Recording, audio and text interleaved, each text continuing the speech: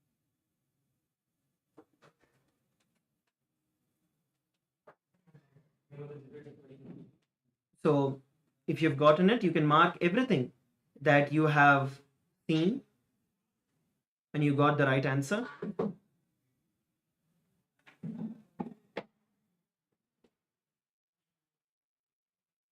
If you saw the sky, if you saw the mountains, if you saw the sun, anything that you have seen, it's right.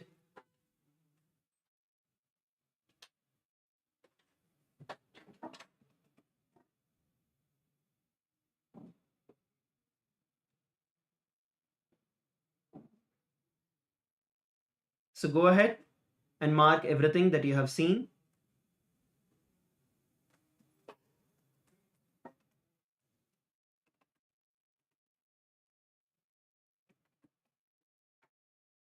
Now,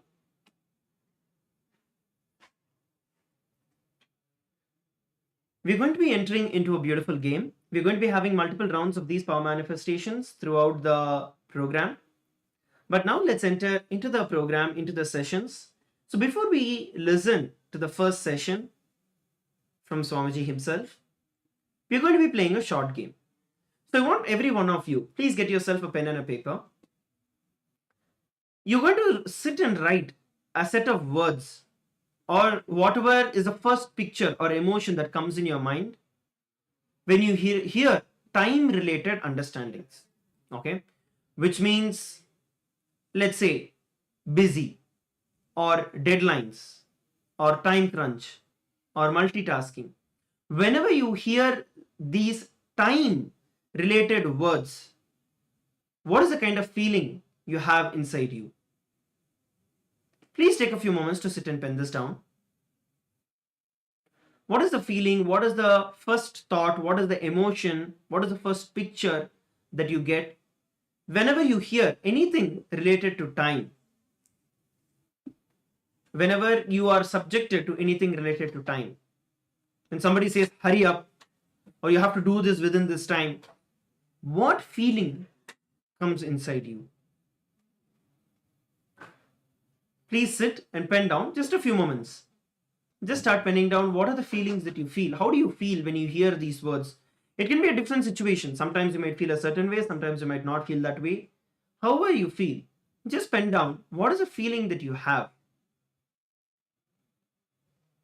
when you listen to these words. Please pen down.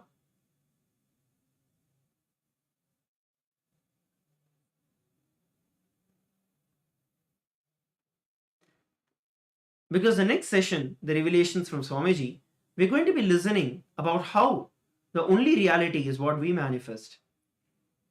And Swamiji very beautifully explains and reveals the sacred secrets from that.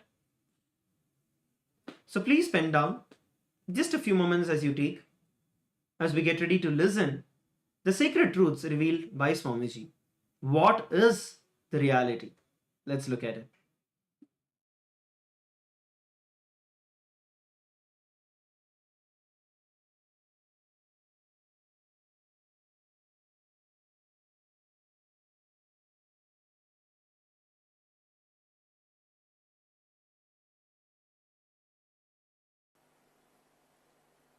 Today's subject,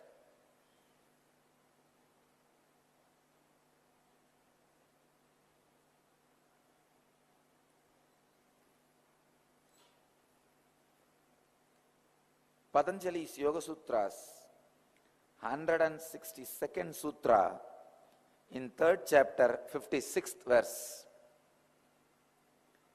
transition to superconsciousness. Subject is transition to superconsciousness. Let me enter into the sutra. Sattva Purushayo Suddhihi Samye Kaivalyam.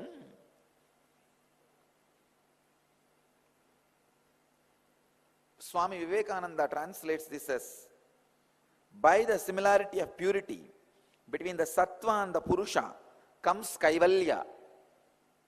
Swami Prabhavananda translates as, perfection is attained when the mind becomes as pure as Atman itself.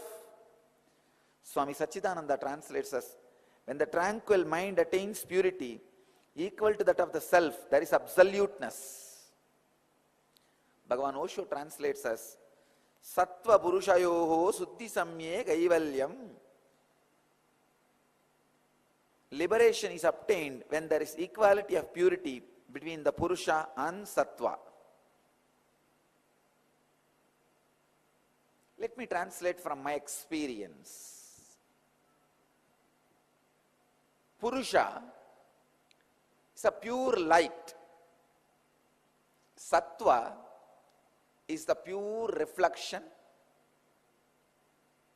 where there is no convergence, conflict, dust. Purusha is a pure light, what we call as God, Atman, consciousness, enlightened knowledge, Guru's energy, whatever you name it, it is one. The source, Hiranmayi Garbha, the source from which everything originates, the source from which everything expresses itself, the source on which everything stays. I'll give you the example. The light in front of me can be considered as the Purusha, source. And this mirror can be considered as the body, the exact reflection of that light.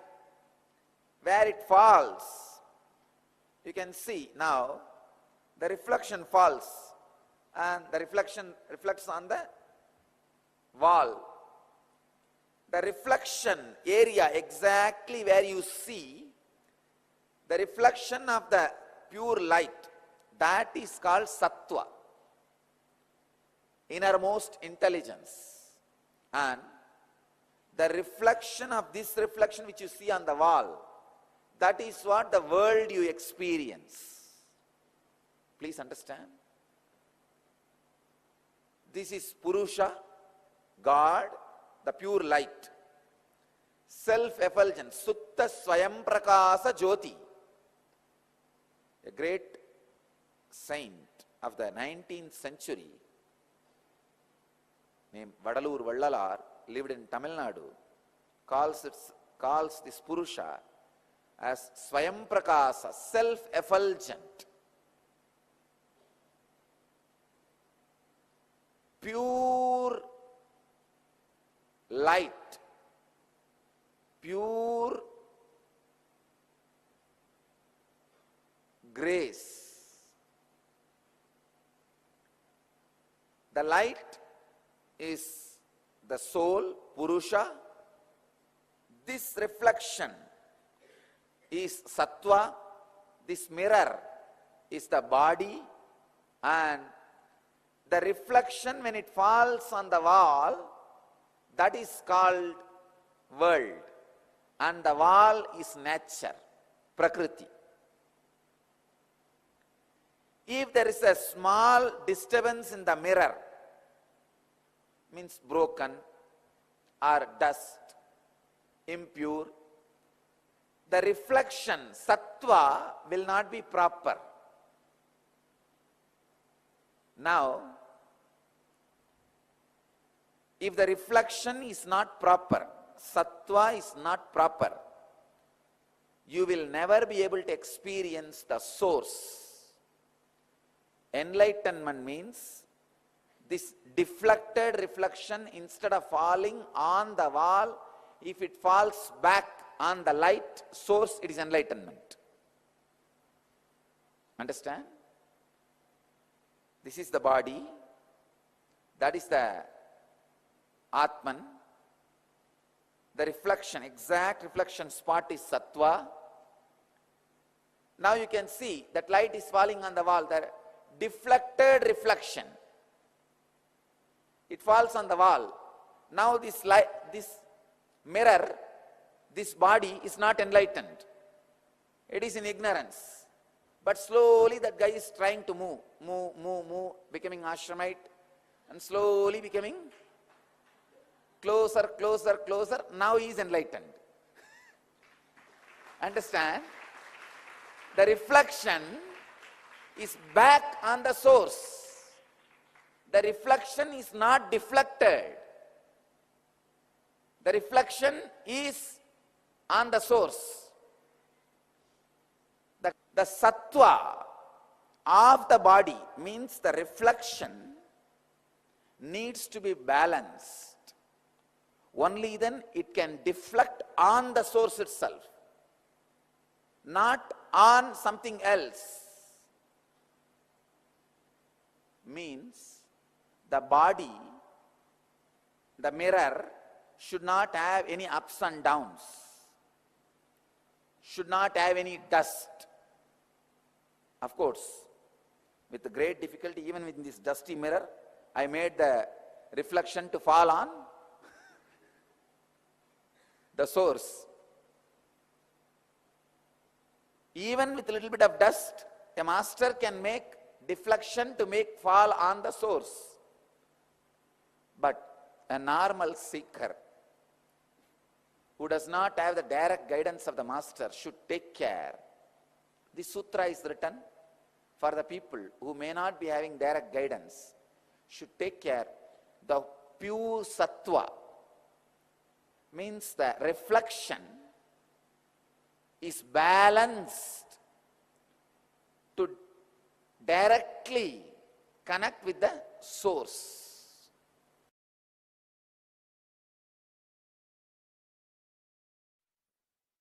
This is the greatest secret for being successful forever. Actually, I am going to make only 3 statements. Listen. Consciousness resides in you in the shape of intense light, in the shape of your thumb. See, just this thumb size, angushta matra. Thumb size, alive, intense life, tejas. That is consciousness. It stays inside you, thumb size light. Listen carefully. When I breathe tejas into your life, you will see the consciousness as an intense light in the size of your thumb. Angushtamatra purushaha. The size of the thumb, consciousness, purusha, resides in you. This is the first statement. Second,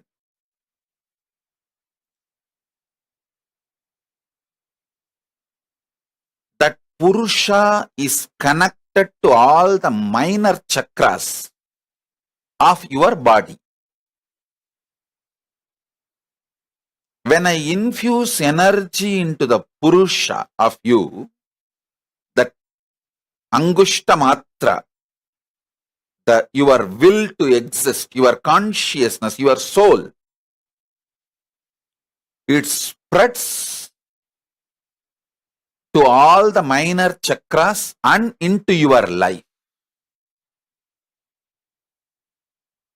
Listen.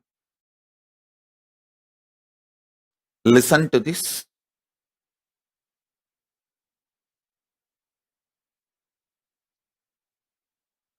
When that energy manifests into your minor chakras and from your minor chakras into your whole life,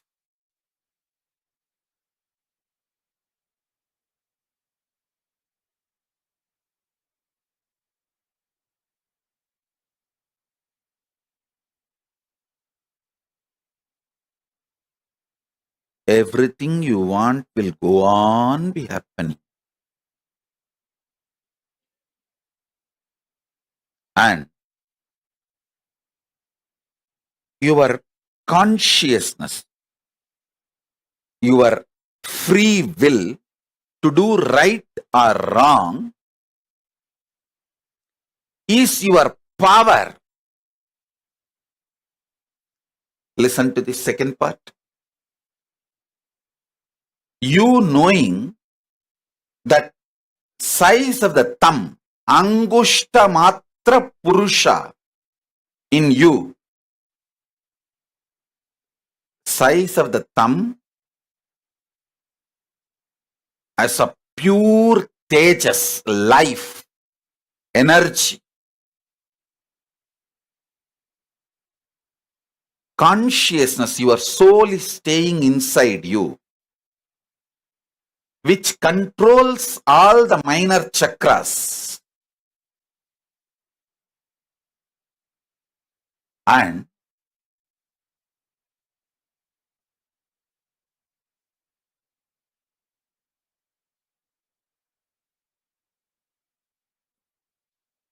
that pure tejas, soul,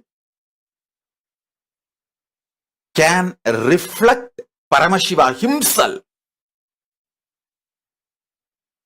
You don't need to feel shy in front of Paramashiva.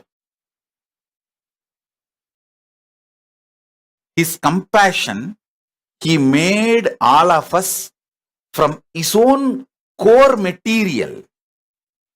See, the material out of which he made himself, the same material he took and made us also. Like the clay in which we make Ganesha, with the same clay we make the mouse, which eats all the Nivedyam we keep for Ganesha. The material with which Ganesha is made, out of the same material, the mouse, the cat, sorry, not cat, rat, the mouse, Ganesha's Vahana is also made. Same way, Paramashiva, the material with which he made himself, out of that same material, he just took material from him and made us. That material is that Angushta Matra Purushaha. So now I'll give you the just three truths.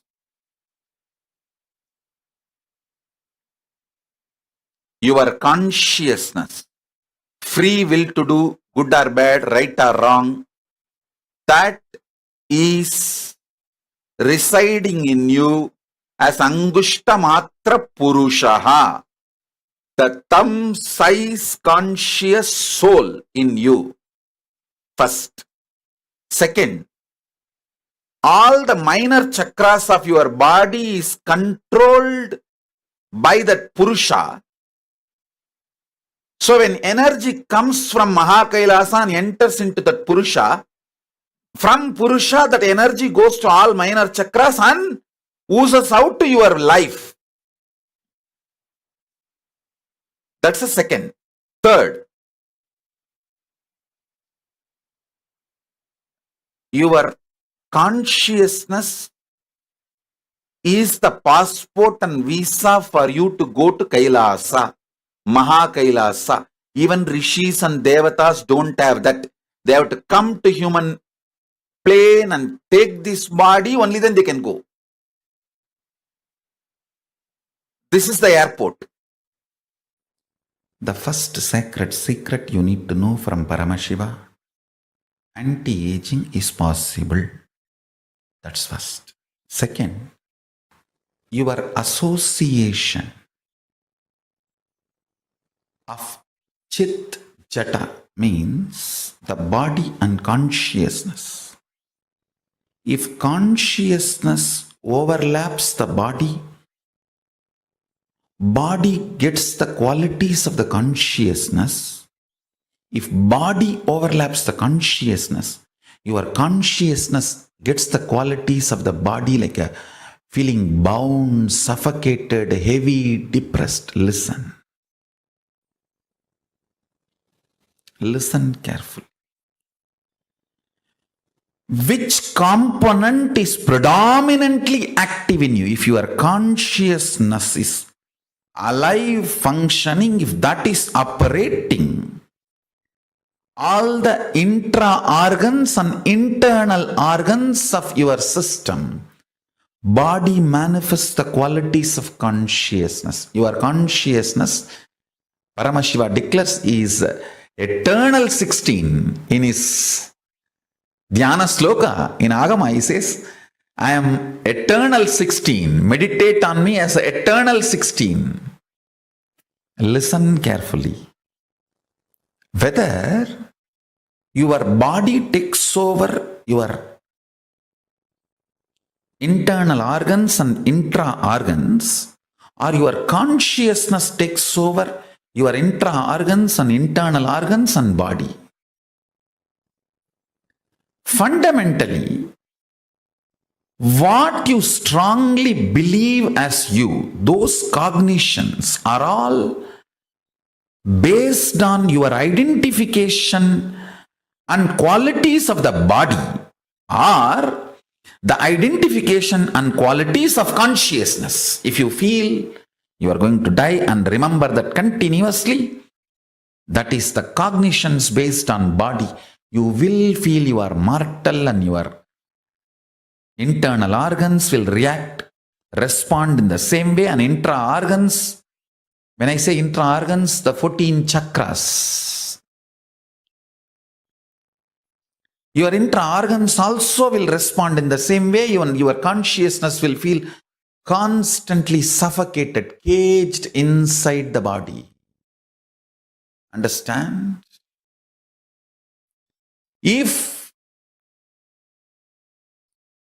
your cognitions are based on more the qualities of the consciousness, feeling free and deep within you, you know you are not going to die and you are existing forever, and how you exist during the dream and deep sleep and waking state, you will exist beyond death.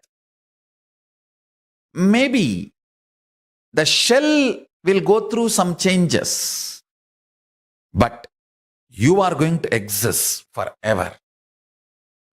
When you are operating from those beliefs, your intra-organ will manifest the same, and internal organ will manifest the same, and body will manifest the same. More and more anti-aging will be happening in you. Understand? The inner software you are having, is it programmed more based on the qualities and perceptions of the body, or is it more based on the qualities and perceptions of the consciousness? Chit or Jata, which is overpowering your inner software's operation. That's all decides your anti-aging or aging. Listen carefully. Sometimes you can be in your teenage and feel suffocated, depressed and suicidal. Means you are old already. Sometimes you can be 115, 120, 150 and feel so light, alive and joyful, complete, fulfilled, Purna, ecstatic. Understand?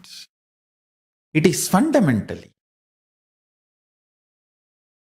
The good news I have is, fundamentally, it is the way you cognize your inner software that decides aging or anti-aging. The great news I have is that can be consciously programmed and changed through your will persistence. It is possible, and it is possible for you. Because fortunately, Paramashiva, Mahadeva, has given the will persistence to all of us. Simple technique I'll give you. Constantly listen to the satsangs related to integrity. Spend time in Enlighten app. continuously listen to the thought currents and ideas about integrity from multi-dimensional. I've explained integrity at least from 108 various dimensions. Why integrity is important power you need to manifest. Whether in the relationship angle, your health angle, or your life angle, your social, economical, spiritual, health, wealth, in every angle. Spend time on integrity satsangs. You will understand you are given will persistence by Paramashiva, and you decide not to believe you have will persistence, because if you know you have will persistence, you can change. You have the responsibility to change. You don't want that. You only want to blame somebody. You only want to find a reason for your failures. You are not interested in success. That is the problem. If you practice integrity, you will understand, oh God, you will catch the blind spot. Then you will decide to be successful, and you will take the responsibility to be successful. Whole thing is too easy. Understand that. Svalpamapyasya dharmasya trayato mahadebayat. Just practice little bit, so much of your fears will melt down.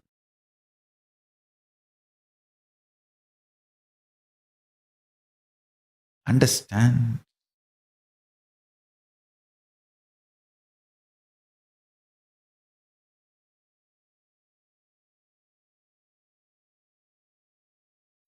When I say don't die for next 3 years, do not die within next 3 years. Somehow be alive. I will reach out to you. I really mean, please understand.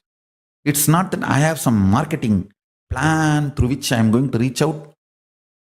I know when something powerful happens, how powerfully it reaches out to the whole world and it reaches out to the whole humanity. I know the powerful way Paramashiva is manifesting through this body. I know he is going to do the job. That is why I am so confident and putting this in public record. Just be alive, don't die within next 3 years. Paramashiva will reach you with enlightenment signs. Of course, whether to have it or not is your freedom.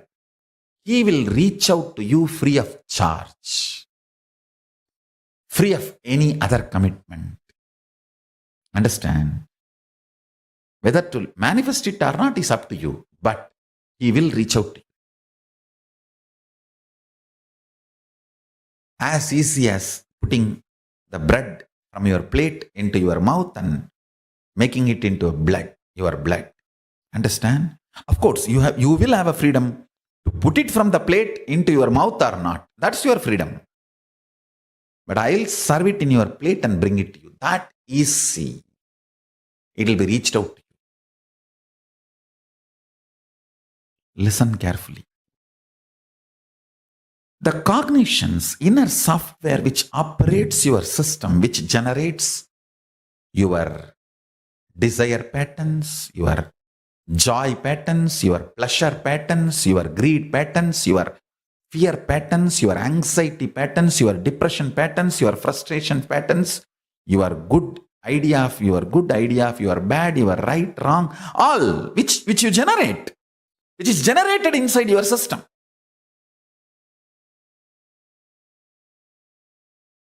Continuously, that source software should operate with more and more by the qualities of consciousness, Paramashiva, not by the qualities and ideas of body, but by the qualities and ideas of Paramashiva, superconsciousness, consciousness, the state, space, powers, and being of Paramashiva. Listen. If you watch the satsangs of integrity for next few days, your whole system will understand what I am saying. You will understand. See, integrity is important source code you need to understand with which your inner conscious software is programmed.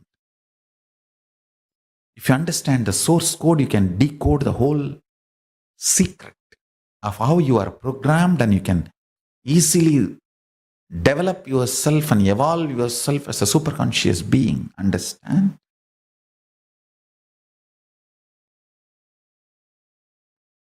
Grasping the truths about integrity, manifesting the power of integrity will make you understand the power of your will persistence.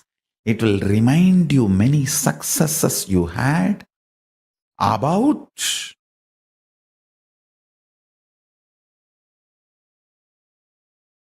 manifesting superconsciousness in your life, manifesting what you want in your life through will persistence. Understand? Through will persistence, all the successes you had.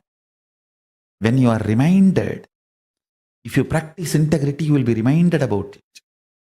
Then you will get so much of confidence on the power of integrity. And you will decide to live integrity. That's a first step for anti-aging. More and more powerful cognitions, understandings. I gave one example. Body is mortal, consciousness is immortal. Deep down, what you believe as you, what is your inner software believes, that is going to impact your internal organ. Intra-organ means chakras. That is going to impact your intra-organ and internal organ and body.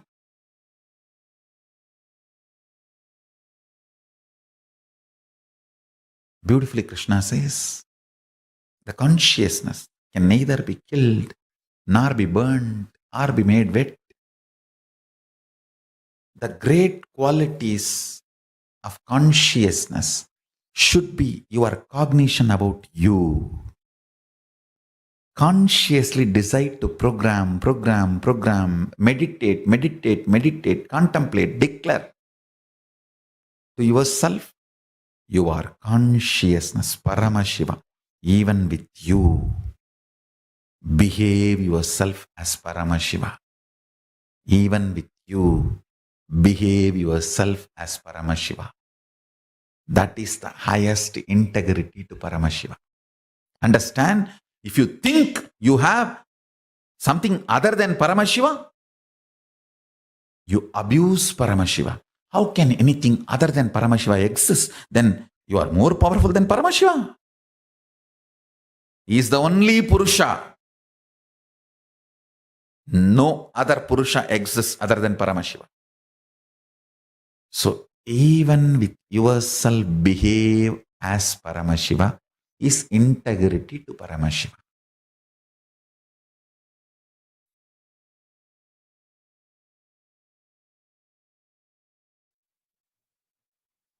Reality. Listen. Reality is what I'm going to work now in this superconscious mutation process. Listen. You are alive. You are alive. That's the only reality. You have some amount of money. You have certain property. All this is imagination approved by society and law of the land, but not reality. How many of you are realizing it? Raise your hand. You are alive is only reality.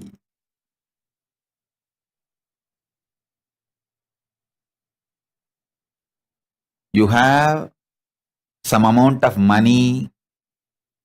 Is your imagination accepted by your bank?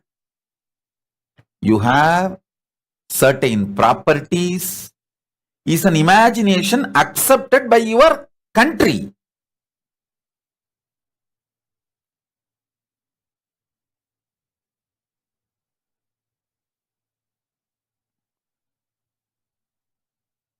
you have wife or husband, is your imagination accepted by your spouse? The day your spouse decides he or she does not accept your imagination of having a spouse, over. Bye.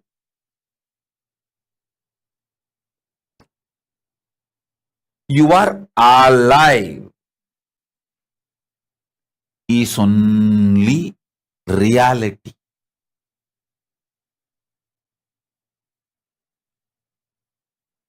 You are alive is the only reality.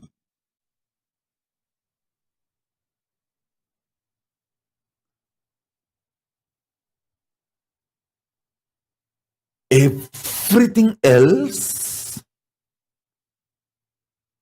is an imagination accepted by certain people at certain level in certain zone.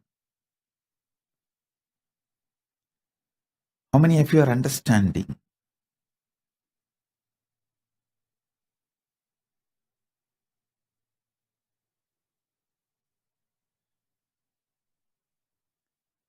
Other than you being alive, everything else is imagination. How many of you realizing this truth? Other than you are alive, that's the only reality. Listen, even if you think you have a 6 feet body, you have a beautiful body, or you have an ugly body, all this is also imagination inserted into you by certain people, accepted by certain people, and kept alive by certain people.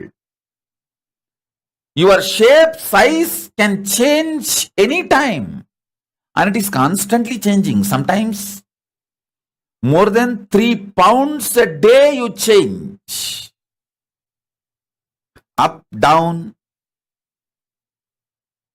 3 pounds a day you change.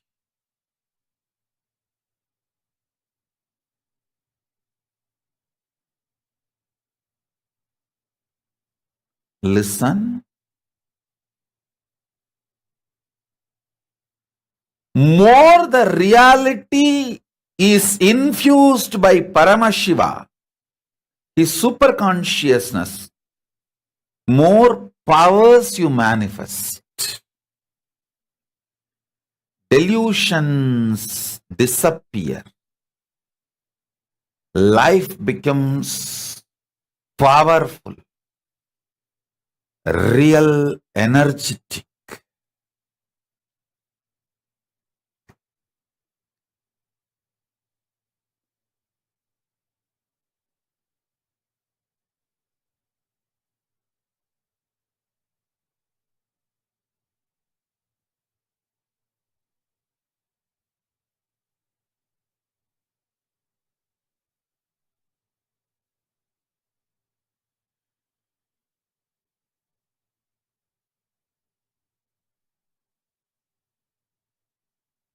Don't be afraid of reality. That's all. Don't forcibly cling to delusion.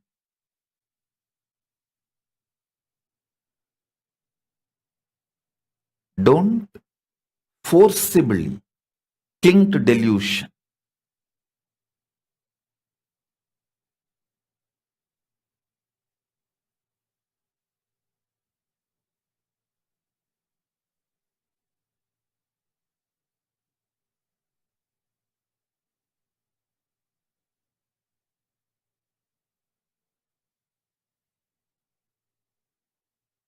If your life becomes more and more energetic, powerful, delusions lose power over you in multi-level.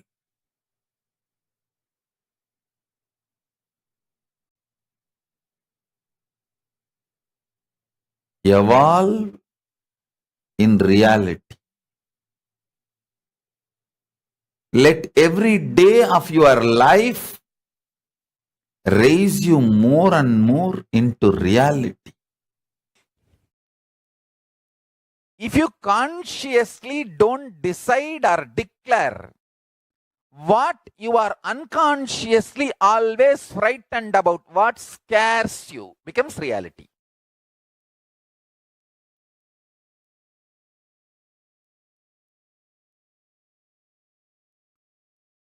What scares you, frightens you, sends chill in your spine, that becomes reality if you don't consciously decide and declare. And the good news is, any of your conscious decision is too powerful than anything which scares you, frightens you, threatens you. Listen carefully. Even one conscious decision in you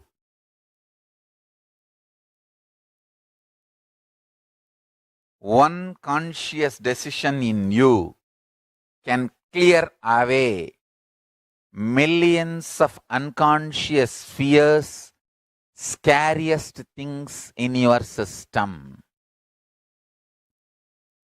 Understand, I don't have a feeling about me. I only have a clear reality about me. I am Paramashiva. That's all. That's a conscious reality. That's all.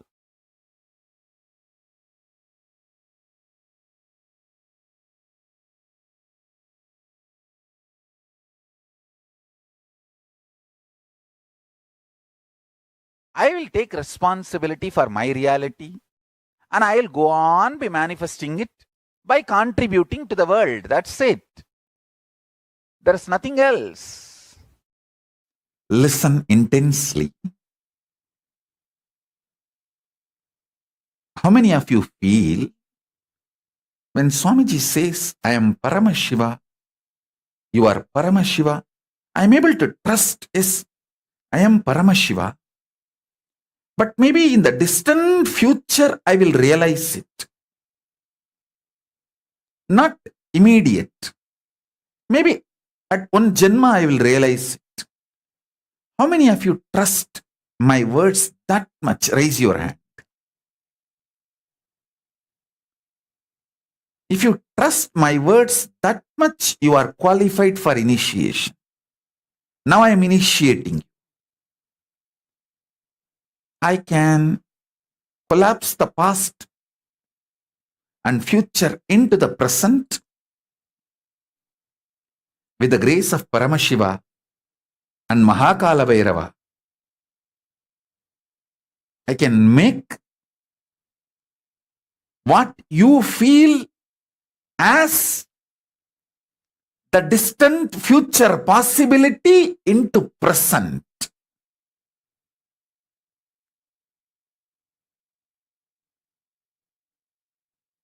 Because only for you, past, present, future is separate. For me, it is one and the same, and I am from that zone where the past, present, future is one and the same, is embedded inside the present. The huge banyan tree which can happen is fully embedded inside a seed, including the seeds it is going to produce, and in turn, those seeds, the trees it is going to produce, the whole generation that seed is going to produce is embedded in the seed in present. The whole future possibility is the present reality in the seed. And one good news is, in the human being, because of the conscious component, the past and the future can be merged. Immediately you can be initiated to experience the distant future into present. The possibility for initiation, to receive initiation, exists in you because you are conscious. You are conscious. You are hardwired for the future possibility to become present reality.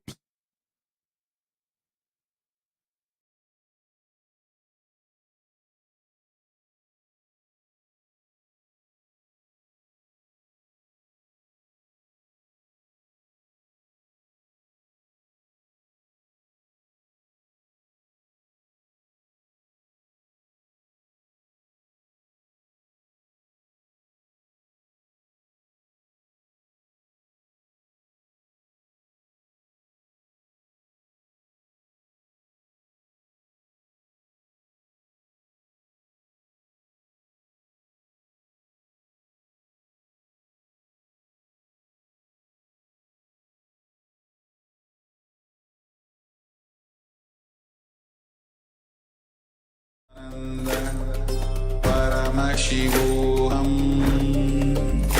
Om Nityananda Paramashivoham Om Nityananda Paramashivoham Om Nityananda Paramashivoham Om Nityananda Paramashivoham Om Nityananda Paramashivoham Om Nityananda Paramashivoham Om Nityananda Paramashivoham Om Nityananda Paramashivoham Om Nityananda Paramashivoham. Nityanam, everybody, welcome back. With the powerful truths and the cognitions that Swamiji revealed for every one of us, we're going to be entering into a small internalization exercise. I request every one of you to please be seated with your head, neck, and spine in a straight line. Please come and settle down. So in this internalization exercise, we are going to learn about some important truths and how we can actually practically apply it in each and every one of our life. So that's exactly what we're going to be doing. So I request all of you to please settle down. Some of you I'm seeing your videos are turned off. I request all of you to please turn on your videos. Please come and be seated.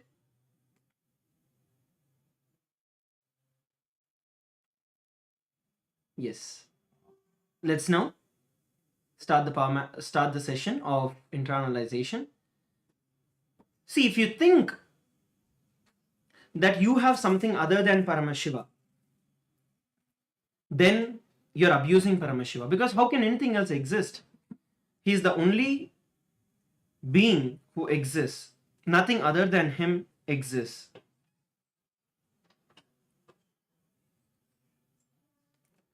So other than you being alive, everything else is just an imagination. It's just an imagination that has been accepted by certain people at certain levels. That's all. See, for example, you have the same amount of money. You have some amount of money, you have some amount of property, and all of these things give you a certain status, has been created by the society, but it itself does not have a value. When somebody says, okay, when you have this amount of bank balance, that means you're a rich person. Who defines it? It's the society living around it. Similarly, when there are certain commodities which are there, who defines the values for those commodities? It's a society. It's just a certain group of people who are coming together and coming up with a certain way and a structure. So, as the core cognition, as a fundamental cognition, Paramashiva is the only reality. You existing, you being alive, is the only reality that exists. Everything else is just imagination. Everything else is just created pseudo by the society for ease of various different things. But that itself is not the reality. So what you want to do now is pen down 5 aspects of your life where you're feeling powerless. In the initial, just before we started listening to Swamiji's revelations, we had penned down the cognitions that we have when it comes to time or how we feel. Many of the times we feel suffocated, we feel powerless, we feel helpless, we feel we are not going to be able to do, or whatever other feelings that we have. So now what you want to do is you can either go with that, or you can also pen down other aspects of your life that you feel powerless about. For each of these areas, see where the cognition other than you being alive is, and everything else is an imagination. You will see that literally all those powerlessness lose power over you. Please take a few moments to sit and internalize. Just 2-3 incidents is enough. You will see that everything else is just an imagination. The core cognition of you existing as Paramashiva is always there, no matter what is the external situation of your life. So please take a few moments to sit and do this. Paramashivoham Om Nityananda Paramashivoham Om Nityananda Paramashivoham Om Nityananda Paramashivoham Paramashivoham Om Nityananda Paramashivoham Om Nityananda Paramashivoham Om Nityananda Paramashivoham Paramashivoham Om Nityananda Paramashivoham Om Nityananda Paramashivoham Om Nityananda Paramashivoham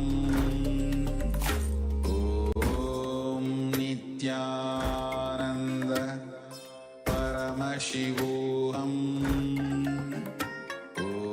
Om Nityananda Paramashivoham Om Nityananda Paramashivoham Om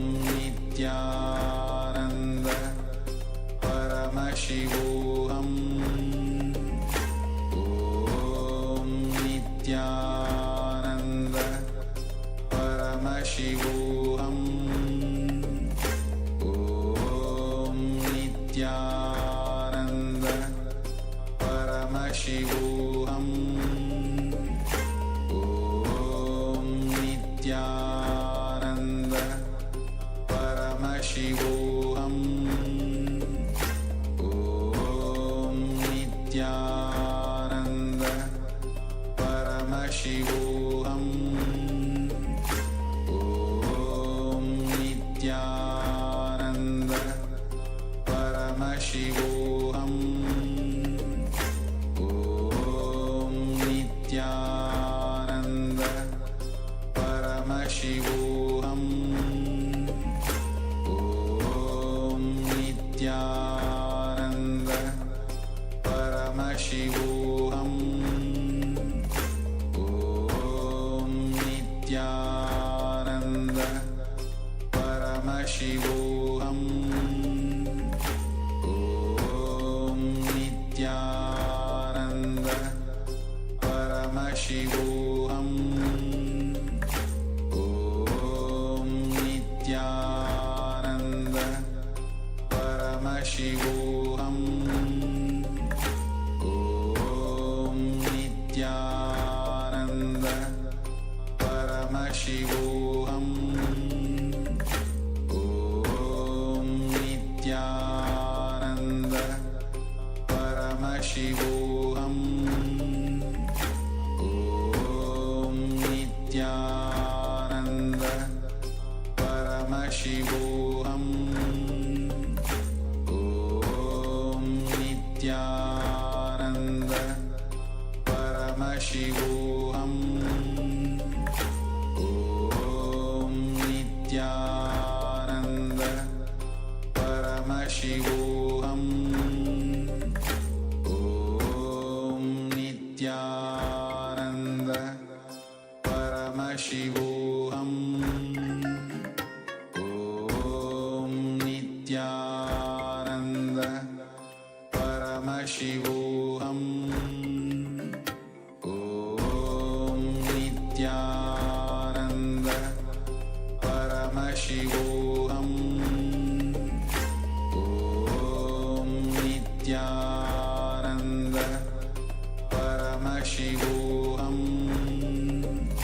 Om Nityananda Paramashivoham. Sit and look in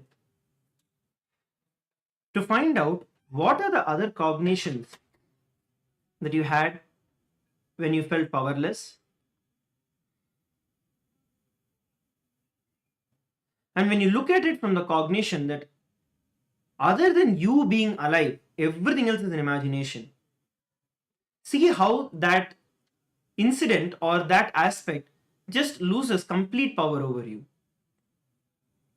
Just look at it. Next, we're going to be having a kriya where Swamiji is going to be guiding each and every one of us to experience this same truth that we have all understood and we have all learned from Swamiji, where we are alive, the power of sensitivity as a kriya, guided meditation by Swamiji.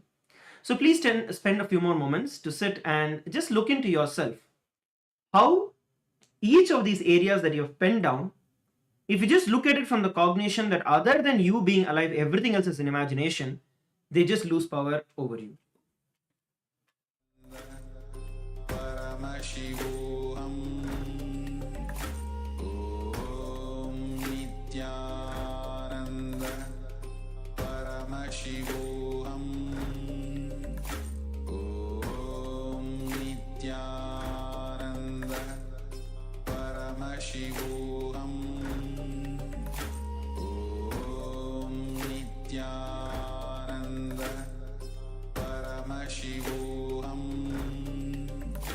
Om Nityananda Paramashivoham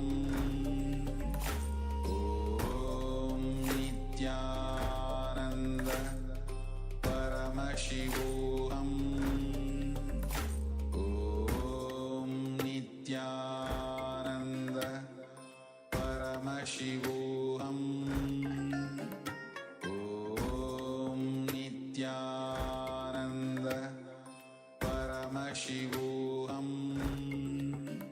Om Nityananda Paramashivoham Om Nityananda Paramashivoham Om Nityananda Paramashivoham Om Nityananda Paramashivoham Om Nityananda Paramashivoham Om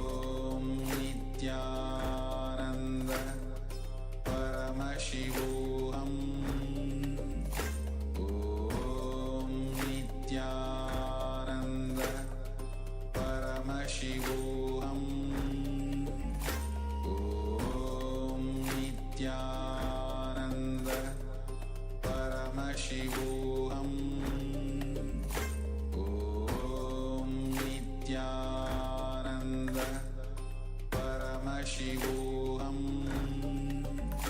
Om Nityananda Paramashivoham Om Nityananda Paramashivoham Om Nityananda Paramashivoham Om Nityananda Paramashivoham Om Nityananda Paramashivoham Om Nityananda Paramashivoham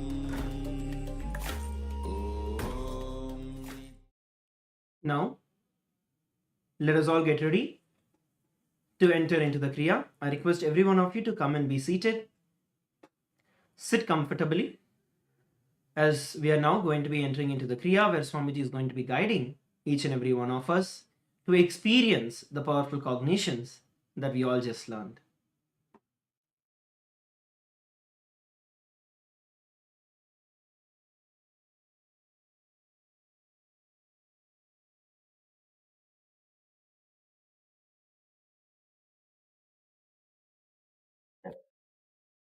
I have seen many people struggling, suffering. Sometimes they will come and attend 1 or 2 programs, but their own conditioning, they will try to put me in their frame. When it does not fit, they will try to talk all nonsense, try their best to disturb. But after some time, suddenly you will see their vengeance also does not hold strongly on them. So once they know that I am in the city, again, why not try? Why not go and sit?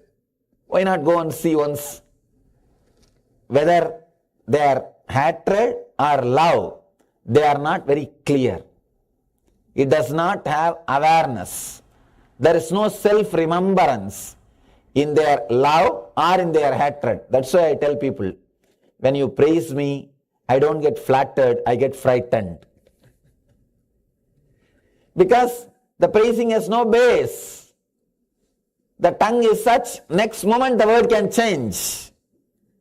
Anything can be interpreted into anything.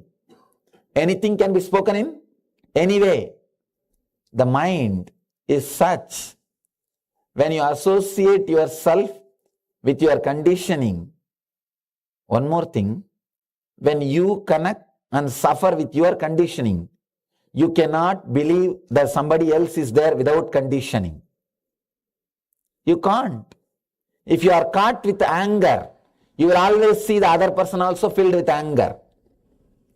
If he is not angry, you will become angry just for that. Why is this fellow so cool, dead? You won't call that as a peaceful or cool. Dead fellow. Doesn't know how to express himself. If you are filled with lust, you will always see other person also filled with lust. Even if he is not, you will try to find some reason. Your anger or lust or your conditioning is so powerful, it will not let you see the reality as it is. It won't let you see the truth as it is. Remembrance, the self-remembrance, you are. Unclutching from these different layers of conditioning, suddenly you will see you are entering into the eternal presence. I always tell people, just do this one technique. Whenever you do anything, before putting the car key into the car, remember, you are doing it. Or you are. You don't even have to remember you are doing it. You are. I am present. When you are walking, remember, I am present. When you are sitting here, remember, you are sitting. When you are walking out, remember, you are walking. You don't have to remember any other God. If you remember you, that's enough, because you are God. Your self, which is beyond this 5-layer conditioning, is God. God plus conditioning is man. Man minus conditionings is God. That's all is the equation. When you can minus yourself, when you can minus all the conditioning from yourself, if you can remember just yourself, when you can remember just yourself, suddenly you will see you are in the eternal presence. You are in the eternal presence. Very powerful technique. Very simple, powerful technique. Just try to remember. Just try to remember that you are here. You don't even have to think your body, your mind, your status, your position, nothing. Just be very clear. You are alive. Just be in that self-remembrance. Nothing else needs to be done.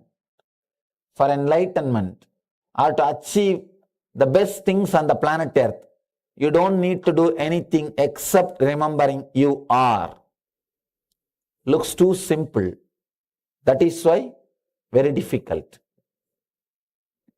When you think, just remembering me, how can I? Because you are trying your best to forget yourself.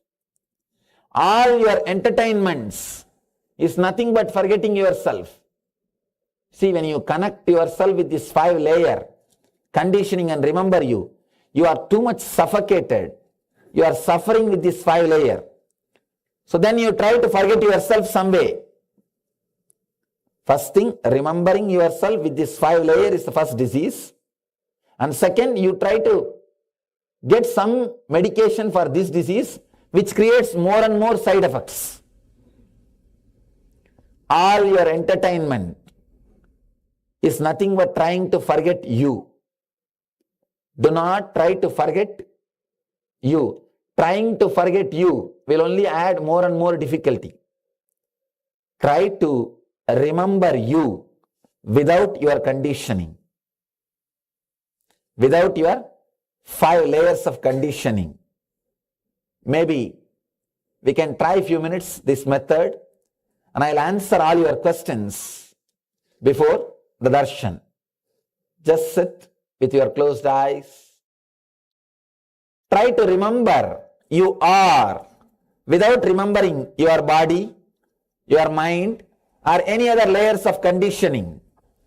Whatever you know about you or whatever is taught to you about you, try to relax from it. Just remember you are.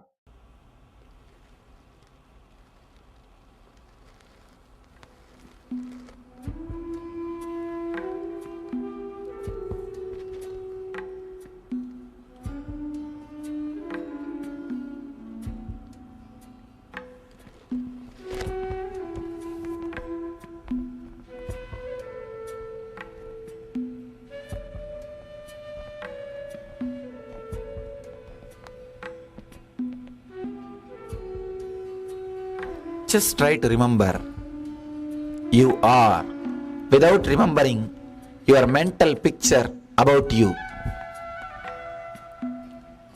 your mental imagination about you.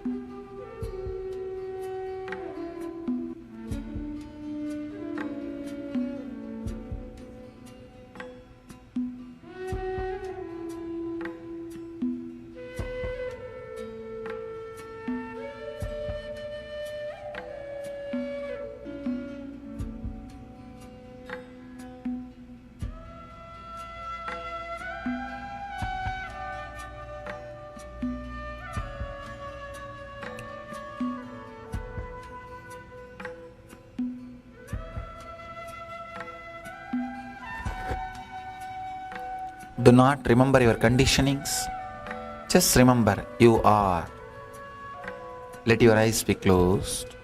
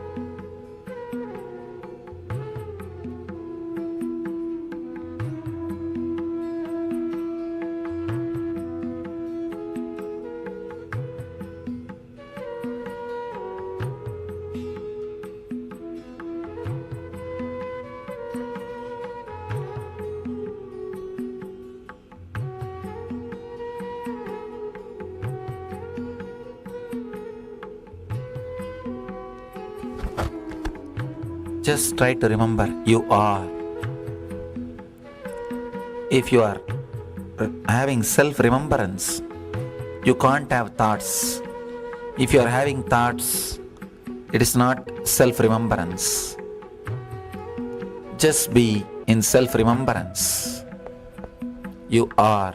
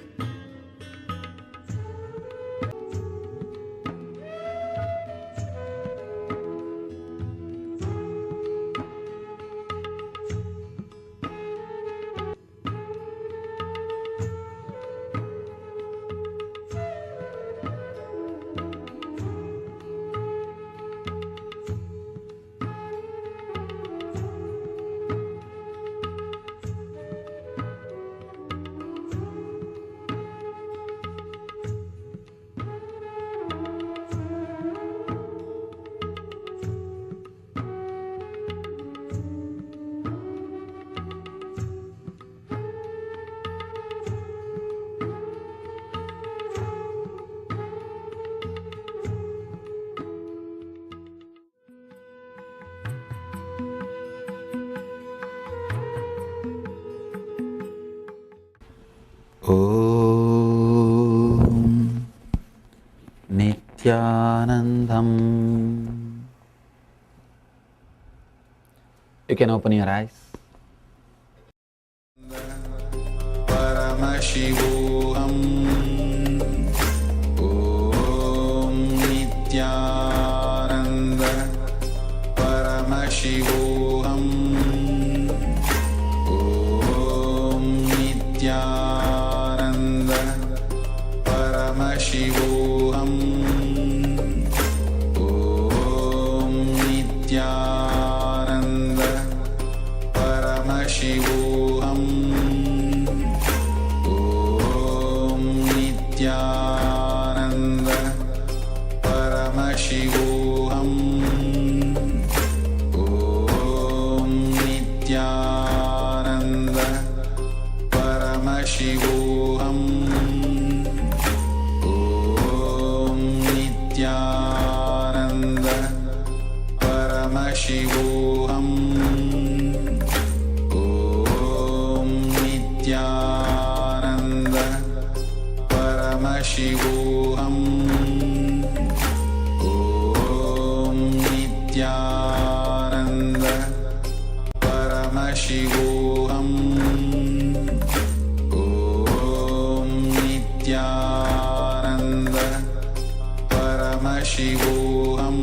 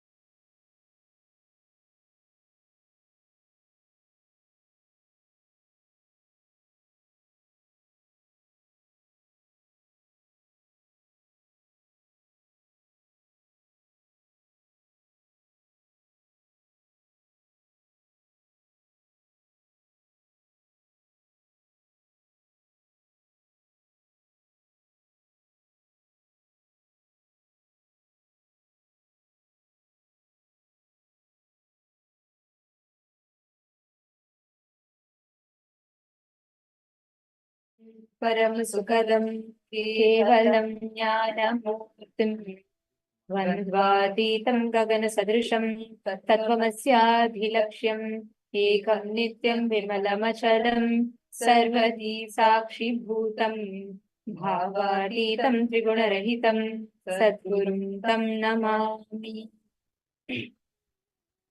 Nityanandam to all the participants. Hope all of you enjoyed the Nitya Kriya that all of you did now.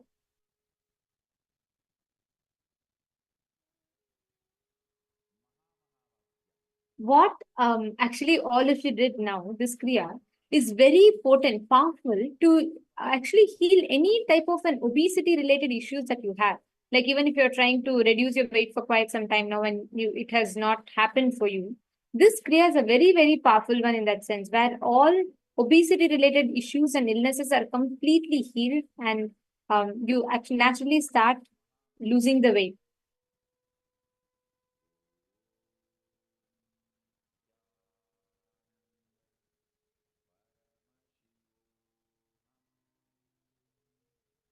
And today, we're all learning about how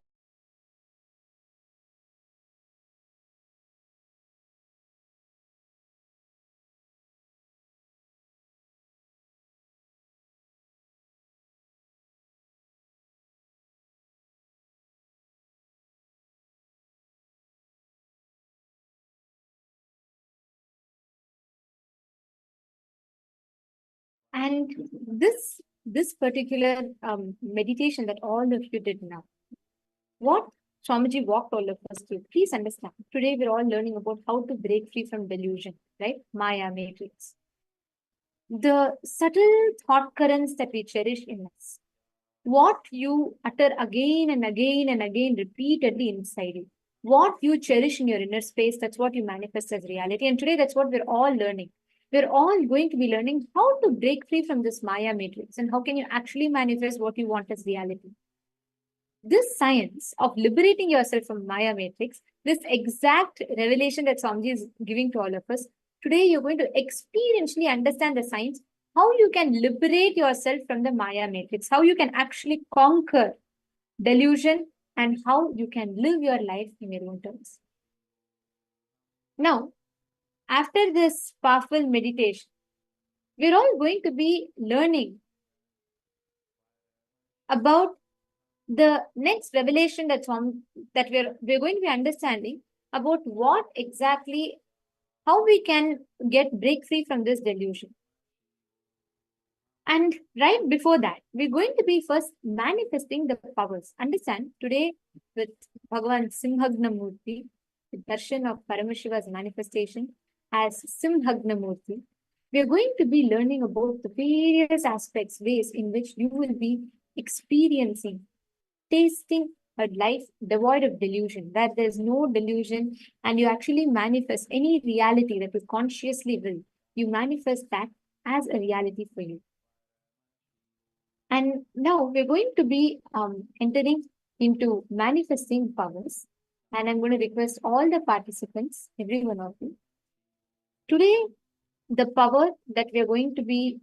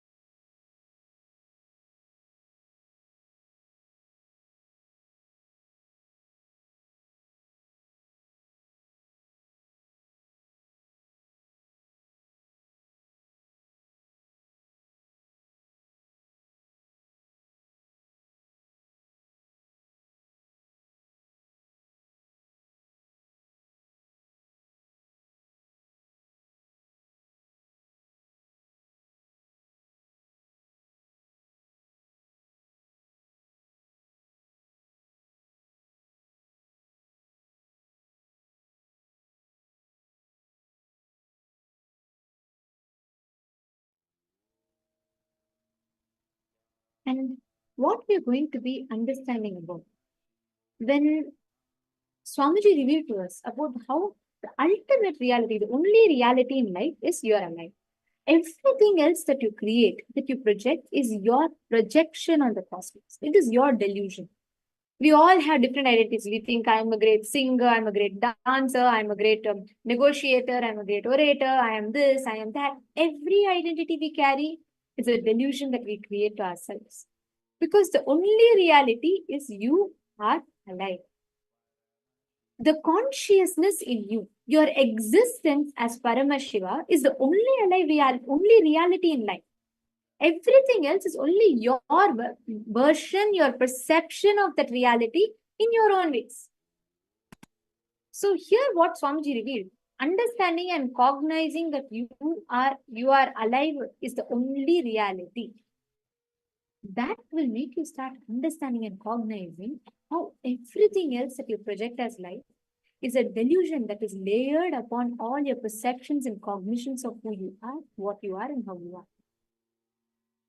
Now, this perception that we create, what we create as life around ourselves, that is called matrix, the Maya matrix.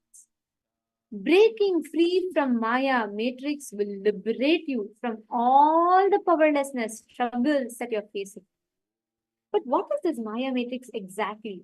How do we sort of create this Maya matrix within ourselves? What does Maya matrix mean? That is what we're all going to be listening to and understanding about in the next session. So let us all enter into this session now. So I'll understand about what Maya matrix is. Swamiji himself has very beautifully revealed to all of us about Maya matrix. So let's all listen to the revelations now.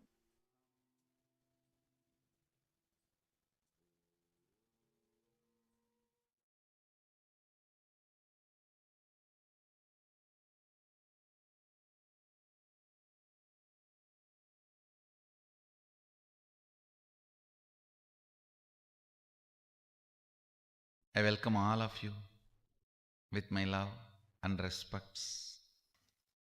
I welcome all the devotees, disciples, Samajis, Satsangis, Srimahans, Mahans, Tanedar, Kotari,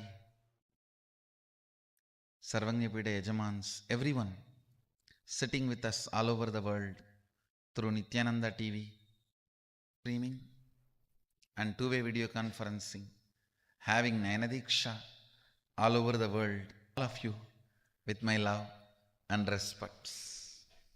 I'll explain some more details, intricacies. I'll reveal some of the sacred, secret, sweet signs of third eye and Maya matrix. Listen,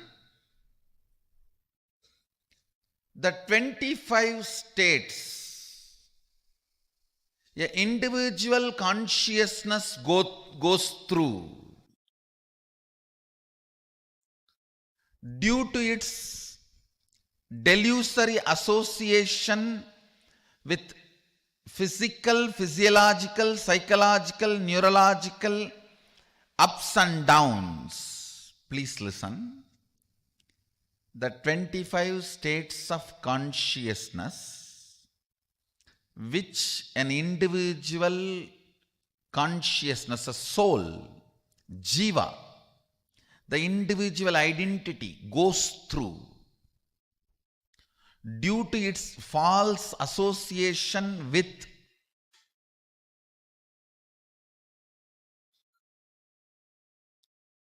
physical, physiological, psychological, neurological ups and downs. Let me also define the word false association. By staring at the mirror for quite a long time, you mistake the reflection for you. If you are spending too much time with the mirror, that is a problem. You may start putting the makeup on the mirror. You may start putting the makeup on the mirror, if you are all the time busy in staring at the mirror, constantly staring at the mirror, sometimes you start thinking you are the mirror. That is what I call false association. Unfortunately, the individual soul, which constantly staring at physical, physiological, psychological, neurological ups and downs, associates itself falsely with it, starts feeling it is that. That feeling is the reason for the 25 altered states of consciousness.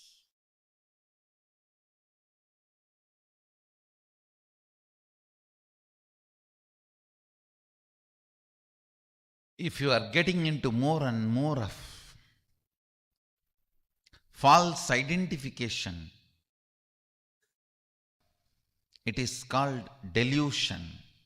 If you are getting more and more clear, it is called living enlightenment. But the false identification of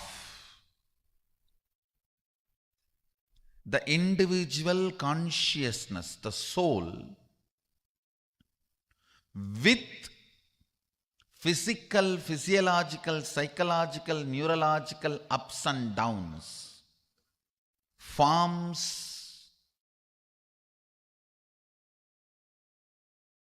the basis of Maya matrix.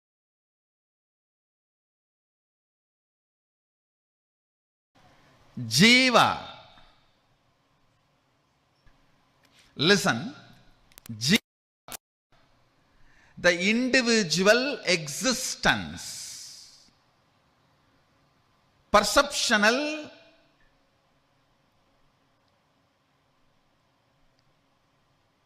experiential,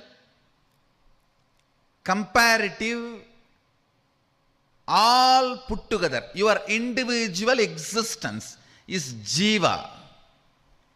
It goes through 25 states of consciousness.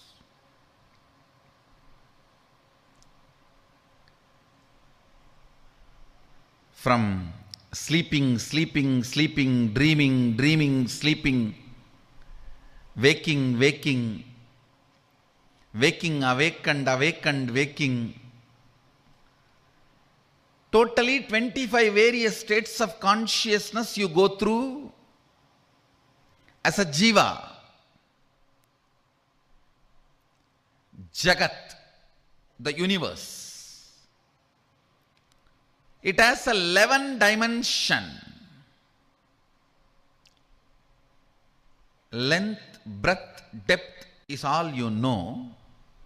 Time and space still scientists are exploring. But various permutations and combinations of length, breadth, depth, time and space forms 11 dimension. That is the Jagat, universe. Sadashiva, Ishvara, who manifests as 5 dimension and unmanifest part of him. That is Ishvara. Listen. Jiva, soul. Jagat, universe. Ishvara, Sadashiva. The matrix between these three is called Sri Vidya. The knowledge of Sri, Shri means Adi Shakti. The knowledge of Adi Shakti is the knowledge which will liberate you from this matrix. Understand?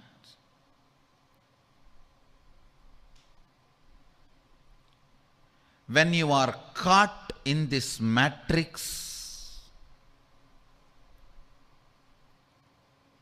whatever you think you are, you will continue to be slave. It is like a lion hypnotized all the sheep, saying that you are all lion. Don't bring lion cub story here. It is different. It's a different lion. The lion hypnotized all the sheep, saying you are all lions. So you can come without fear every day. You will have one. Even what society teaches you, the choices as freedom is nothing but you being hypnotized. You being sheep and hypnotized as lion. Understand?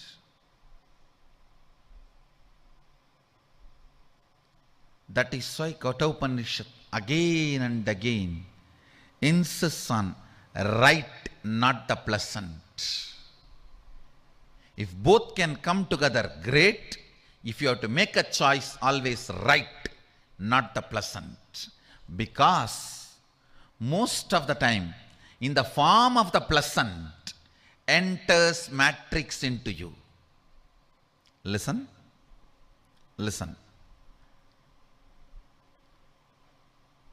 I'll tell you, when you fall into the matrix, Maya, when you fall into the Maya, I'll tell you exactly. Listen carefully.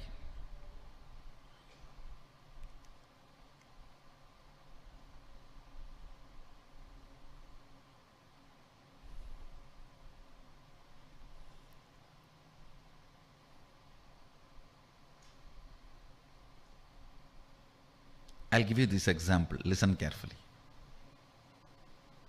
You come and ask me, Swamiji, give me the way for enlightenment. I tell you nothing. Just have integrity and listening with the Guru. You will immediately be liberated. And you start thinking, oh God, integrity means I have to be completely in tune with what he is telling.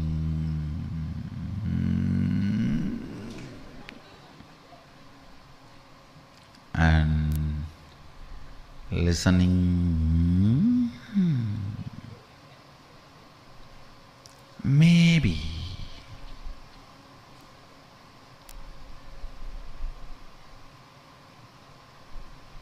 I think I tried 2-3 times, it did not work out. So I'll start practicing first integrity with my father, mother, brother, husband, father-in-law, son-in-law, daughter-in-law. Then I'll bring integrity with master. Gone. You have already fallen into the matrix. Listen. If you feel, the moment you feel, I tried being integrated and listening, but enlightenment did not happen. When you come with that statement, when you come to that statement itself, decide, no, will persistence is the solution, not dilution.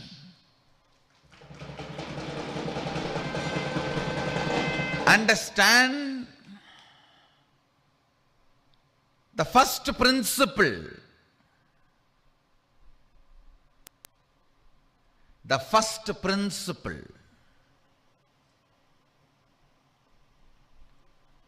itself should be practiced with will persistence. The moment you feel you need a second principle, you have fallen into the matrix. Over. You have fallen into the matrix. If I say, unclutch now, I'll give you enlightenment. And you say, I tried unclutching many times, it doesn't work. So let me start the completion. I'll pen down all my pain pattern and complete one by one and remove all the load and do the catharsis, cleaning up. Then I'll come to the unclutching. Gone. You are under matrix. You are under Maya. If your purpose is based on existential reality and having all the artificial ignorance to support that, you are already out of the matrix. But if your purpose is artificial ignorance, even if you own the whole planet Earth, ownership idea itself is artificial stupidity.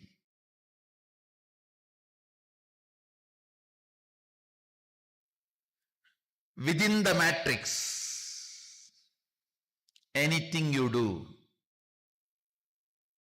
is waste of your time, which is life for you. Your time is money for your boss, pleasure for your beloved. Your time has a various meaning for many people in your life. But for you, your time is life. Understand the meaning of your time. For your boss is money. Meaning of your time for the people who is in love with you or loved by you is attention, love. Meaning of your time for your son or daughter is to have what they want, their education or their house or whatever they want. Each one of them have a different meaning for your time. Your meaning you need to have for your time. The word your time, the meaning you need to have is your life. Understand, if your purpose is existential reality and artificial ignorance, artificial intelligence of the matrix is used to support it, great, you are out of the matrix. But if your purpose itself is artificial ignorance or artificial intelligence, I tell you, you are wasting your life. You are not living, you are grown. You are not living, you are grown. When you hook your gadgets to the grid, be very clear, you are hooked, not your gadgets. When you hook your gadgets to the grid, you are hooked to the grid, not your gadgets. Your gadgets are the tub in which you are sleeping and you are hooked. The artificial pleasure you feel in your Facebook friends and the gadgets, with that is the liquid, lubrication liquid on which you are grown. Understand, it is 110 volt current in the Matrix movie. I'll call it as a 120 because 120B is conspiracy in Indian IPC. It's a 120B, greatest conspiracy against humanity. Please listen.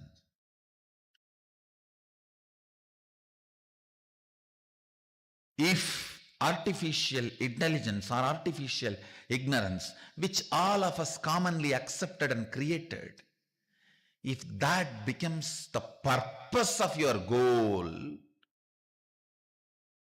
you are grown, not living.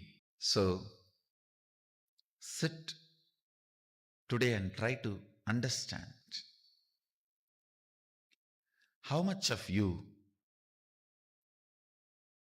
is matrix filled, Maya matrix filled.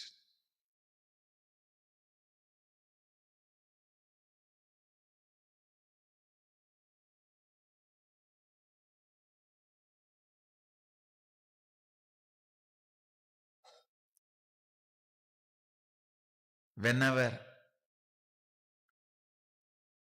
you are putting your gadgets on the grid, hooking them on the grid, be very clear.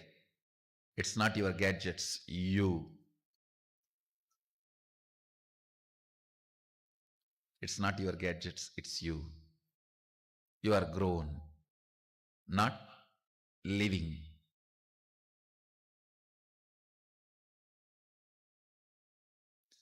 Everything in your inner space which does not allow you to manifest Sadashivoham is fear. It is like a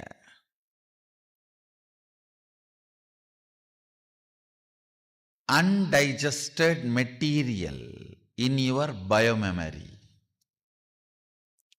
Undigested material in your biomemory. In your muscles, if something is not digested, becomes part of your muscles, it will become cancerous. In your muscle memory, if something is not digested and stays back, it becomes fear. It becomes fear. So understand, reduction of bad cholesterol in your body and your health are directly proportionate to each other. Reduction of fears in your system and your enlightenment is directly proportionate. Understand how the reduction of bad cholesterol and your health is directly proportionate to each other. Same way, reduction of fears and manifestation of Sadashivoham is directly proportionate to each other, because the cholesterol does not stop on that extra tire around you, your waist. It sits there and spoils everything. Life sits in Anandagandha and makes everything positive. Like Guru sits in one place but clears the ignorance and raises people all over the world. Negative fellows sit in one side and create disturbance everywhere. They sit in one place and send viruses all over internet. Same way, cholesterol may sit on your stomach but sends disturbances to all organs of your system. You need to understand. Fear, you may be thinking, is only in one corner, but it doesn't keep quiet. It doesn't keep quiet. It interferes in everything. That is the reason I am saying reduction of the cholesterol is directly proportionate to your health. Bad cholesterol. Reduction of fears is directly proportionate to your manifestation of Sadashivoham. Everything under matrix only can create fear in you. Anything above matrix cannot create fear in you. Understand that? Something which is beyond matrix may not be attractive towards you, to your mind as on now, but understand that can never generate any fear. Fear cannot be generated by something which is beyond matrix. So all fears or by the things under the matrix, anything under the matrix. See how you have to deal with matrix, You should make him as comedy villain, not even a real villain. Like comedy police. If you see in Tamil movies, always the police will come after everything is done to carry the dead body. The bodies which are fallen here and there will be fight, hero will be dun dun dun dun dun dun dun.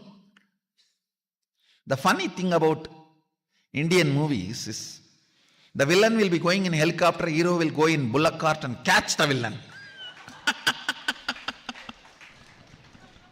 Hero will go only in bullock cart. Villain will be going in a helicopter. But somehow hero will catch the villain. Anyhow, make your matrix comedy villain, comedy police. The way you have to deal with this,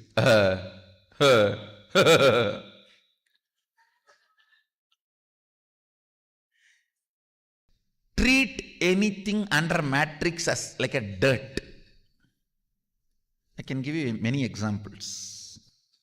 If a frog is trying to kick the elephant, how the elephant will look at the frog, same way look at your matrix. I wanted to tell you one important thing. Be rest assured. Even if you think you are under the matrix, ultimately there is a space in you which cannot be bound by any matrix. That is Sadashivoham.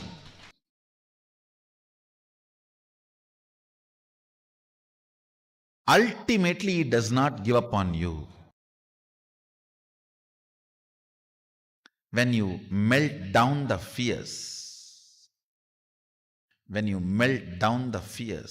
you will understand what I am saying. When you melt down the fears, you will understand what I am saying. Today, let's melt down the fears.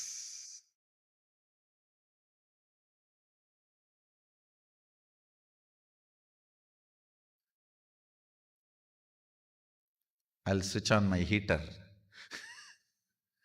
Let the fears melt down. It's time to melt down the core fears. Understanding the Maya matrix. Ferociously breaking from it. Using all your ferociousness to make one hole into that Maya matrix and getting out. Reaching the spaceship. Then, using the same ferociousness to break the Maya matrix, being inside. That is what is manifesting powers.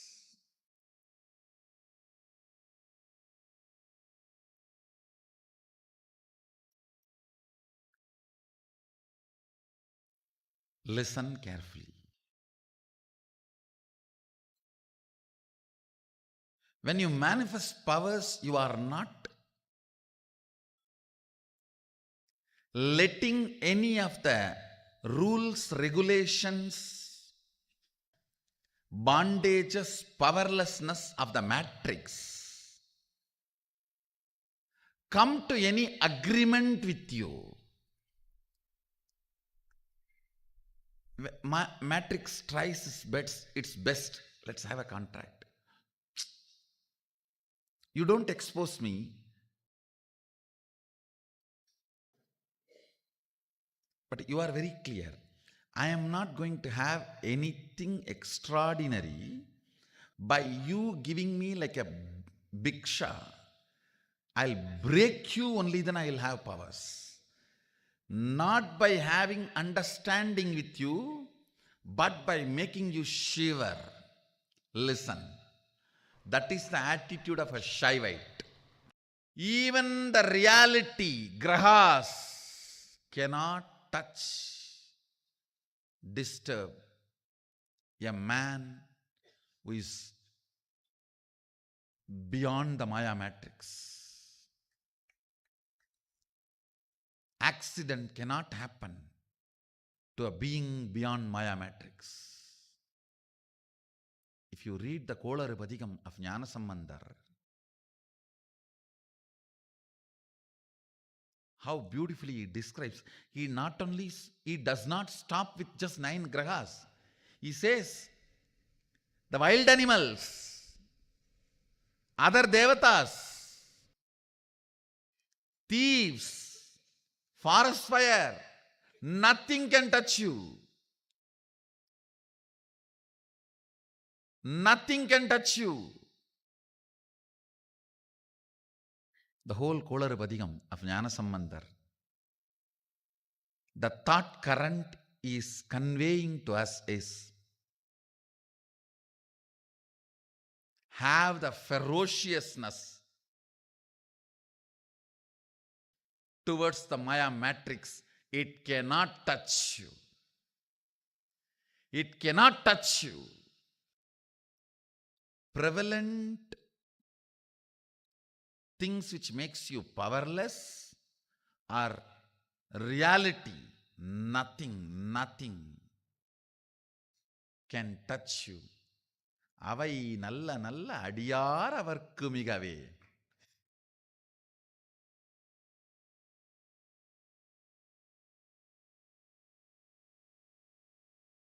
That's the beautiful word he uses, ending every stanza. He describes detailed way how the grahas and then all the other gods, goddesses and the gods of the directions, nakshatras, rashis and wild animals. Nothing can touch you. Understand? The ferociousness with which you need to handle Maya matrix, you can learn from this one Kolaru Padikam of Jnanasambandhamurti. Tirunavukkaras Peruman, another saint tells Jnanasambandhamurti, don't go to Madurai now. Neither the grahas are right, nor the situation there is right. Jnanasambandhamurti never listens to anybody other than Sadashiva. He does not care about anything which is under the Maya matrix. Veyuru doli vangan vidamunda gandan miganalla veenai dadavi masaru dingal gangai mudimel anindhen ulame bugundadhanal ஞாயிறு திங்கள் செவ்வாய் புதன் வியாழன் வெள்ளி சனிபாம்பிரண்டு முடனே ஆசரு நல்ல அவை நல்ல அடியார் அவர்க்கு மிகவே.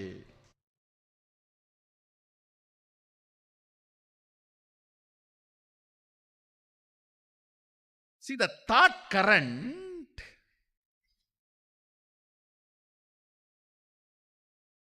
when I know reality is my purpose, I cannot entertain the powerlessness, victim pornography, and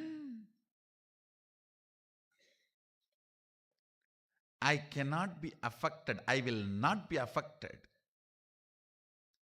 by any of this powerlessness. The child, see the ferociousness. One more thing, it is not the arrogance of ignorance. No. The way he describes all the possible obstacles which can come shows very clearly he is aware of all that. See, out of ignorance, what can happen? That is different. Here he is not out of ignorance. He is describing everything. He is describing everything. Enbodu kombu aadamai இவை மார்பிலங்க எருதேறி ஏழையுடனே பொன்பதி மத்த மாலை புனல் சூடி வந்தென் உளமே புகுந்தாதனால் 9 ஒன்றும் 6 18 உடனாய நாங்கள் ஆள்கள் அவைதாம் அன்போடு நல்ல அவை நல்ல அடியார் அவர்க்கு மிகவே. He is describing every possible danger. And then he says, all that will be only good for the person who is carrying Sadashiva within him, who is beyond matrix.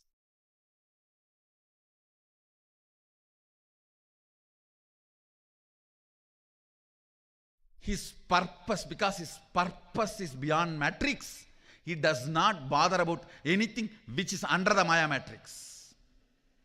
The ferociousness you need to have to handle the Maya matrix. Understand? Here, see the way structure. First, he defines the Sadashiva, how he is in his heart. Then only he describes even this poverty pornography items. He is not describing this first. He is not describing ஞாயிறு திங்கள் செவ்வாய் புதன் வியாழன் வெள்ளி சனிபாம்பு இரண்டும் வேயுரு தோழிமங்கன் விடமுண்ட கண்டன் மிக நல்ல வீணை தடவி. No, he is not describing the problem first. Please understand, the fellow who does not know the problem also is not complete. The fellow who thinks about the problem first also is not complete. Neither the ignorance of the problem will solve the issue, nor putting that as a first is going to solve the issue. A proper right solution. First, be very clear. The matrix has no place in you. Beyond Maya matrix only sits in your heart. He says, Veyuru Dolivangan Vidamunda Gandan. Even the description of Sadashiva, see, Veyuru Dolivangan Vidamunda Gandan means the worst matrix. Alahala, that itself is swallowed and kept in his throat.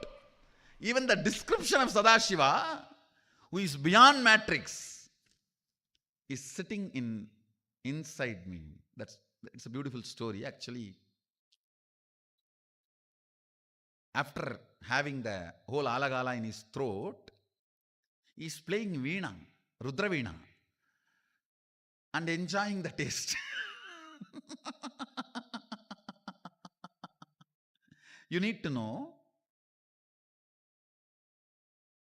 Rudra veena can be played only when you are in high awareness. It means even the alahala cannot make him miss even awareness. After drinking alahala, he proves he is in the highest awareness by playing Rudra veena. Understand? This 3 word, again I'll remind. First, understanding the matrix. What is your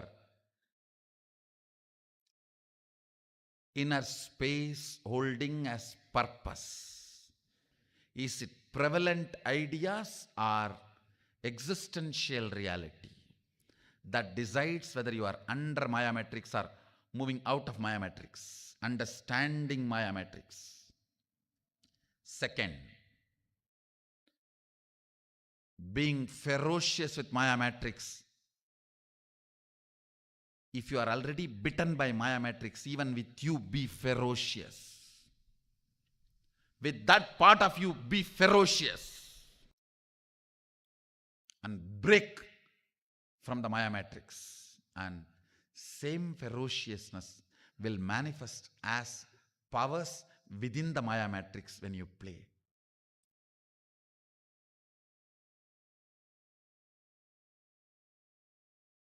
I welcome you all to be out of the matrix. My love to we all of you who have decided to come out of the matrix.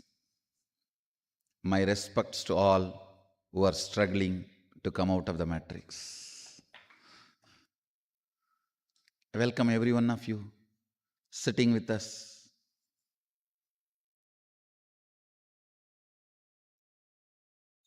All over the world through 2-way video conferencing, all over the universe through 3-way video conferencing.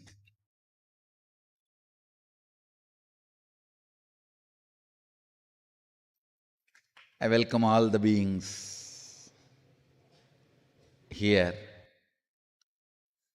You have already decided. You just need to understand why you have decided. You have already decided. You just need to understand why you have decided. Understand? If you think you have decided, listen very carefully. If you think you have decided and do not know why you have decided, then you are inside the matrix. Listen. If you perceive you are in bondage, you have decided to be in bondage. You just need to know why you decided. If you perceive you are struggling to get out of the bondage, you decided to perceive that way. You need to know why you decided to perceive that way. If you perceive you are liberated, you have decided to be liberated, you need to know why you decided to be liberated. Understand, whatever is your perception now is your decision earlier. You have decided. Knowing the decision as your perception, not knowing why you decided, is Maya matrix. Understand? Liberation has nothing to do with whether you perceive bound, perceive liberated, perceive struggling. It is all about knowing why you decided what you decided. மரத்தை மறைத்தது மாமத யானை, மரத்தில் மறைந்தது மாமத யானை. பரத்தை மறைத்தது பார்முதல் பூதம், பரத்தில் மறைந்தது பார்முதல் பூதம். பொன்னை மறைத்தது பொன்னணி பூஷணம், பொன்னில் மறைந்தது பொன்னணி பூஷணம். தன்னை மறைத்தது தன்கரணங்களே, தன்னில் மறைந்தது தன்கரணங்களே. I'll give you the translation. In a wooden elephant carving, if you see the intricacies of carving and perceive it as elephant, you forget it is wood. If you perceive it as a wood, you forget it's a carving. Listen carefully.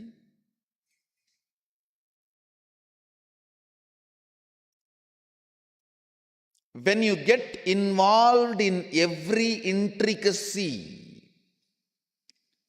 of what is shown in front of you by building an opinion about everything as good or bad, you are caught in the Maya matrix. Listen.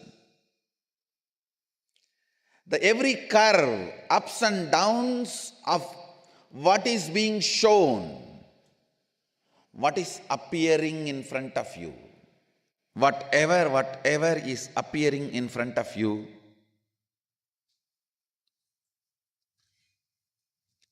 listen carefully. Getting involved with opinions, whether it is good or bad, keeps you engaged in Maya matrix.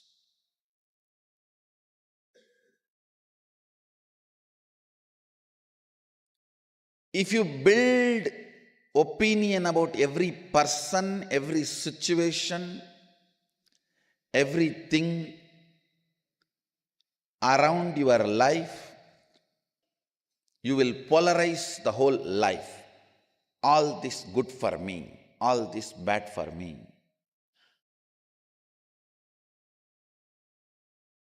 building more and more opinions. You have to be very clear. Building more and more opinions about the things you are seeing within the matrix keeps you engaged with the matrix and establishes matrix's authority over you. Understand? Building opinion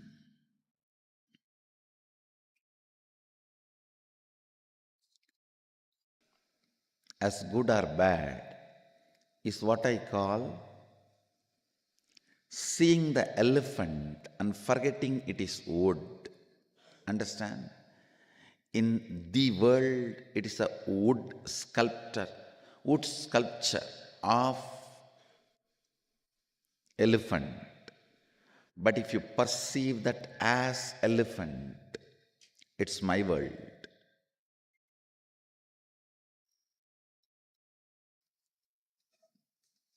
It may look very funny, but I should ask this question. In your iPad, when you are seeing some video clip about cobra or python or a big snake, how many of you don't even touch the iPad where the face or the head of the snake is? Raise your hand. Do you remember you are all adults? And it cannot bite you from inside the iPad. Listen.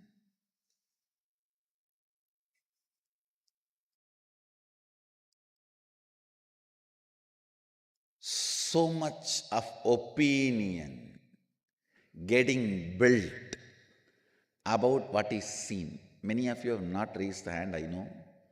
But you will not even dare to touch the screen, I know. I know.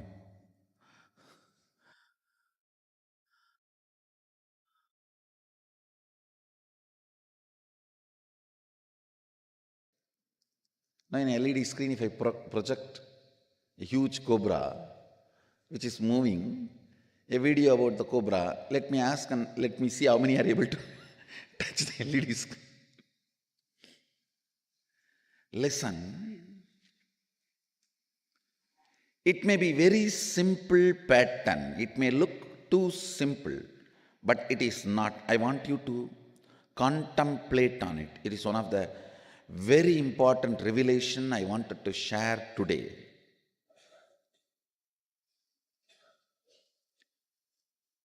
Opinions.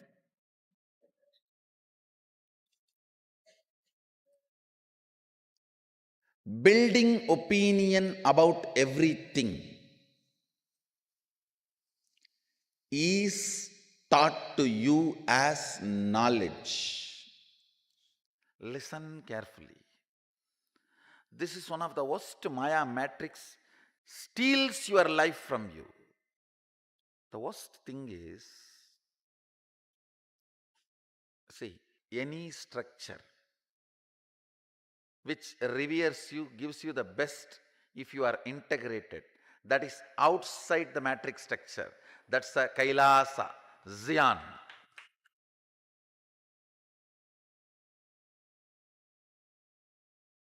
But if you are able to manipulate, play around without becoming integrated, sucking all the resources and being celebrated and enjoying everything, means it is within the matrix. The problem is not that you cheating and having all the resources under you, you not realizing you are within the matrix. Wherever integrity becomes the decision-making factor of getting pampered, supported, praised, that is the space of Kailasa, the space of Zion.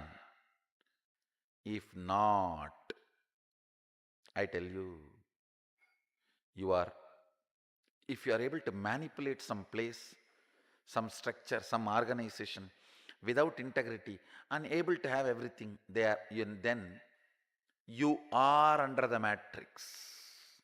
You are the loser, not anybody else. Loser is you, not anybody else.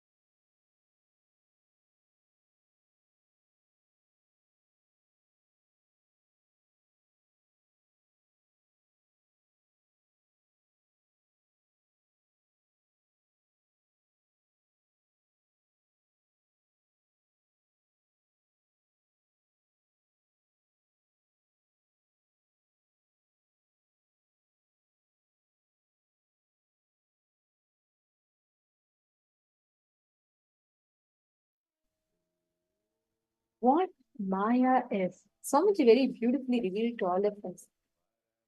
Many times in our life, how we experience, how we understand, how we manifest the reality in front of us. We always create our own version, our own perception of the reality that we live with. And what this leads to is many number of times when the reality is happening, we create our own meaning of the reality that we experience. And again and again and again, we fall into the Maya matrix. Like how beautifully Swamiji revealed to all of us. Maya matrix is when you create delusion continuously when you believe. See, other than the reality that you are Paramashiva, other than the experience that you are Paramashiva, everything else that you create, it is all directly related to, again and again, it is all related to Maya matrix. You create the Maya around you. You create the Maya matrix around you. Actually, if you analyze your life, how much of percentage of your life is matrix filled? How much percentage of your life is reality based? You will know whether you let delusion drive your life, or are you on the path? Are you on the side of making your life reality based? Your identity as you're a singer, you're a dancer, you're wealthy, you're poor, you're beautiful, you're ugly, you're rich, you're poor, you're good, you're bad, whatever identities you carry. Everything is a delusion. Every experience that leads you to cherishing these ephemeral identities of you is also a delusion. The only thing that is reality is your existence as Paramashiva. In that Paramashanta Swarupa, you exist. You reverberate and you celebrate the cosmos. That is the only reality. Actually, if you sit with yourself and if you try to understand, how much of your life is Maya matrix filled? Means how many times the decisions you take are on the basis of Maya matrix? Many times we start seeing, when you start thinking, like Swamiji beautifully tell, when the cancer grows bigger than you start thinking you are the cancer. You forget that you have a separate identity. This is what happens with all of our patterns. At some point, we first start cherishing this pattern of insecurity as a small thing, that kind of makes us feel we are not being valued, we may lose something precious. And at one point, we grow so big that insecurity, you will become that insecurity, not your original self. You will forget the differentiation between you and your pattern. False identification of the individual consciousness with physical, physiological, psychological, neurological ups and downs forms Maya matrix. When you falsely identify your existence as an ups and downs that you experience with the Maya matrix, that is delusion. That forms the basis of Maya matrix. If you sit and analyze actually how much percentage of your life is filled with Maya matrix, sit with yourself. I request everyone to do this. What is your inner space holding as purpose? Is it prevalent ideas or existential reality? Just sit now and take a minute or two and pen down. I request every one of you to write this down. Sit with yourself and identify what you experience as life. Is it existential reality or it is delusion based? Please take a few minutes.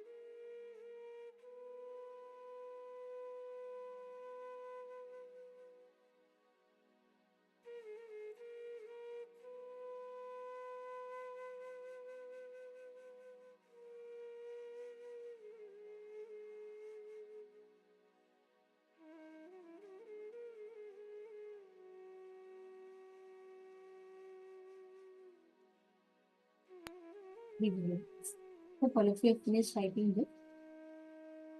Now, Yogananda Guru Prasadini. Now, I request all the participants to please come on the camera and settle down. All the Kailasavasis, all the participants, please come on the camera and settle down. The first thing, Today, what we are learning is too powerful, too powerful. Each one of you are going to be literally being emboldened into reality by realizing how you being alive is the only reality. Ferociousness is all that is needed to break free from the Maya matrix. I see many of you, Ma Venkatesh Ananda, Ma Shu Chen, Ma Ananda Gorini, Ma Pratingira, Ma Jyotikonda, Ma Karla Tabet. I thank them to all of you. Can I request all of you to please come on camera? Ma Prema Bhaktika, Ma Sharmin, Ma Anandeshwari.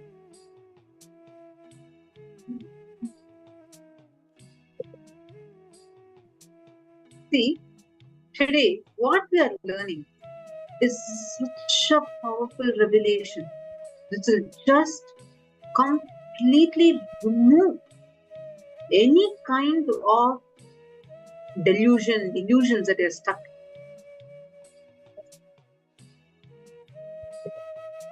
The ferociousness is the most important key ingredient.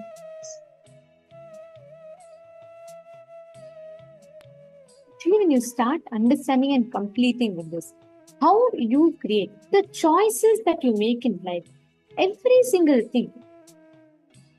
When you start identifying the Maya matrix, be ferocious with the Maya matrix. Being ferocious with the Maya matrix is the only way to break free from Maya matrix. See, understand, if you're already bitten by Maya matrix, even with you being ferocious, even with yourself, be ferocious. You should understand. See, many times we say, oh, I know I want to get up and get healthy, but it's okay. I feel like comfortable. You think you treat yourself cute in that situation. Start being ferocious. Break free from Maya matrix using ferociousness as your response to life. Be ferocious in every aspect of your life. You will manifest the freedom. You will be liberated from all forms of delusion, all forms of powerlessness. Sit now, rewrite all the decisions and thought currents from this ferociousness-based perspective. Please take 2-3 minutes and pen this down.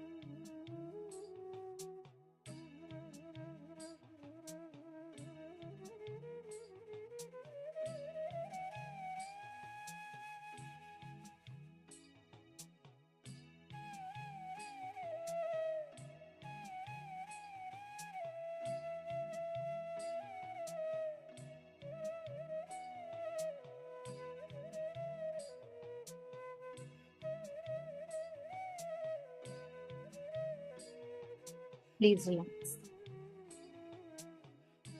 Hope all of you have finished writing. Now, in all aspects, whatever you have written down, remember this one thing. Maya matrix can only be broken with ferociousness. Your reasons, your convincing, you trying to see if this is going to work for you, if this is something that you should do, not do, that is not going to help. The only thing that will help you have a breakthrough in terms of Maya matrix is ferociousness. When you are ferocious, when you decide to be ferocious, you will simply see amazing breakthroughs will start manifesting for you. Now, with this same decision, we are going to be manifesting a very beautiful power today. Actually, today you're all going to be learning the power to induce sleep and be liberated from sleep, hunger, thirst, swoon, and even to be able to alter, diffuse volatile situations and alter blood pressure and so much more. Today is all about breaking all the Maya matrix. Everything that we believe as base, as the existence, as a core, we will be learning how to break free from all of that. So it's going to be very interesting. And I'm going to request all of you, all the participants, to now, we're going to start with first manifesting. The ability to change the ups and downs of what we experience in the body. See, Maya is nothing but not associating yourself, believing that you are the ups and downs, instead of understanding and recognizing the reality that you are alive is the only truth that exists. Now, what we are going to do is, we are going to manifest the power of using your willpower to alter the temperature of anything in front of you. Very simple science. You're going to manifest intensely, you're going to be able to connect to alter the temperature. And when you start manifesting this, you will see how intensely Swamiji will just flow through you and you will start having a breakthrough with this. What we're going to do is, you're going to get a normal cup of water and keep a thermometer, put a thermometer and measure its current temperature. And then what you're going to do is, intensely chant the Mahavakya and look and induce energy into it and start increasing the temperature of the liquid. Don't decrease it, increase it. You're going to make the liquid more hotter. And you will see when you start manifesting the whole truth that you are oneness with Swamiji as an existential reality for you, you will start having a breakthrough from Maya matrix. Can I request all the participants to please gather? Please sit straight. Chant the Mahavakya. Intensely connect to Swamiji now. And measure the current temperature. Start working on altering the temperature. I request every one of you to do this. Paramashivoham Om Nityananda Paramashivoham Om Nityananda Paramashivoham Om Nityananda Paramashivoham Om Nityananda Paramashivoham Om Nityananda Paramashivoham Om Nityananda Paramashivoham Om Nityananda Paramashivoham Om Nityananda Paramashivoham Om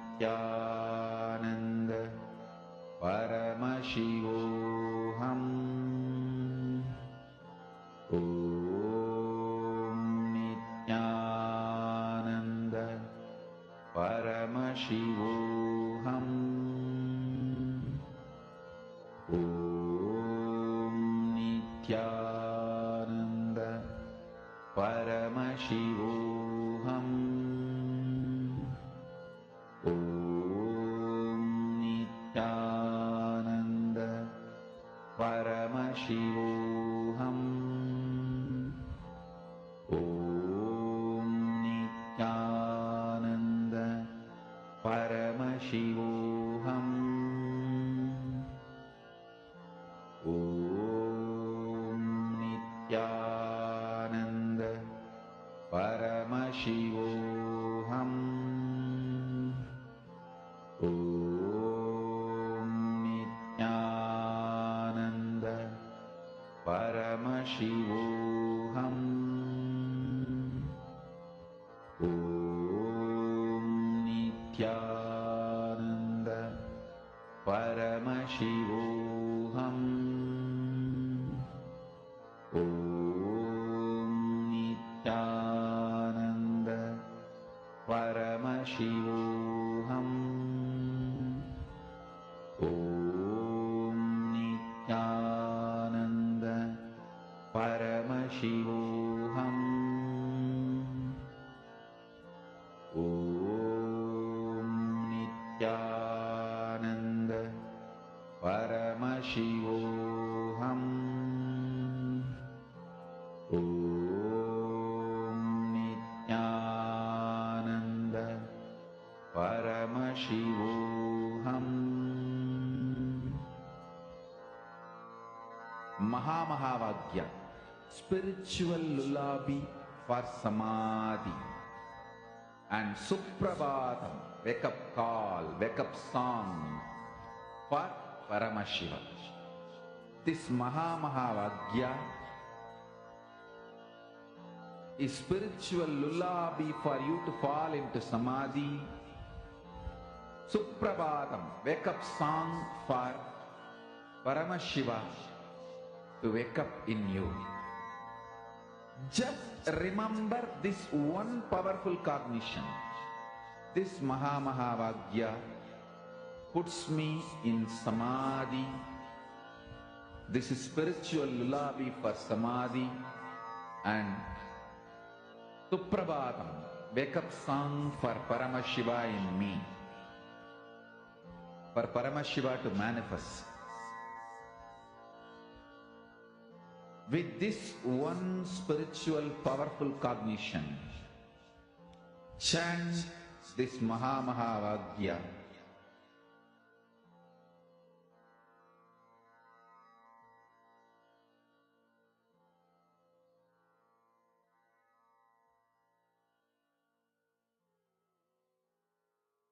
Please relax. Hope all of you have manifested. Please relax.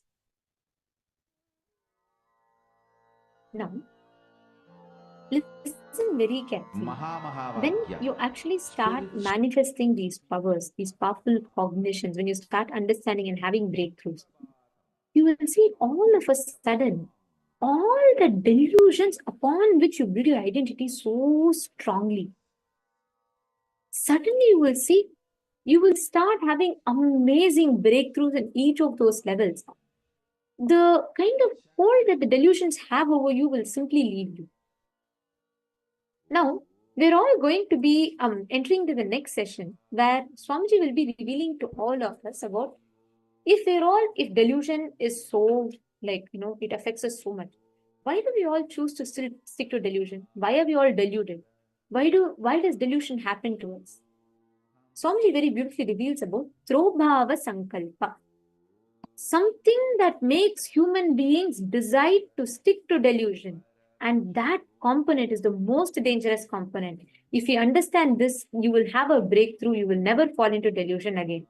Now, in this session that we're all going to be entering now, Swamiji is going to be revealing to all of us about what this Prabhava Sankalpa is and how you can come out of that delusional arrogance. Let us all enter into the session. Let's all listen to the session now.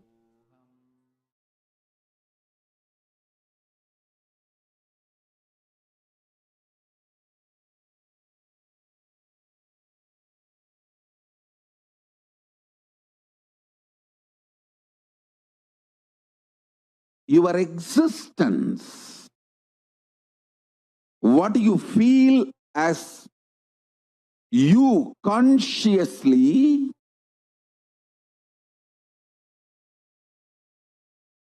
does not get disturbed, shaken, even when your body is pulled out of you, when your mind is pulled out of you. It doesn't get shaken by anything being pulled out of you. Listen, I am not brainwashing you. Keeping Mahadeva, Paramashiva as a witness, I am revealing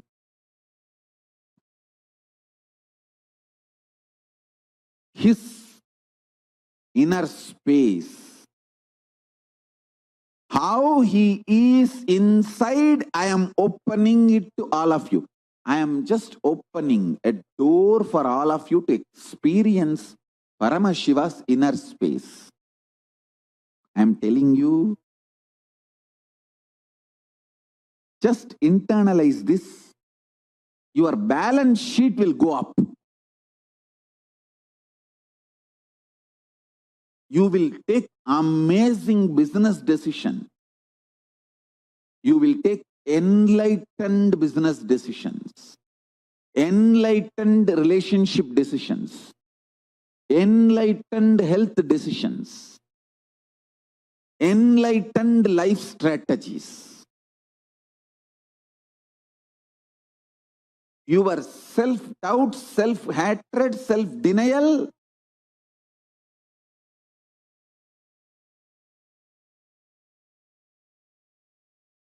does not impact you.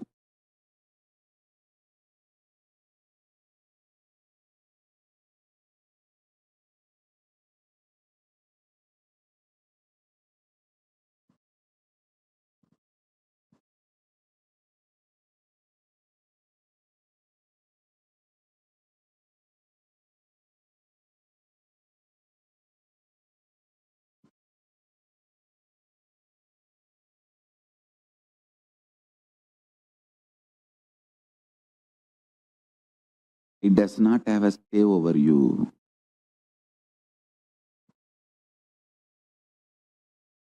When you torture yourself with your self-doubt, self-hatred, self-denial, you become demon. I have always seen people who torture themselves become murderers.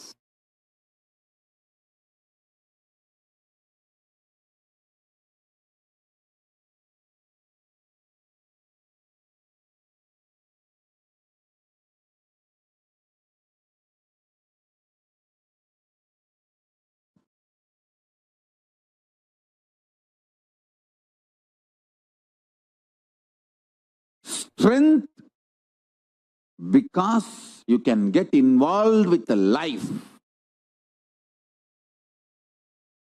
is freedom.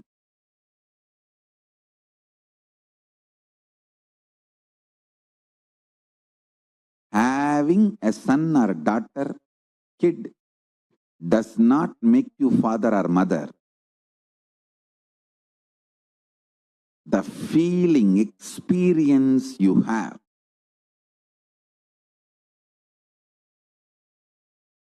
by knowing you can get involved with that kid's life and mold it beautifully,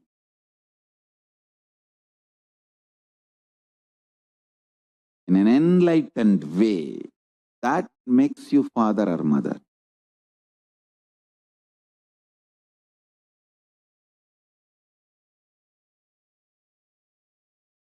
Ability to get involved in your responsibility builds your career. Ability to get involved with your guru and his sangha makes you enlightened. Ability to make enlightened decisions about your health makes you live healthy and long. See, life is all about the diagnosis and solution. Not having blind spots in your diagnosis or making enlightened decisions or executing those enlightened decisions. That's all life is all about. The physics, chemistry, biology of this pralaya, this pandemic happening,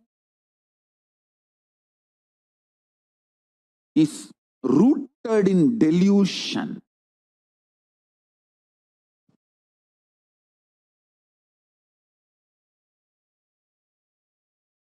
Do not allow delusion. Do not allow delusion. I'll give you examples for delusion.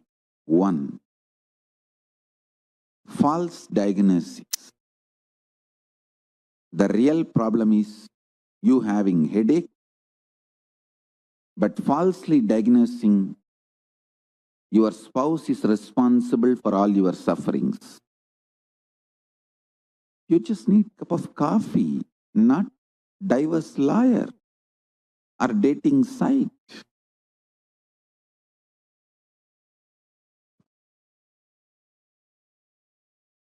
Stop false diagnosis.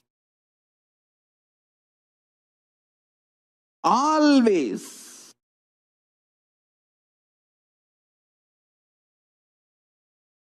first choice should be looking inside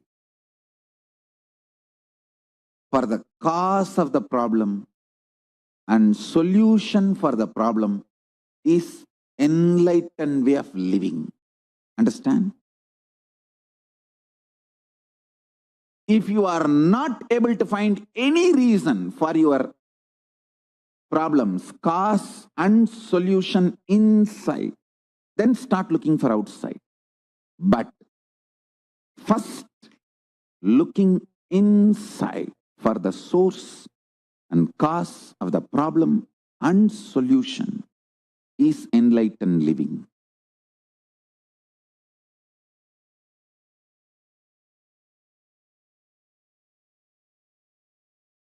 False diagnosis is delusion. That's first. Next, I know the solution, but I am not able to do it. That is the delusional arrogance.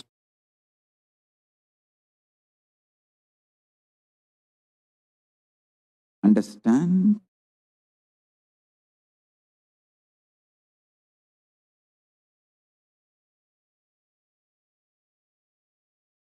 Delusional arrogance looks like almost humbleness, but extreme demonic violence. Listen. Ravana knows the solution is simply return Sita to Rama. But delusional arrogance. Shishubala knows, just shut the mouth and stop abusing Krishna. But delusional arrogance.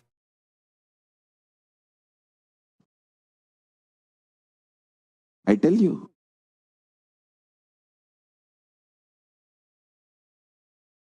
stop delusion and delusional arrogance.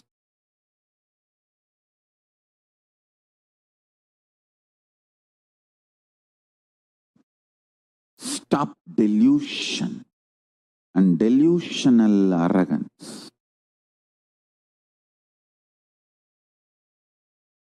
I am repeating.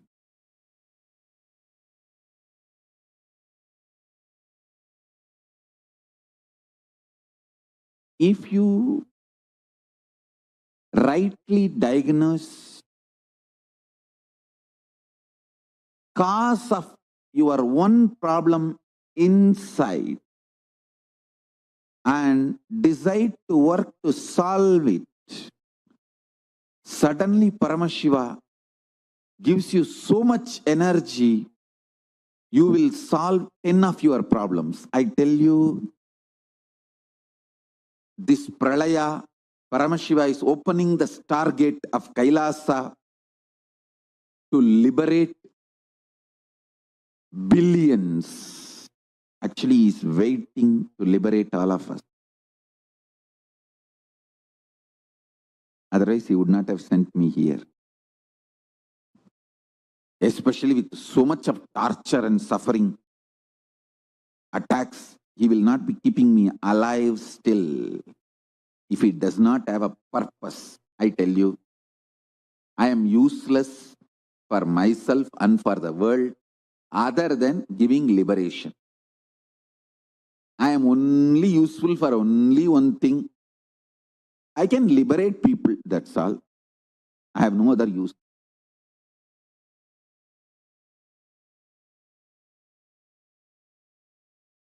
If you start developing your core consciously with these practices, cognitions, experience, I tell you, you form a core for a most beautiful existence. Listen, I'll repeat. The core of a murderer will always be unsubstantiated fears. The unsubstantiated fears only snowballs into anger, frustration, feeling violated, then suicidal, delusional arrogance, then enters into murderous, violent.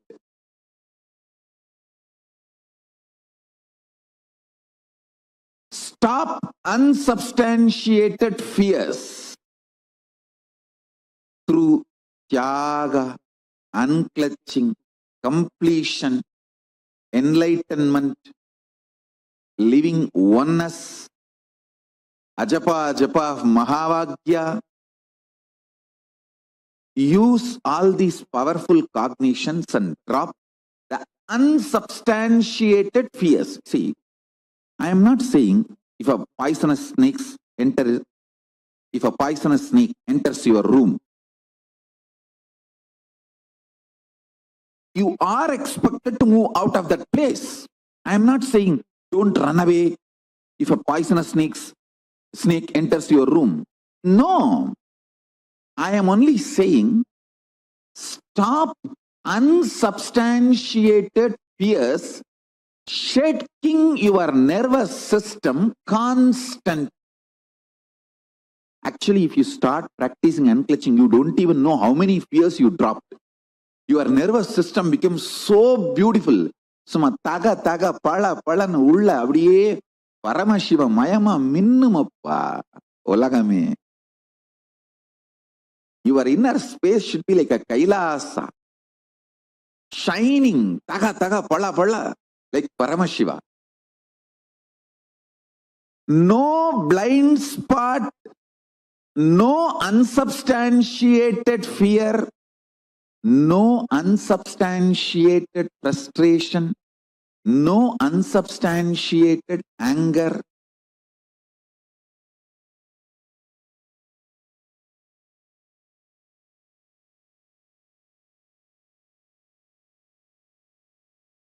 I tell you,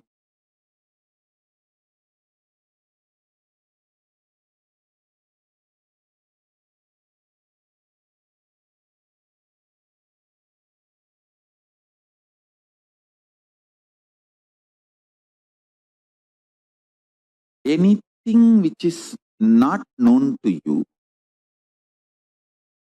do not be afraid. See, listen, for example, if you know a president of a country, he knows you, you know him. Will you be afraid of anything else? under his rule. Same way, all my disciples, be rest assured, Paramashiva knows you. It's my promise to you, Paramashiva knows you. All my disciples who declared your integrity to me, it's my assurance and promise to you, Paramashiva knows you. Do not be ever afraid of anything. Be loving. Don't be arrogant. I'm not asking you to be arrogant. Just be relaxed. You are protected. Name bhakta pranashyat. Hey, listen. I really love you guys. I will not lie.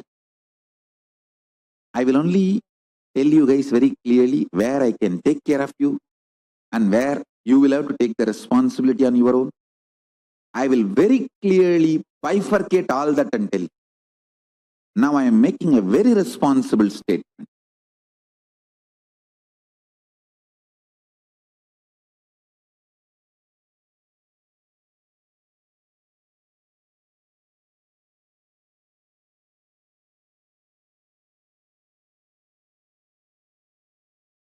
All my disciples who declared your integrity to me, to all of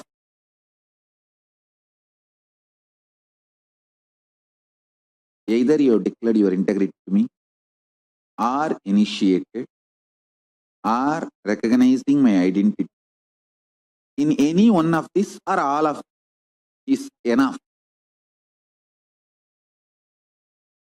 I am not saying all these should be there. Even in any one of these, if you fit yourself, that's enough. To all of you, I tell you, Paramashiva knows you. You know Paramashiva. Do not be afraid.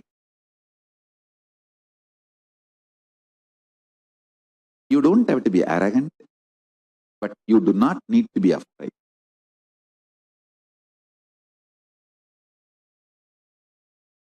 You do not need to be afraid. Unsubstantiated fear forms the core, and from that the snowballing effect starts and demons are formed. Do not form the core for demon.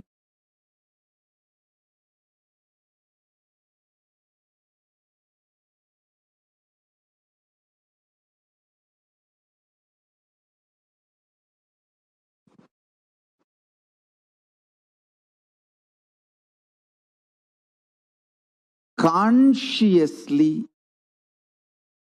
decide to be surrendered, to be in oneness with Paramashiva. It is not necessary you need to be 24 hours remembering him or any other prerequisite or demand. Listen, I'll explain detailed way. Consciously, what you know as you, from that integrity, if you decide and declare, O Mahadeva, Paramashiva, consciously what I know as me, with that whole my core being, I declare, I surrender myself to you, Prabhu, Mahadeva, Paramashiva, manifest through me.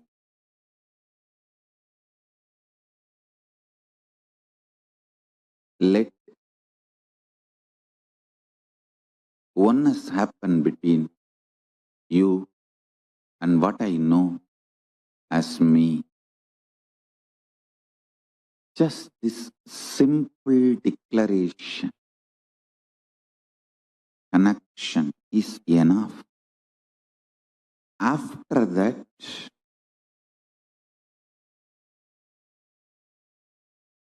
there is no condition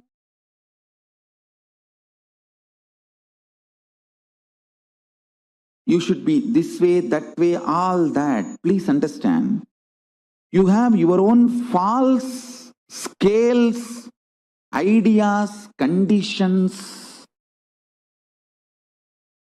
which starts self-doubt, self-hatred, self-denial in you. You feel once you say, Paramashiva, I surrender to you, immediately you say some light should flash, doom, and then Paramashiva should appear and say, oh my son, I am here. I accepted you, sit in my lap. No. All your ideas about how Paramashiva should react is stupid. Be very clear.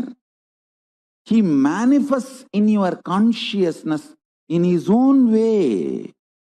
I am telling you. Today I was in such samadhi and ecstasy.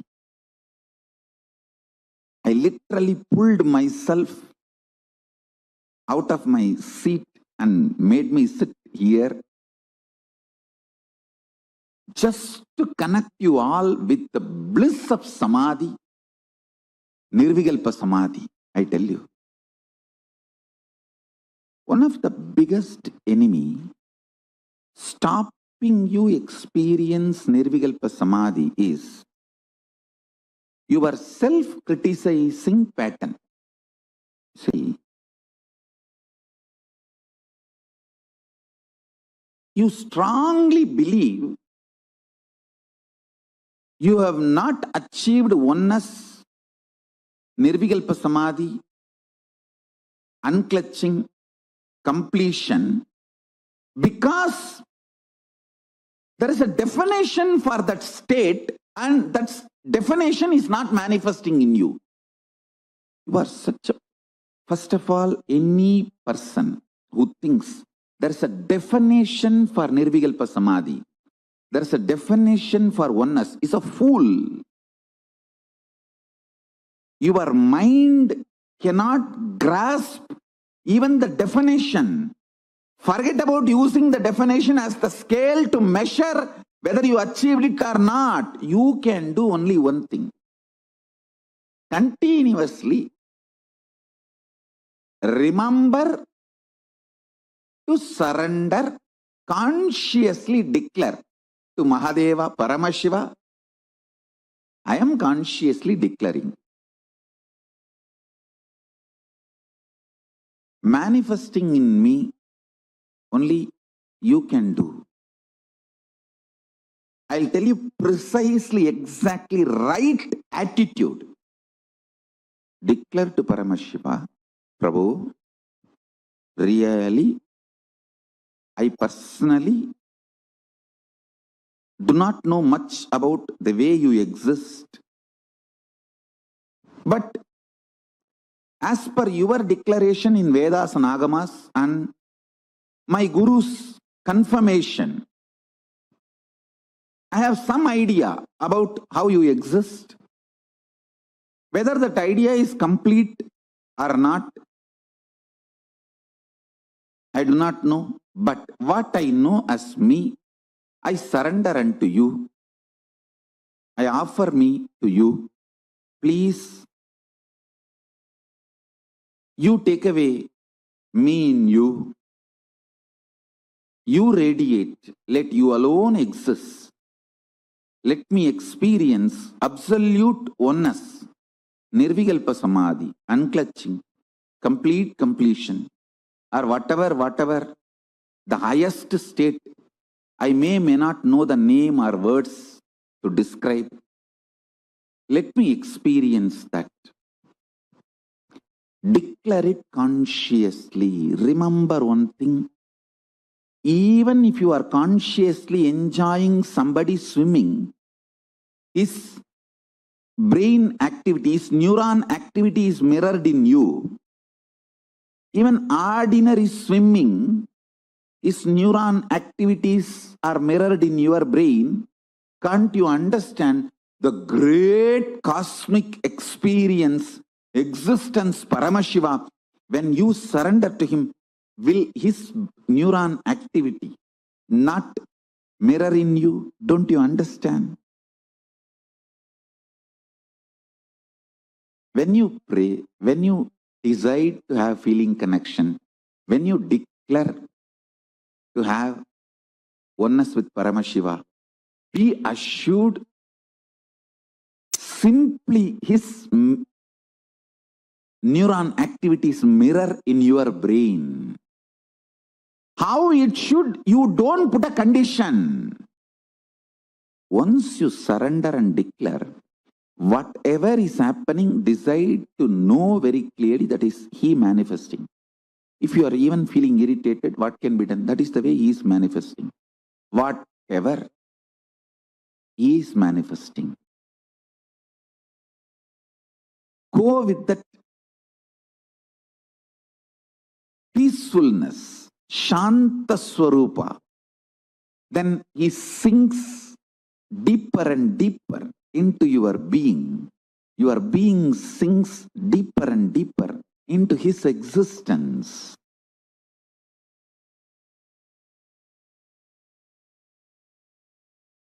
Every situation you feel irritated, angry, violated, intruded, just don't react. Be calm and look in. What is making you feel violated? What is making you feel irritated? What is it that is getting into your nervous system? What is it that constantly shakes you? If you see, you will understand it has nothing to do with what is happening externally. It is something triggered internally. I tell you. Getting triggered internally and reacting for it externally and making stupid decisions is called delusion. Delusion is worse than death, because death is only 1 minute happening. Delusion destroys you, which is like a continuous suffering. The decisions you make in delusion is worse than death. Death is actually nothing. It's just changing clothes. I tell you. If the load of getting irritated, getting violent is taken away from your system, you will start having feeling connection with powerful cognitions and higher existence intensely. I tell you. I have seen this work thousands of times, not just in my life, my gurus. See, actually, when people come to my gurus, I have seen how my gurus deal the disciples, devotees. People come with the problems. I have seen my guru, Isaki Swami, personally advising and people getting benefit of this Nirahara Samyama. See, Nirahara Samyama is nothing but you becoming Mahabhairava. See, Mahabhairava is described to be a human flesh eater. Naramamsa Bhakshini. That doesn't mean you will kill human beings and eat. No. Your own body eating itself is Naramamsa Bhakshini. Your own flesh is eaten by your own body. When you don't give solid food, you are Mahabhairava, Akasha Bhairava. Sit as Akasha Bhairava. Don't give solid food, only lubricate your system through liquid diet. Give a very healthy liquid diet, very healthy juices, herbs. I'm not saying don't give nutrients. Give nutrients, minerals, everything needed for the body in a liquid form. When you start doing that, body will try to throw tantrum. It will behave like a mad mother-in-law, Indian mother-in-law, mad Indian mother-in-law. It will try to break everything. Listen.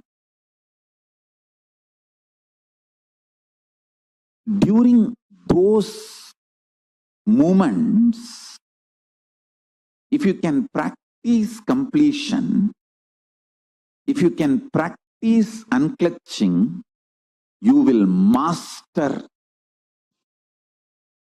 all kinds of impacts, influence of chemicals on your biology.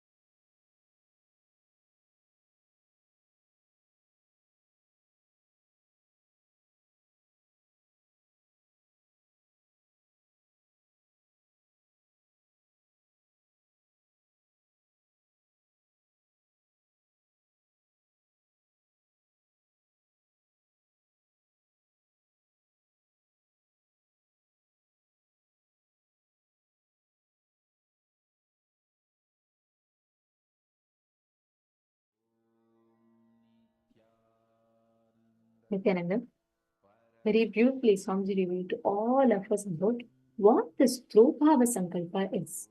Actually, many times we do it, where you decide, you know it is delusion, but you still continue to stick to it, knowing that it is delusion. That is Prabhava Sankalpa.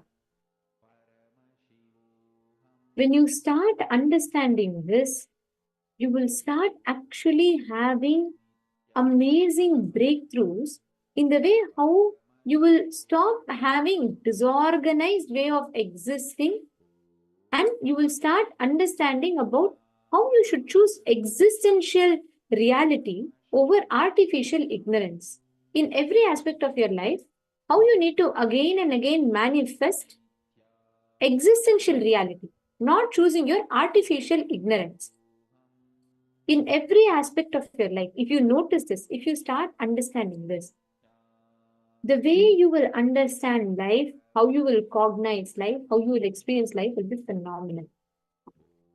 See, understand, listen very carefully.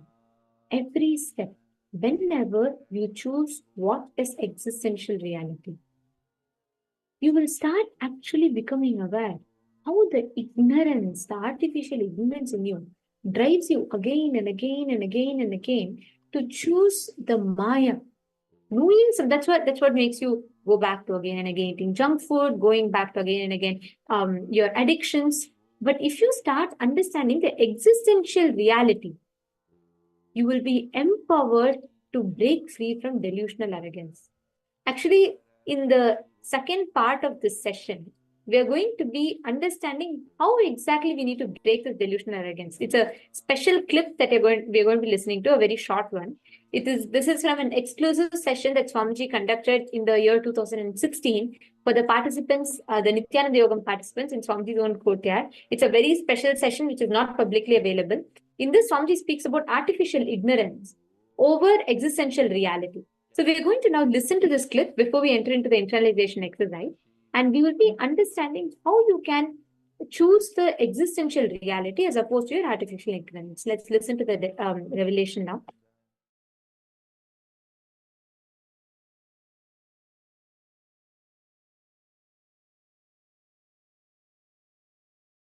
Let's get back to the subject.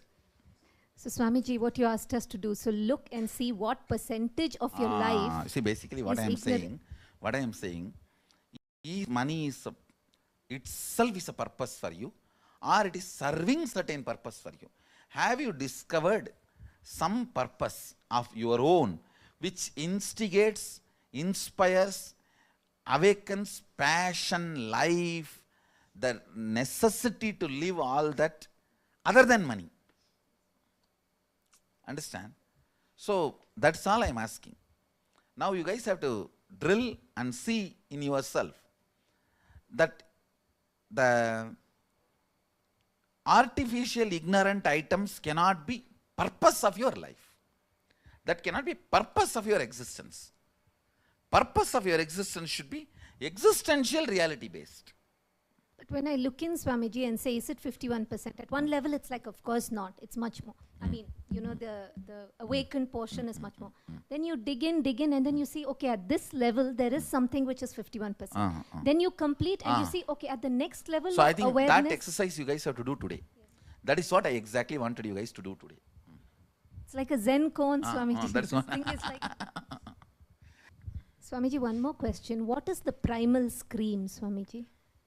Oh, that is one of this modern day therapies they developed.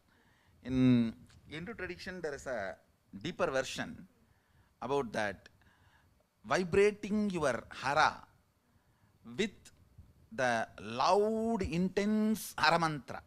See, the word hara means it will vibrate your swadhisthana. Anything vibrates your swadhisthana, cleanses, removes all the past, rejuvenates you and gives you new birth. That is why Sadashiva is called Hara Hara Mahadev. If you just chant even that 24 hours, your hara will be clean, that primal scream will happen. So all completion will lead to that, Swamiji. That's one of the Buddhist technique, primal scream. And Hara Hara Mahadev. Even you don't have to have that full Hara Mahadev. Hara Hara. If you chant intensely, the Swadhisthana should vibrate for 24 hours and use hot water to take care of your throat. And that melag, pepper, milk and hot water. If you just sip whenever throat becomes dry, and as loud as possible, the hara, with that if you vibrate this belly, that primal scream will happen and you will be healed, completely released from all incompletions. This below the belly, that Swadhisthana should vibrate with that hara. In Maheshwara Puja, I'll give that sound, you see. That kind of hara. That's why that space is called hara. All these traditional alchemy, traditional enlightenment science.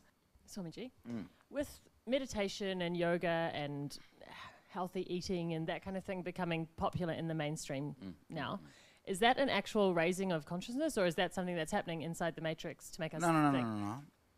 The people who are practicing all that are nicely prepared for the next level opening, but the practicing itself, I may not want to put it like a consciousness is growing. That day I made a statement that if whole world decides to be vegetarian, 500 million will become enlightened. But next statement I made is 1 year. It means it only is a possibility. So why I said 1 year? In that the jumping will start happening.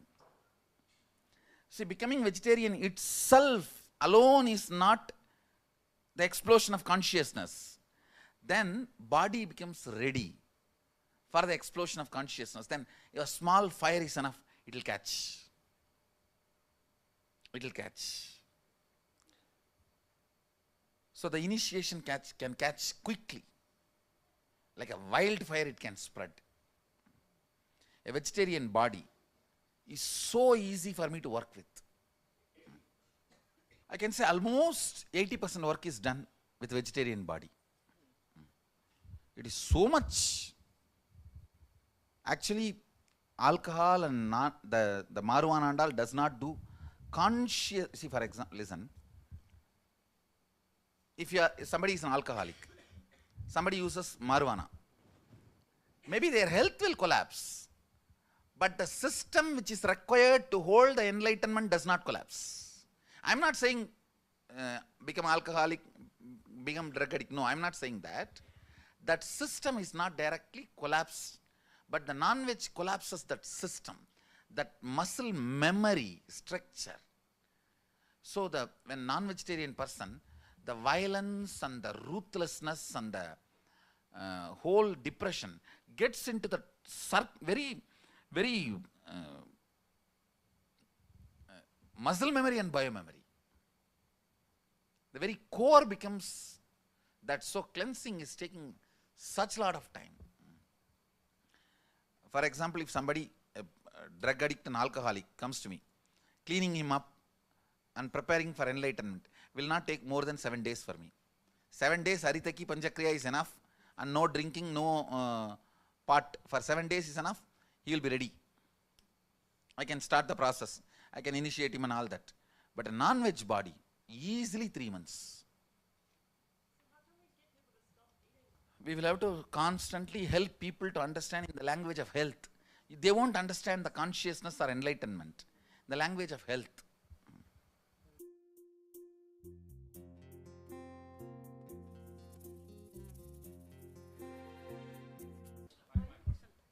The first thing happens to them is become vegetarian. Why you know? In the first energy session itself, I put my muscle memory into them.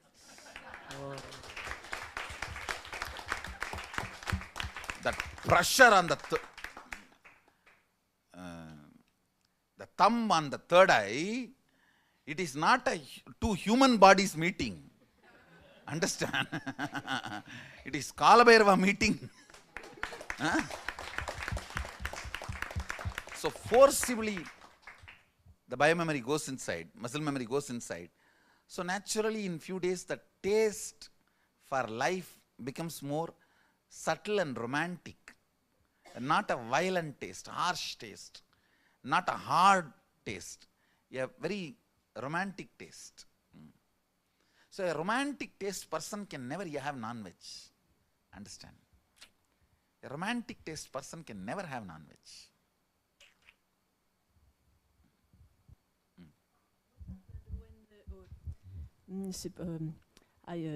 When we are not born vegetarian and we eat meat, but after initiation we become vegetarian. How long That's what it I'm takes saying. for the body? Even this 3 months, if you become vegetarian, that is enough for me. I can start the initiation. So the body is That is turning. enough. Oh. Don't worry. So at least last 3 months you are vegetarian. Am I right? Oh no, 5 years now. Then okay. Then you don't even need to worry about it. Forget about it. I was thinking About the 30 years before. Actually, you don't have to worry about that. With the initiation, it's like today you work out and build muscle. With that power, tomorrow you do more workout. That way it can be done like a one power awakens. With that power of that one power, you will awaken the multiple powers. That way, don't worry about it. See, surely a born from birth vegetarian body has its own greatness. That is different. But for you guys to get enlightened, 3 months you are not having means easily I can start working. But nothing compared to from birth vegetarian bodies. And that also if we can grow up kids like how I am doing completely organic, not only vegetarian, organic, naturally grown food, they will be extreme, the next extreme. They will be literally like a different species, real human beings.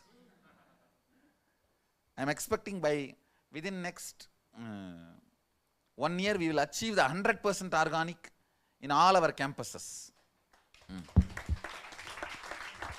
Because still some of the items we are not able to grow on our own. The kids have started growing all around. How many of you know kids are doing everyday gardening and taking care? They have started growing. So I am looking at within next 1 year. So all you guys also every day if you guys spend half an hour in gardening, can we make that as a routine? Yes, only gardening. Half an hour every day. As long as you are staying here. So next time when you come you will have a pure organic food. In Tiruvannamalai Ashram where my father's samadhi is there, they are doing 100% organic rice growing. And she is telling all the other land and all, they are using pesticide and even then that insects come and they are losing. In our land we don't use any pesticide, nothing, only neem oil and Om Rim Nityanandaya Namaha mantra and Sadashivoham mantra. That's all. Not even one crab gets infected by any of the insects. And the final outcome is at least 2.5 times more than the next lands. Neighbors. In Rajabalayam also we are doing 100%. And in Tiruvannamalai also now they are doing. See, actually, end of the day, whether you are inside the matrix, outside is our decision. Yes. If we don't allow this accepted artificial ignorance to run our life, we will be out of matrix. That is all it matters. So we have to be very mindful of, yes. what is necessary for our well-being. Our well-being. And what is our purpose of existence? Yeah. It is all about, actually, if you know the purpose, see what is real wealth, enjoying life, celebrating with our purpose of existence is luxury. See, luxury is nothing to do with the number of items we have. How we take life. So, how we feel the life and how we enjoy the life, how we exist, that is all about luxury, Nama. Yes, but it's, but for us, like for me, it's also having the courage to trust existence. You hang on to stuff that you know, you feel insecure letting go. I understand. You need to develop such strong trust in existence and drop. See what I am saying? I may not even want to say we should not have money and all that. No. I am only saying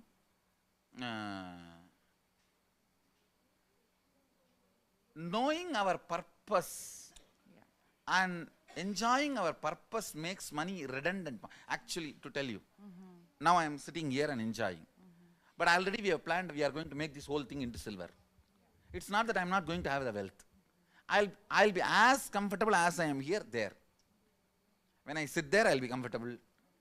But I am not bound by it. A simple sun rays, I'll come and sit here. A person who is enjoying or thinking that silver swing is the luxury and the symbol of life and all that will not come down even if his butt is burning. Come down and sit here. You understand? So it is a purpose and how you manifest and celebrate the purpose. It is nothing to do with even materialism and spiritualism. It's life is how much of time and the life we have for us to celebrate our purpose. It's all wealth, luxury, everything. It is not necessarily certain things only should be associated to luxury. For example, the richest people in the earth will not have the luxury of every morning doing yoga with so many companions.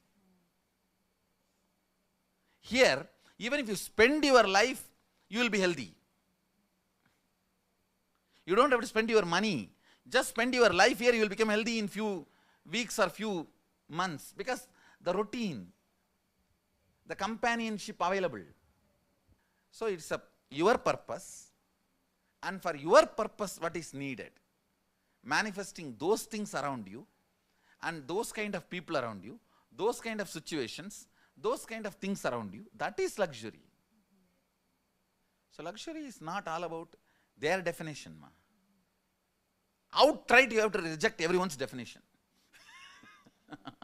Fanatically rejecting their definition of luxury, their description of life, their discourse of life on us. And the cunning way they enter into you using your self-doubts, using your self-denial and self-hatred, how they exploit and enter into you. The doors through which they enter into you should be outrightly shut, and you should come to the conclusion, whether I live or die, let me die with Sadashiva's teachings and what he showed. Fanatically shutting the doors. Suddenly you will see, this is what always you wanted.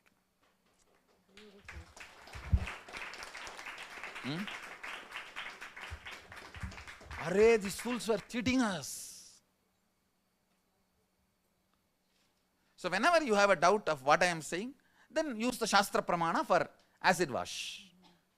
That's all. Atma Pramana of Guru and Apta Pramana of Sadashiva. These two is enough. Let's do acid wash of that with this.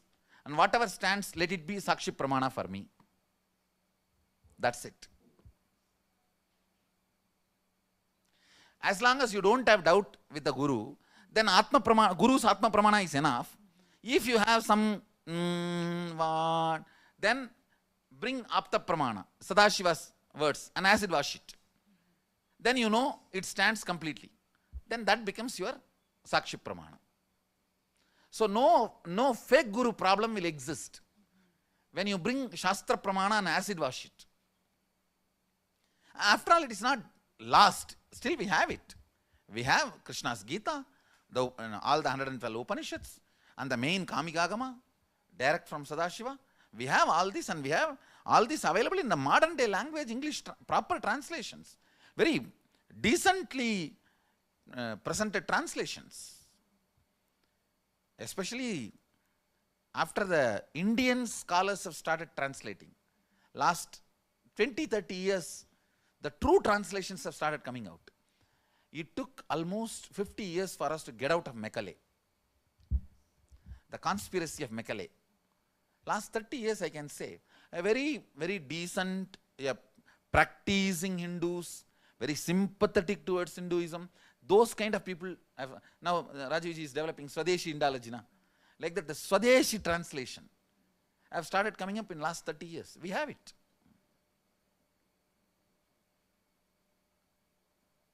Now I am also developing a huge group trying to retranslate the whole thing, all the available agamas and yogic literatures and Vedas from this Swadeshi concept.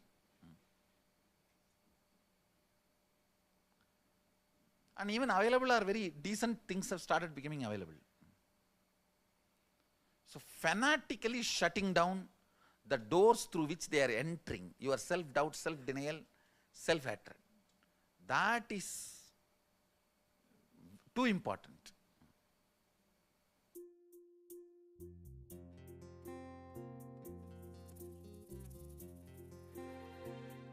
It's not existential reality, because it can be even the other way. Tiger can be just sitting silently at your feet. That is drishti, because you see srishti happening. Ganga flowing from Himalayas to Ganga Sagar. That is srishti. It's there, you are seeing drishti. Where your psychological intervention, your intervention does not impact or change or manipulate or alter. That is reality. Where that changes, it's a Maya. Actually, gravitation theory is an existential reality. The discovery was done later.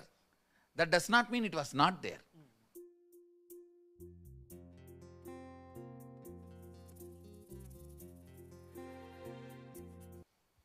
There is actually a dry idli. First idli is made and then it is dried. It is cooked in such a way, it is covered with a cloth and cooked. So that is why puttu. Otherwise the raw material is same, like a idli only.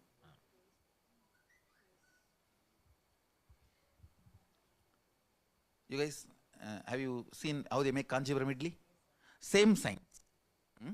With a little more, the process is little different. Then it will become like this. This was the famous breakfast in those days. In Pandyanadu, Pittu, in the Tondamandalam and all this top Pallavanadu and everywhere, that Kanchipuram idli. And the bamboo basket, they will put a cloth and pour the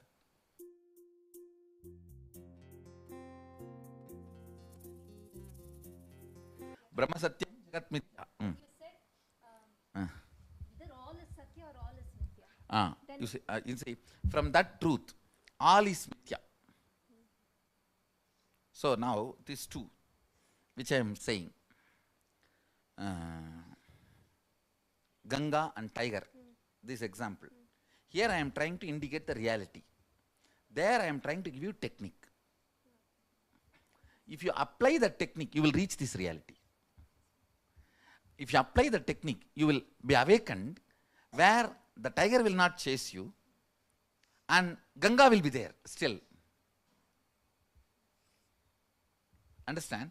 But you will see a time where the Ganga, planet Earth, nothing exists. So that is there I am trying to give you technique.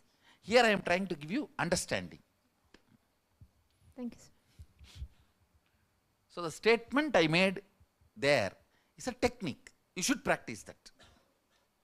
The statement I am making here is trying to give you the factual understanding of what is the step-by-step happening.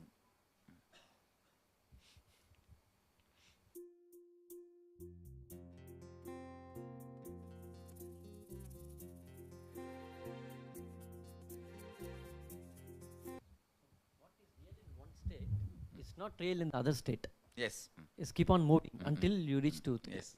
By TT itself, everything becomes clear. After TT, everything is real.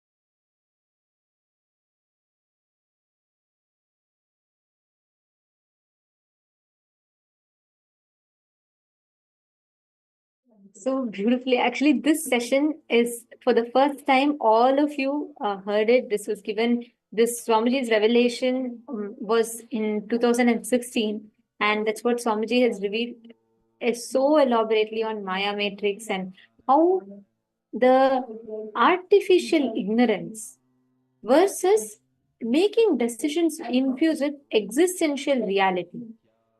Actually, the example that Swamiji gave, right, about the tiger and how you understand. Firstly, you believing when you are making decisions, when you're analyzing, when you first start understanding and operating with the fundamental truth that whether it is a tiger chasing you, you running, the whole forest, everything is your creation, your projection. When you start understanding this, the way you start making decisions based on, which will not be based on delusion, but existential reality will empower you to manifest life, to experience reality in the most powerful manner. See, most of the times what we do is we get caught with this. We think every decision you're making is factual. If, for example, you believe that someone is hating you, you want to go hurt back that person, and you believe that someone is not intending good things for you, so you want to go back and do something with them, listen very carefully. Every situation you feel irritated, angry, violated, intruded, just don't react. Drop reacting, getting triggered internally, reacting to that externally, collapses your nervous system. That is why, how many of you experience this? I have a question for all the participants here. How many of you experience every time after you get angry, extremely angry, like you feel so infuriated, you feel like, your cheeks are all hot and red and you feel like so angry at something, or you feel so cheated and powerless and you cry, you collapse. How many of you experience the whole system suddenly loses energy and becomes intensely tired? How many of you have experienced this before? Whether you are experiencing intense breakdown and intense, suddenly you'll feel like the whole system just is collapsing. Understand, it is because every time those intense emotions happens in your body, anger, hatred, jealousy, powerlessness, feeling violated, feeling cheated, all of them. See, we're not going to analyze whether the situation was right or wrong. Doesn't matter. Because end of the day, the reaction that is happening in you is internal. This is the most important thing. Swamiji made a very, very important statement in that whole session of delusional arrogance. Getting triggered internally, reacting to that externally is exactly Trobhava Sankalpa. You get so agitated, triggered, you're not able to handle it. You don't feel, you're not able to, like many times we do this. That's what leads so many people. Today, if teenage kids are picking up guns and shooting people, it is exactly this thought pattern that leads to it. Getting triggered internally, I'm not able to handle this, I don't like it, and whatever comes, I am going to face it, but I am just going to take out my anger. Enough is enough, and you go. And in that thing, you let out a spiral of destruction and violence that happens from you. This is what makes people go, people hit each other, or people go to the extent of like breaking things that they built. All of it happens from this fundamental.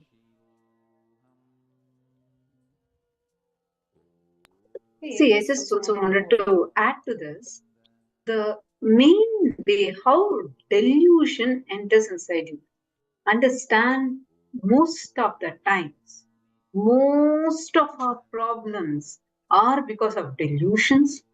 You analyze situations wrongly, build a wrong opinion about yourself, wrong opinion about people, wrong cognitions about you, about people, about life.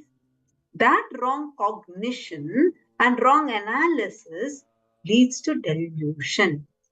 That is the root.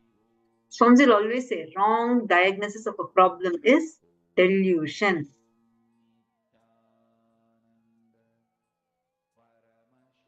How many of you are cognizing this? You are going to see now analyzing where these delusions are coming from.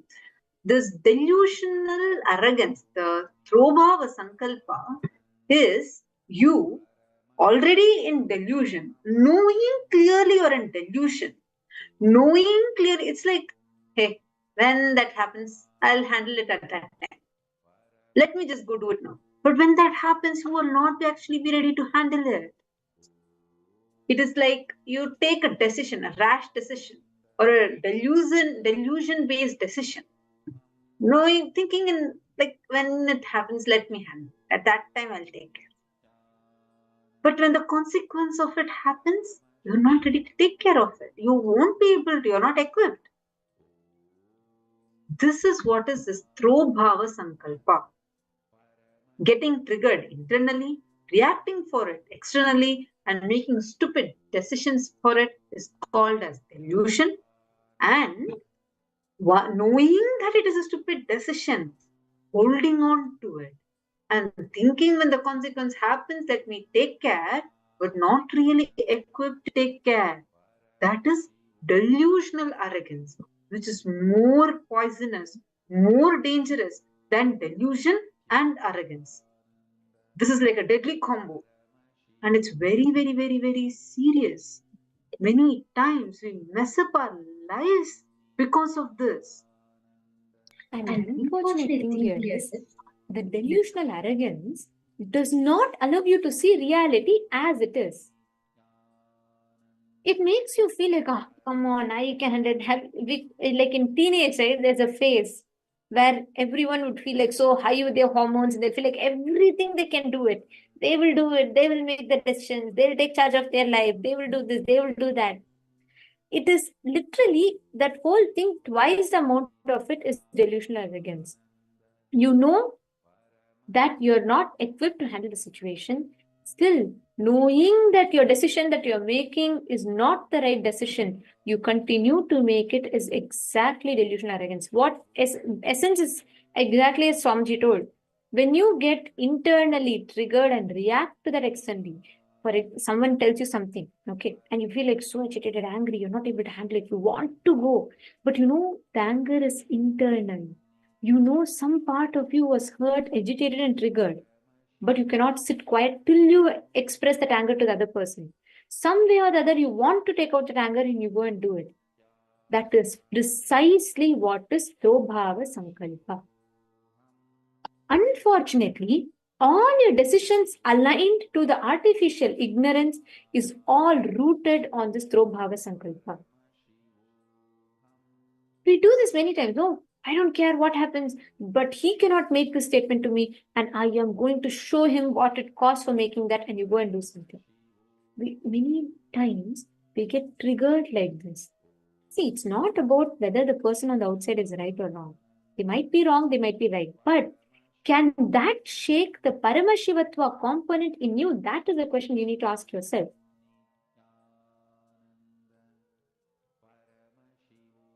Each time, when you start actually identifying and understanding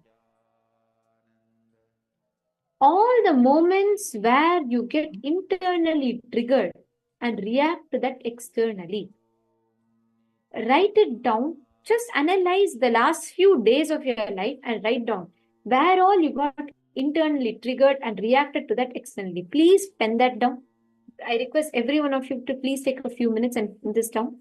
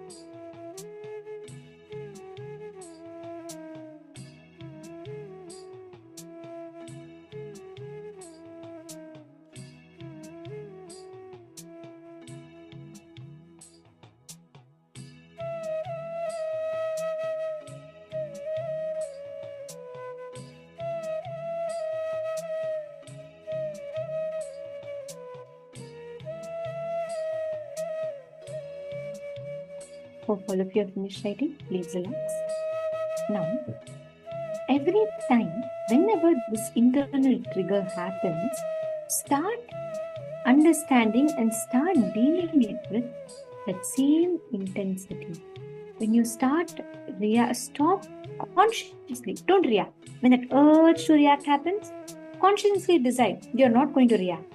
When you decide that, when you start making that powerful decision in you, suddenly you will see all the trigger that happens in you, all the reaction that happens in you will simply settle and you'll have an amazing breakthrough. Now, we're all going to be entering into the next session where we are going to be learning about Paramashanta Swarupa. How do you experience that Paramashanta Swarupa?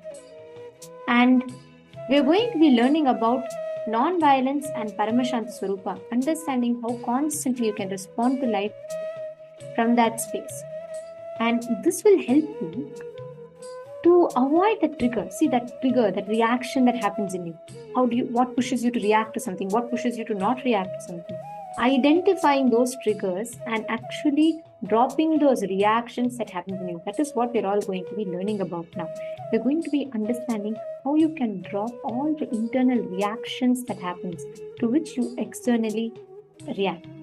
So all the internal triggers which pushes you to respond externally. For this very blind spot, or for this very issue, Swamiji reveals in elaborate detail as to how you can establish yourself in the space of Paramashanta Swarupa. So let us all enter into that session now. You will be listening in elaborate detail about two things. One, establishing yourself in Paramashanta Swarupa, and also about Ahimsa. Once you establish yourself in that Paramashanta Swarupa, how do you react, how do you respond to life in non-violent manner? So let us all enter into that session now.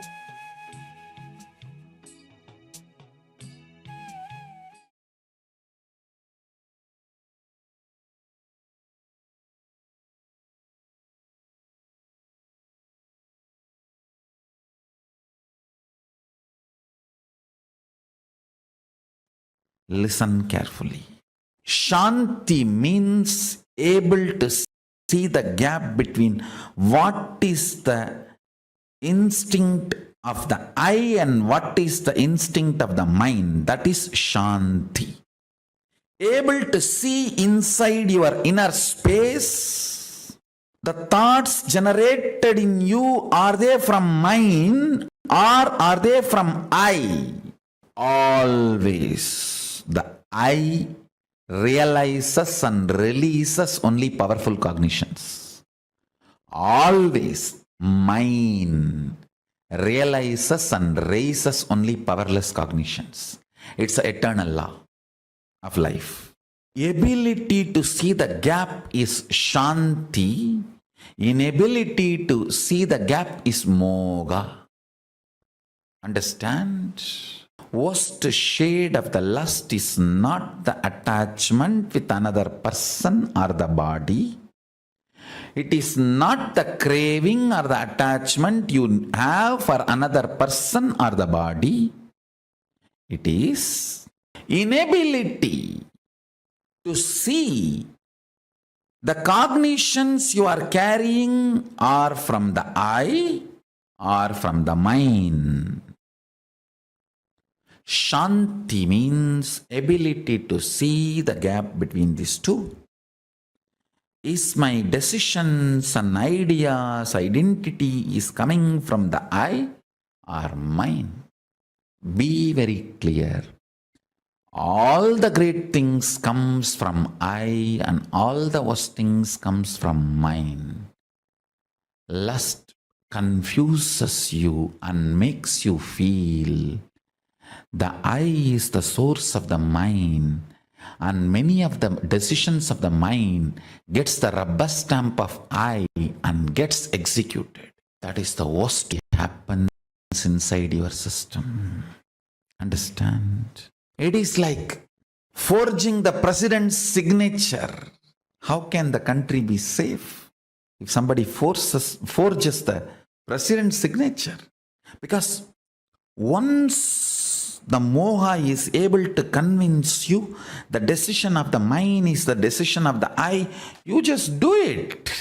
Paramashiva is called as Paramashanta Swarupa. Meditate on this quality. I commit with you, I'll program this Paramashanta in you.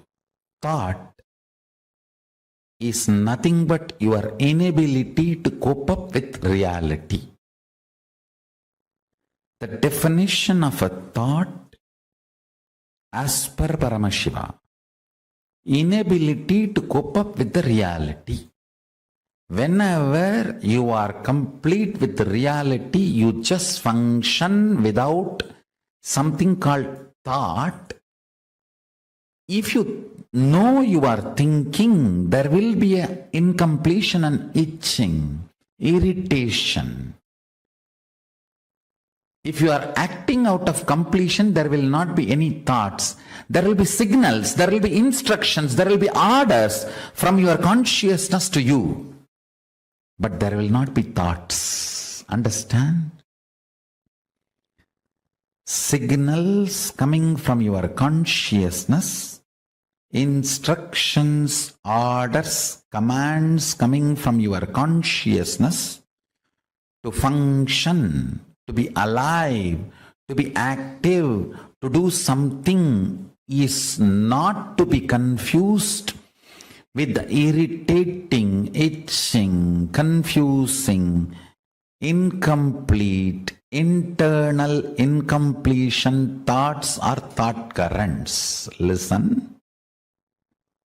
Thoughts are not needed for the consciousness to own, possess your intra-organ, internal organ and your body and move your life. You need to know, you confuse between your thoughts and the instructions of your superconsciousness to your consciousness, to your consciousness, to your intra-organs, from your intra-organs to your internal organs, from internal organs to your body. Don't confuse that and this. Listen carefully. Paramashiva moves this whole universe without thoughts, being in the state of Paramashanta Swarupa. That shows thoughts are not needed to run your existence as Paramashiva manifested it. Thoughts are your feeling something is missing, inadequate, not enough, incomplete. That insecurity, suffocation, incompletion, that generates something cranky, worms going in your brain.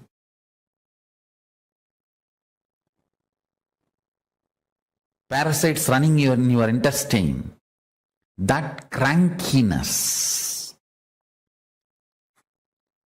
The thoughts and thought currents generated by that crankiness is not needed to run your life. This is the most powerful, important cognition you need to cognize. Understand, Hinduism fundamentally does not believe in belief system or faith system.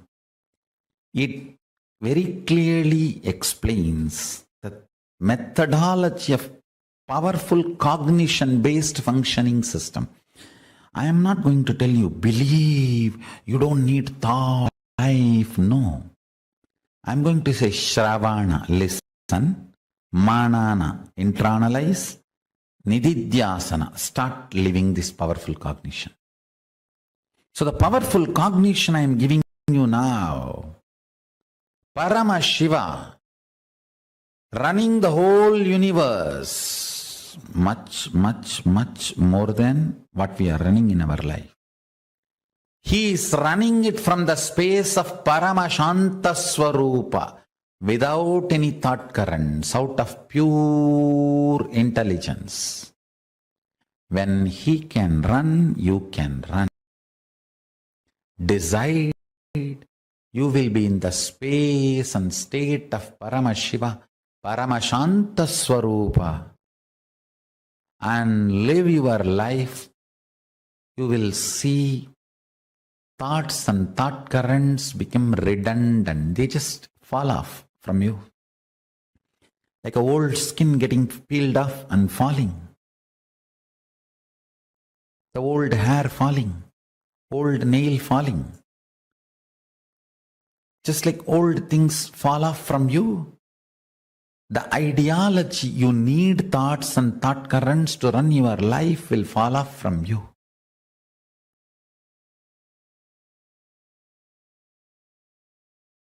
Paramashiva's message from Sri Kailasa directly. Listen. Bring minimalistic, reactionary,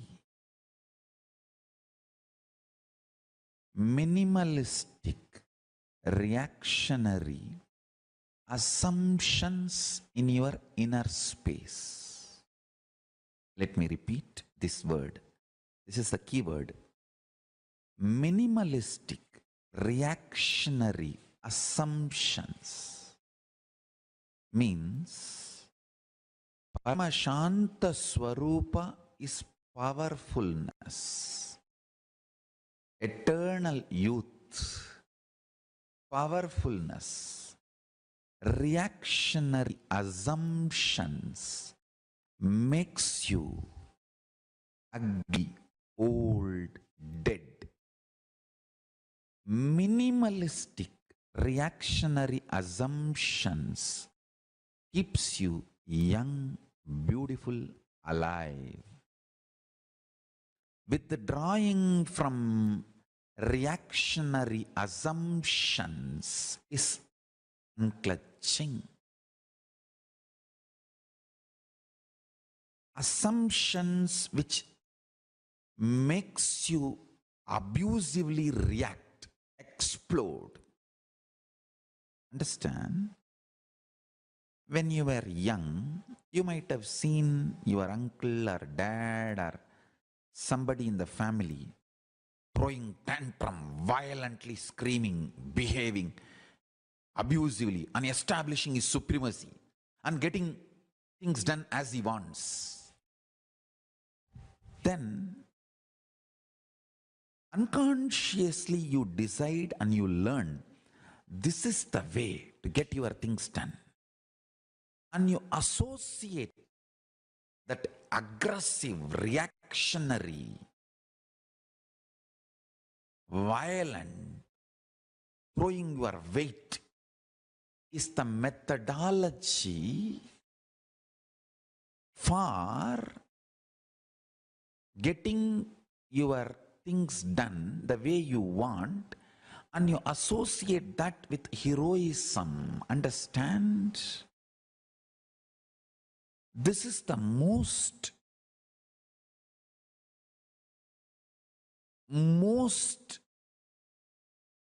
fundamentally flawed, wrong assumption you come to assume.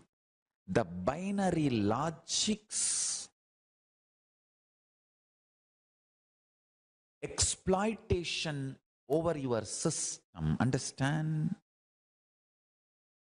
Because your uncle or dad or somebody has thrown their weight and got the things as they want in one situation by reactionary aggression,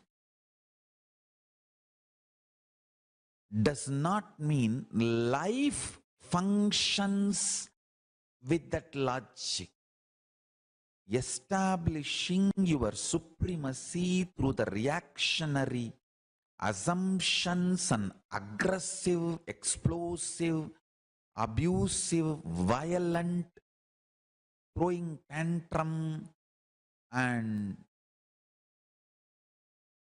establishing your supremacy through that violent, explosive behavior and associating abusive nature and heroism. Understand?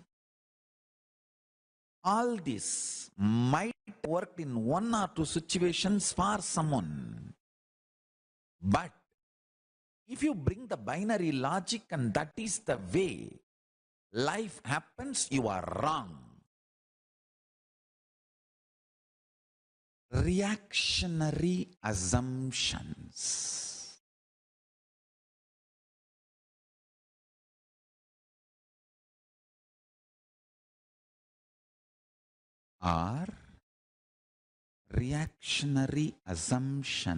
are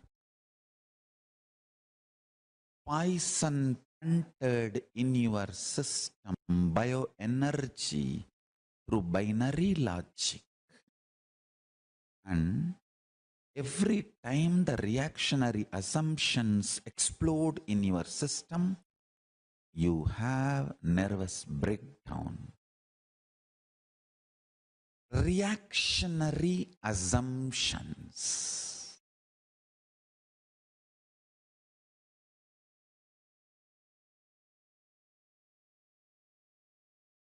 are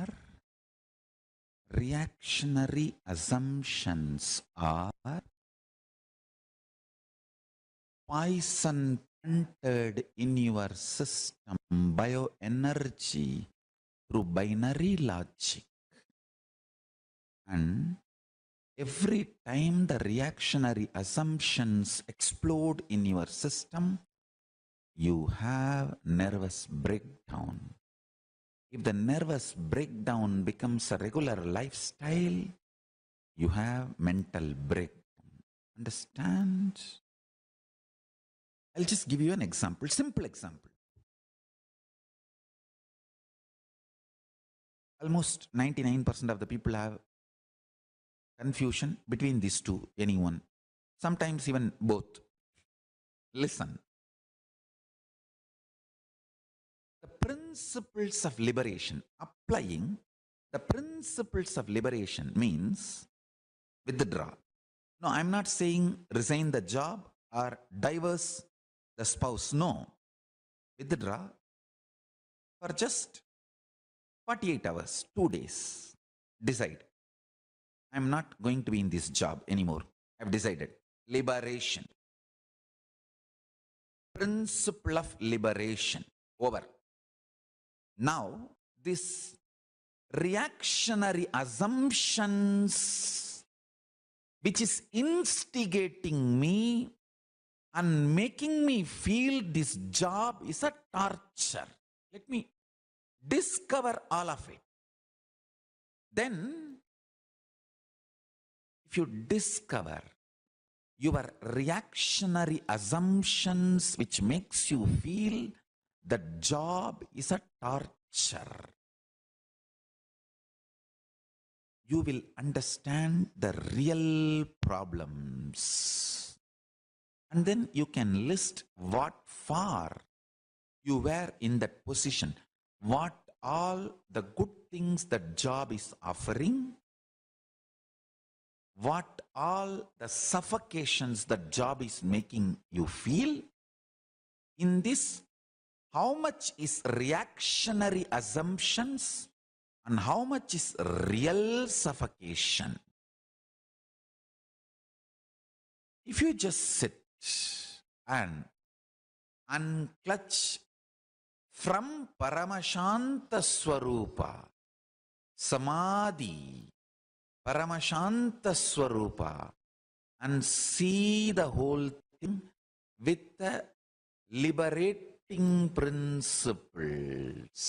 Understand? Whenever you come to the higher state, you are liberated from lower state. Whenever you decide to unclutch, you are liberated from that confusion. You get a clear vision into that confusion. With the blessings of Paramashiva, with the grace of Paramashiva, for my disciples, I am giving you boon. You just apply the liberation principles inside, transforming your boss, your subordinates, and cleaning up all the old mess you made is my responsibility. I commit with you. When I commit, you know I do it. With the grace of Paramashiva, I'll clean up the whole mess.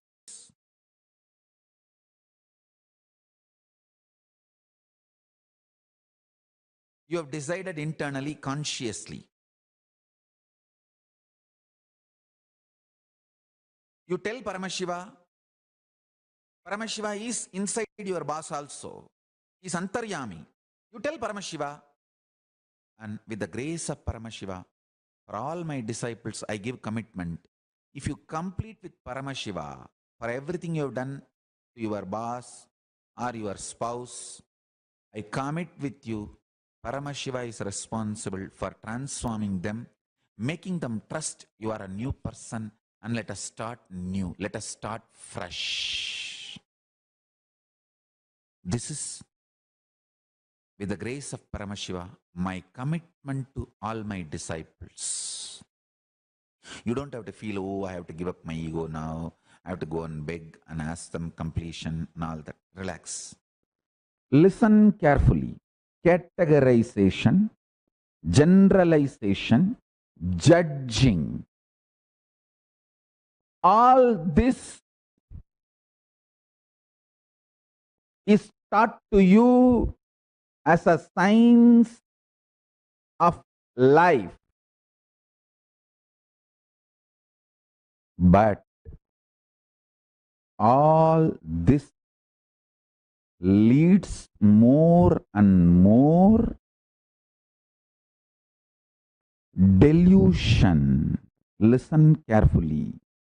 I wanted to put this on record clearly. Generalizing, categorizing, classifying, passing judgments about people, about situation, about communities, about societies, about political parties, about the world happenings, all this is absolute delusion due to non-involvement. Delusion-based decisions are bound to lead to suffering and more ignorance.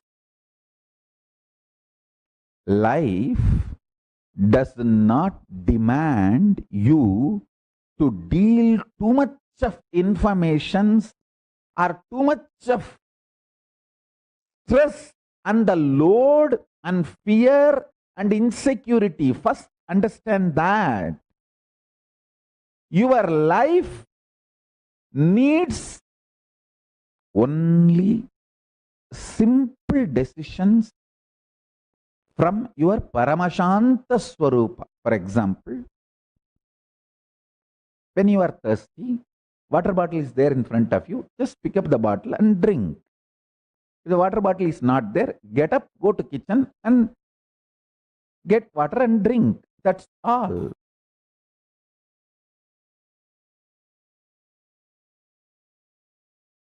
Intensify your inner space through any one of these methods. I'll describe the methods now. Just 5. Continuous, unbroken prayer.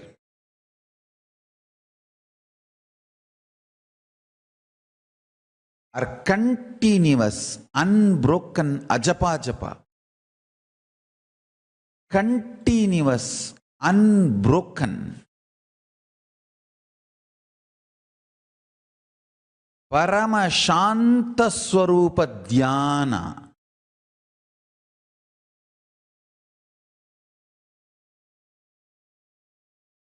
Continuous, unbroken oneness. Continuous, unbroken unclutching. Understand? I can give some more methods. First, let me describe this.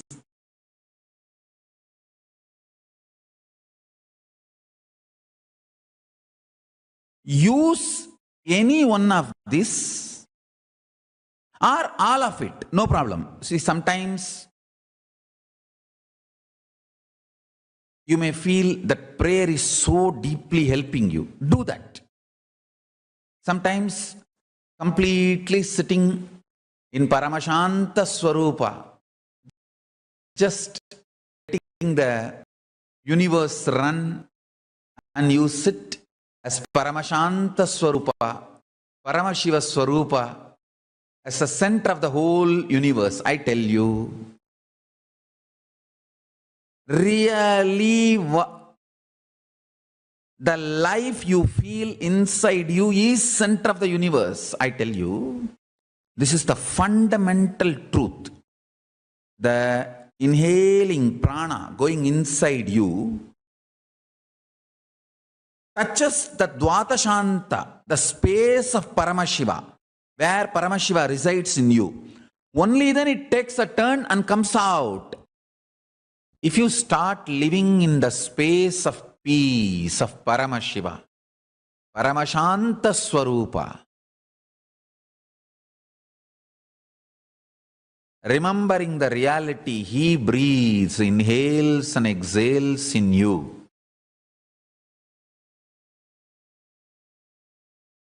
With the eternal bliss and peace.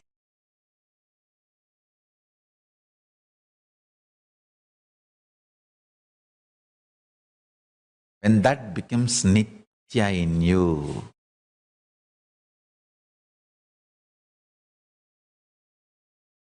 the very quality of your existence goes up. See, that taste, what you consider as joy, bliss, that very quality raises.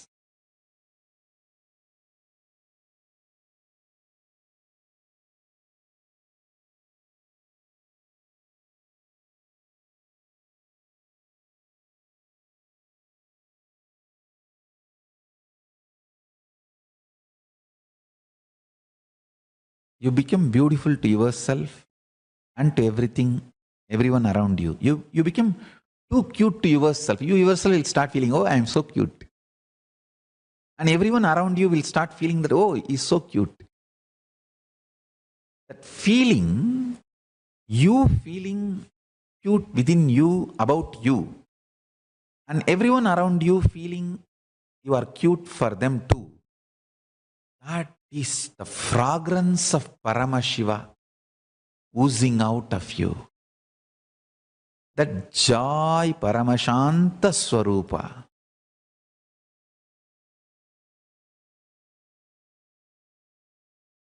Understand? The reactionary assumptions, patterns, reactionary assumptions, lifestyle, and the mess caused by reactionary assumptions and that lifestyle.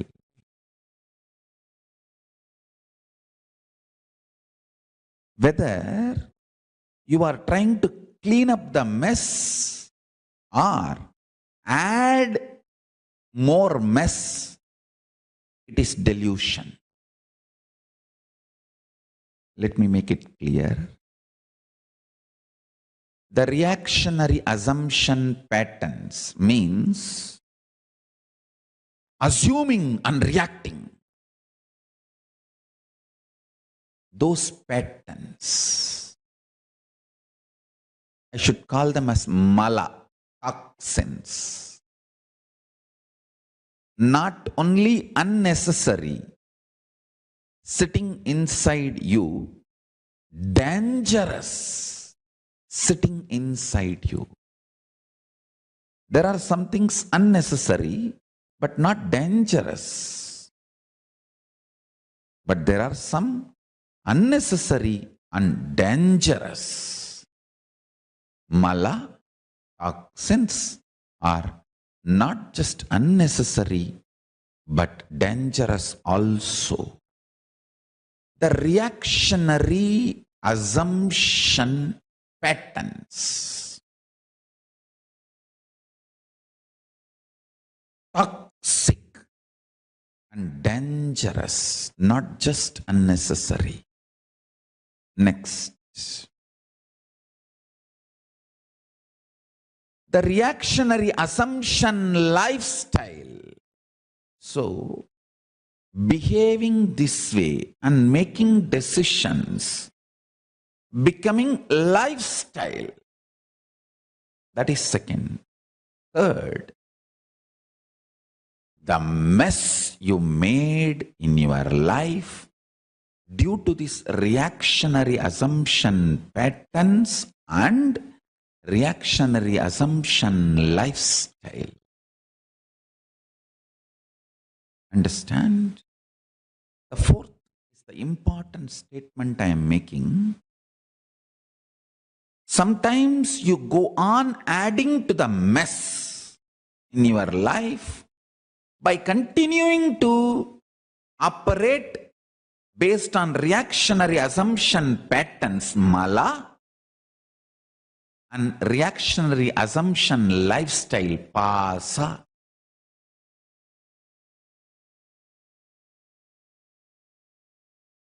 If you are adding more and more reactionary assumption patterns and reactionary assumption pattern based lifestyle,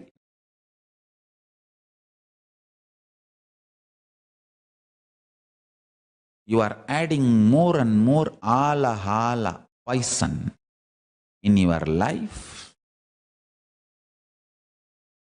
and you are nicely getting by yourself. I did not utter, but you heard that word. Listen carefully. This is the most important punch. Even if you are trying to clean up the mess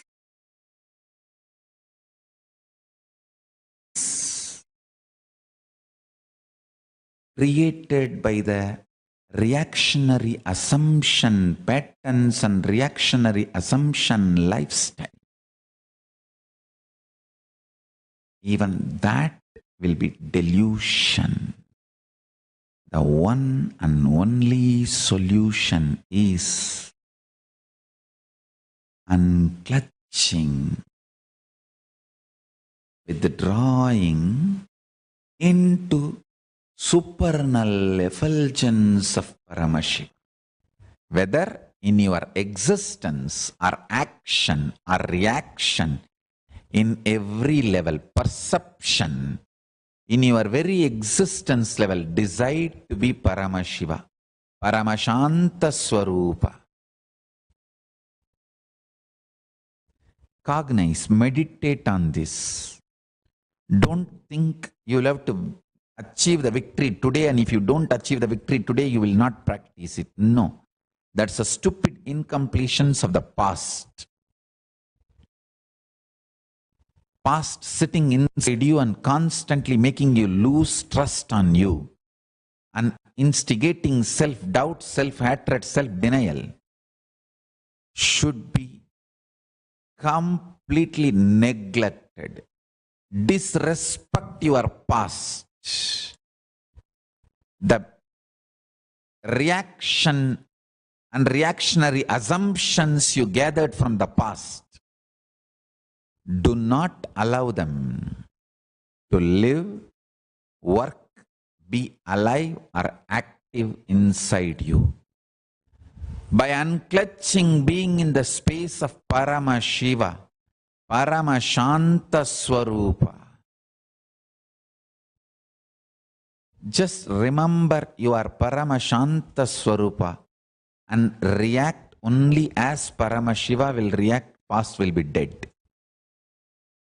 You can just change not only the experience of past on you, even the facts and informations of the past of you can be changed.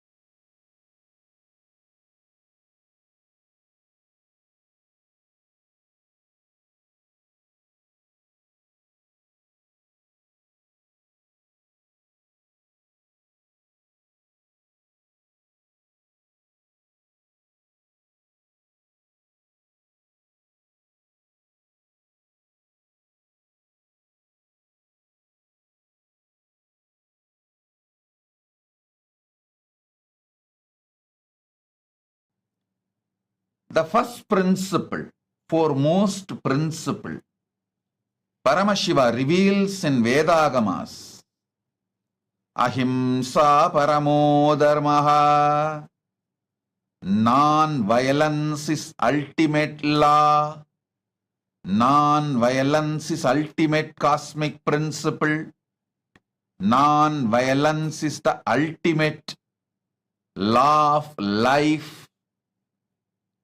Understand? In Hinduism, all the great truths are revealed. All the great truths and ultimate truths are revealed, expecting all human beings to behave intelligently and comply. Understand? Hinduism guides and inspires you to comply, never makes compliance as compulsory. Listen. That is the beauty of Hinduism.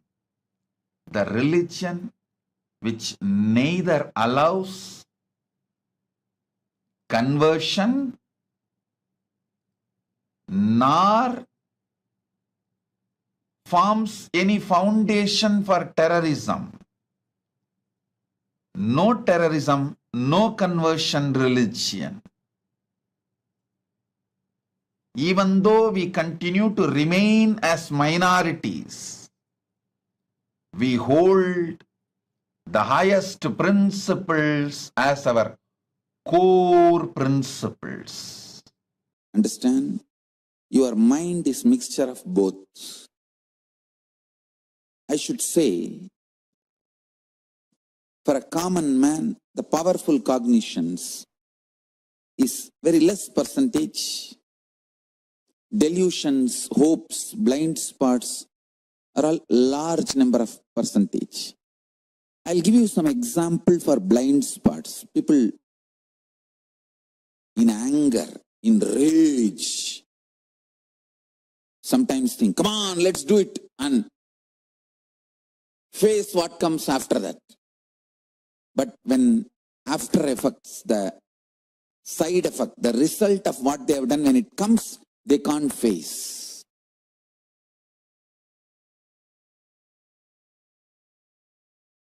That is what I call blind spot based mental setup. Sometimes people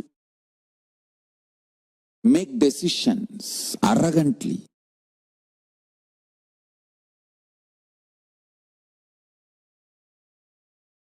You can see even in Indian movies.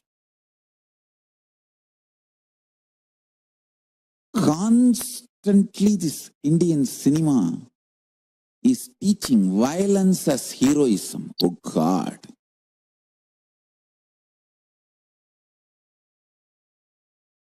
So much violence is not required to run your life.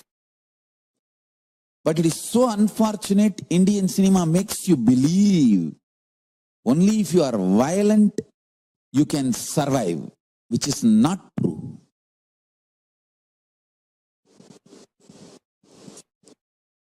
Raising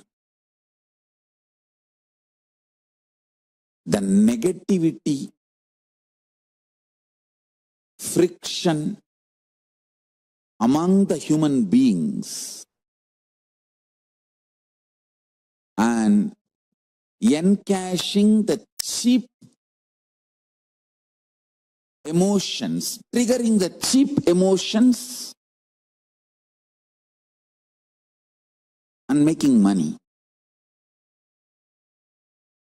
Most cheapest business.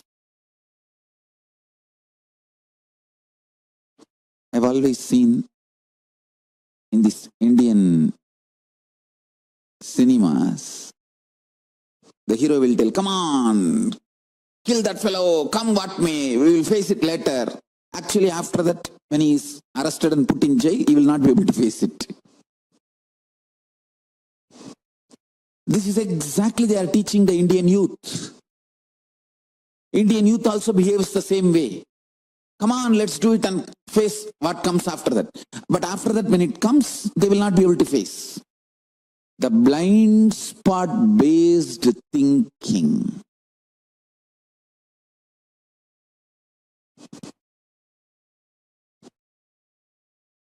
Listen. All this blind spot based thinking,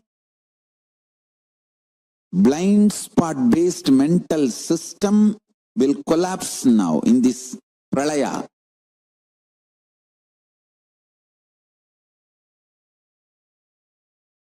Actually, non-violence is the real heroism. We should teach our next generation how to take the non-violence and blissful coexistence to your core level.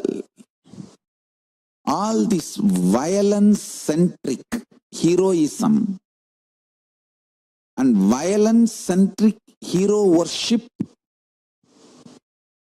stories, everything should be moved away from the next generation. Violence should not be taught as heroism. Making yourself rich, happy, blissful through happy coexistence. That should be the lifestyle, and that is only going to be the future. Youth is not going to believe anymore this violence instigating ideologies. Listen, I want to tell all my disciples, followers, devotees, people who are going to become Kailasavasis, all of you listen intensely. How any great spiritual revolution, spiritual awakening starts globally. We can start from Buddha. Before Buddha, we can go to Krishna. If we have to go little more further, Rama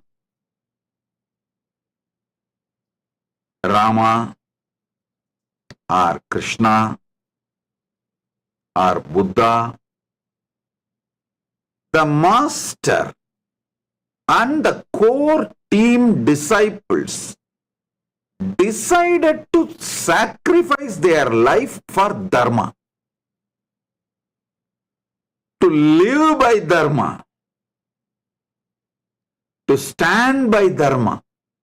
They stood for the great truth, Dharmo Rakshati Rakshitaha.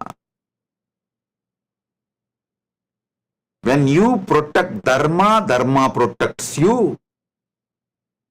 With that intensity only, all of them caused a powerful spiritual awakening. Whenever you react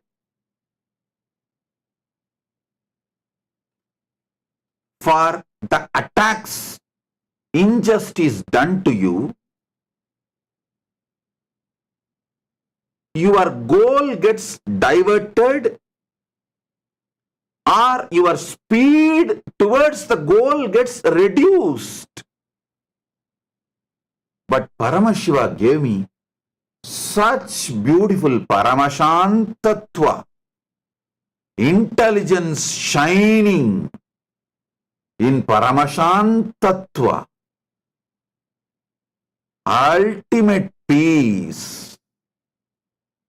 Never all the attacks, whether from externally attacks done or the internally from Sangha, the traitors, anything, never any agitation or reaction happened in me. And continuously, always I was focused on the goal. Never my speed towards the goal was reduced.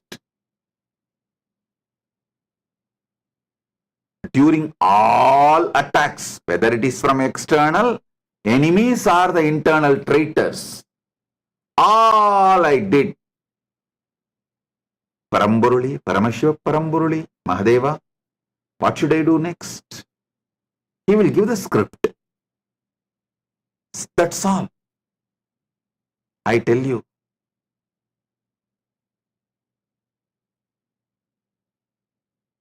It is my absolute Paramashantatva,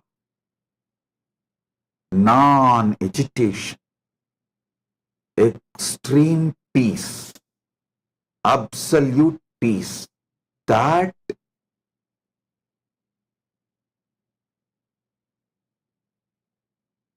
made me successful. Listen, I tell you repeatedly, even if one moment I was agitated in this whole attacks, so many years of continuous abuse and persecution, hate speech I faced, laughers I faced, even if 1 minute, 1 second I was agitated, the whole Sangha would have,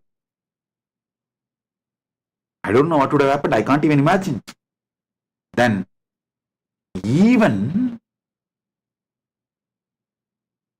if I was agitated internally, stressed internally, my speed towards my goal would have been reduced, which is what is the real plan, the expected success of my enemies and my traitors.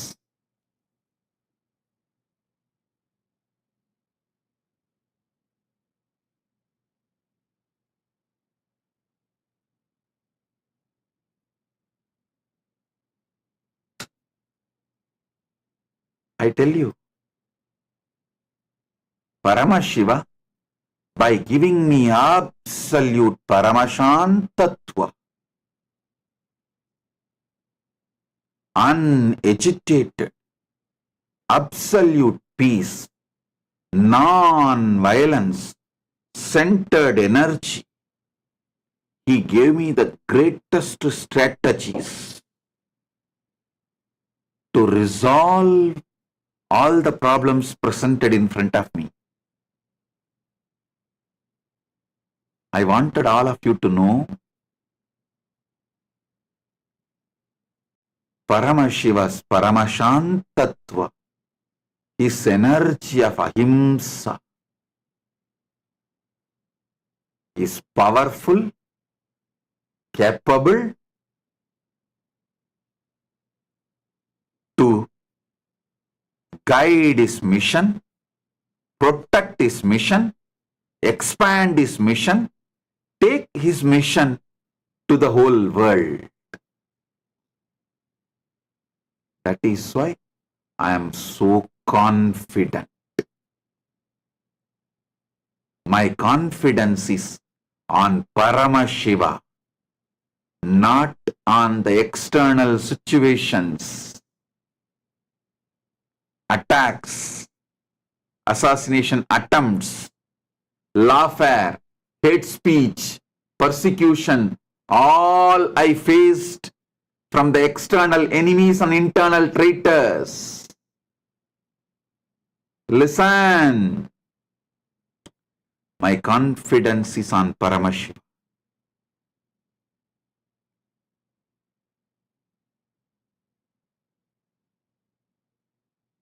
He is more powerful than any of this.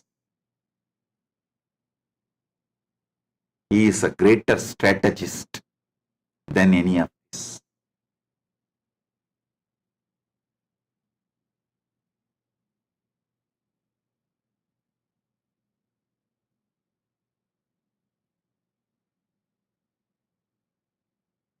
And I tell you, repeatedly,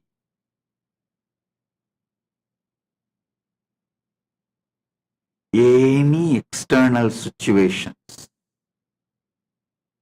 worst situations also, I always looked up to Paramashiva and his revelations.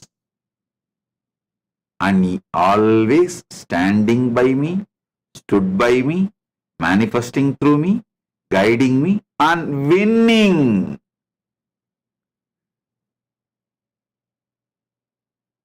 Whether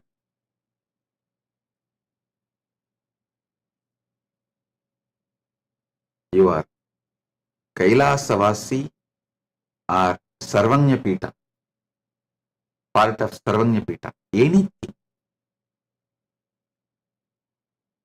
Center yourself on non-violence, you will find best things in your life. And one more thing, when I teach you non-violence, not only I teach you, I am giving you my protection. Paramashiva gives you abhaya. Just go on deciding, strategizing from non-violence. I commit. I'll protect you. You will be protected. Mahakala Bhairava, my Bhairavas and Rudras will be around you, protecting you. Do not worry about others' violence towards you. When I teach, I'm not just teaching you, I give you protection also.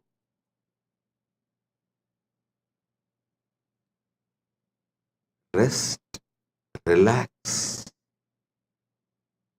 in Paramashiva, relax in Paramashanta, enjoy, celebrate being cool, ultimate coolness.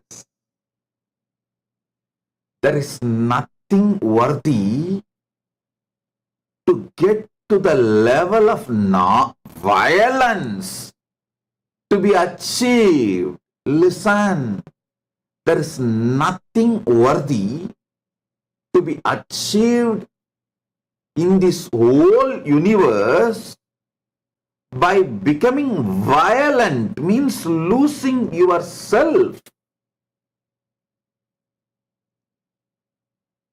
Getting into the space of violence is losing yourself, delusion, deluding yourself.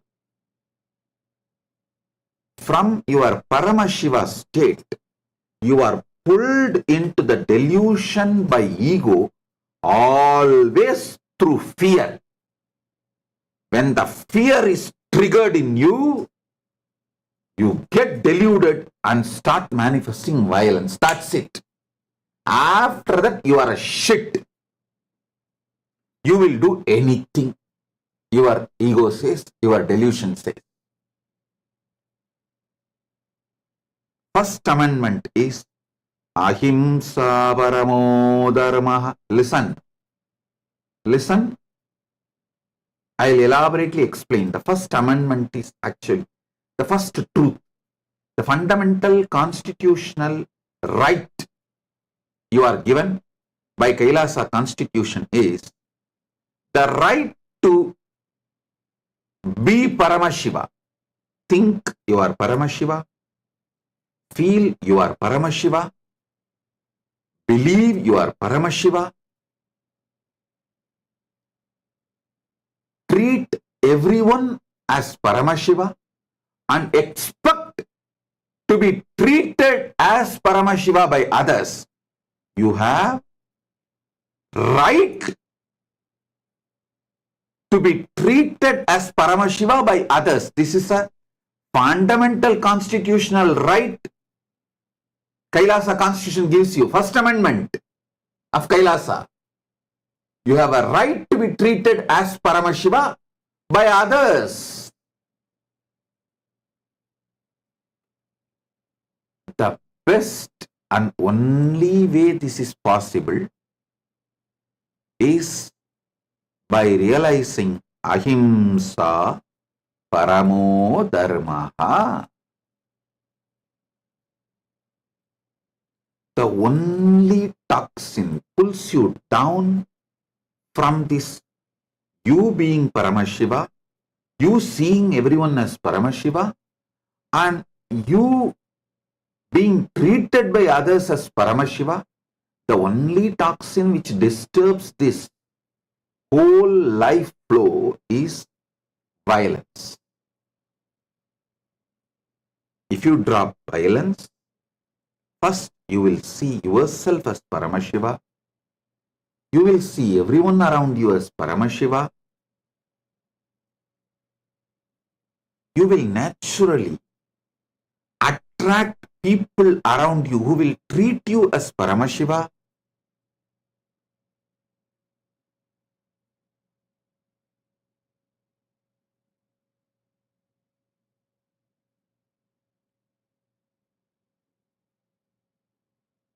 Your whole life becomes Paramashiva.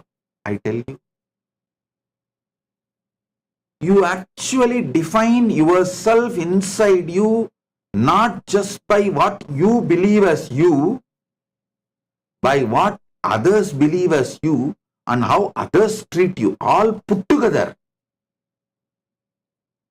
You start building you. So the best way to build you is you cognizing yourself as Paramashiva, and everyone around you also cognizes you and treats you as Paramashiva, is the best way to build your core cognitions and core identity.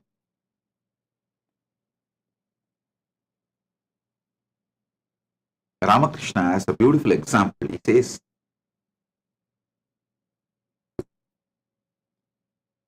Ganga flows. There is a bamboo floating in the Ganga. Because of that bamboo, it looks like this side of Ganga and that side of Ganga. You just remove the bamboo, Ganga is Ganga. Same way, everything is Paramashiva. You are Paramashiva, others are, everyone is Paramashiva, everything is Paramashiva. If you just put the violence called bamboo, it looks like I, you, this side of Paramashiva, that side of Paramashiva. Me, you. If you just remove that bamboo called violence, it's all Paramashiva. It's all Paramashiva.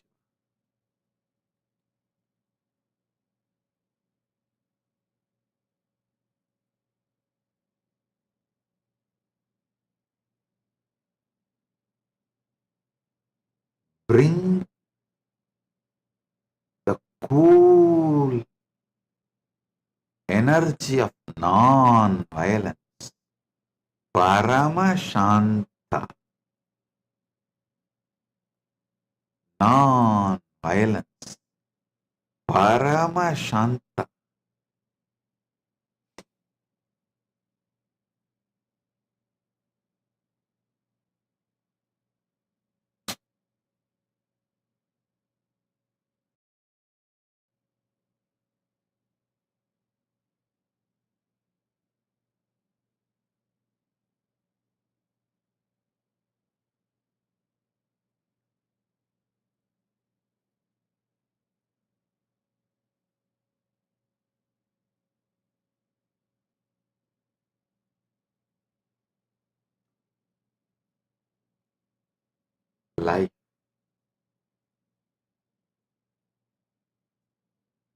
is absolute joy. All toxins will leave your system when you just lift this bamboo of violence from Ganga. The flow of Paramashiva.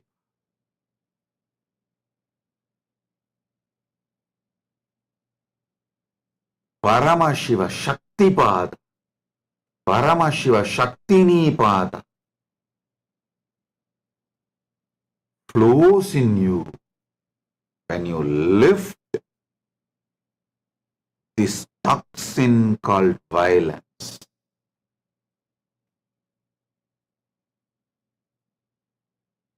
Whether you are coming to Kailas or manifesting Kailasa from wherever you are, the core truth is make your life centered non-violence. Make yourself centered non-violence. Non-violent. Everything will follow.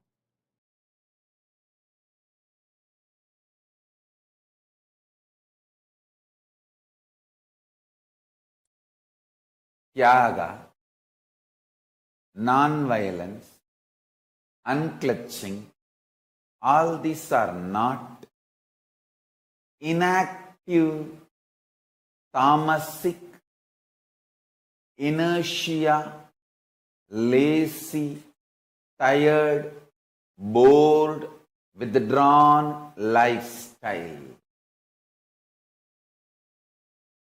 Non-violence means not only you will be non-violent, Ahimsa, established in Ahimsa, you will actively practice Ahimsa and enrich everyone to live Ahimsa.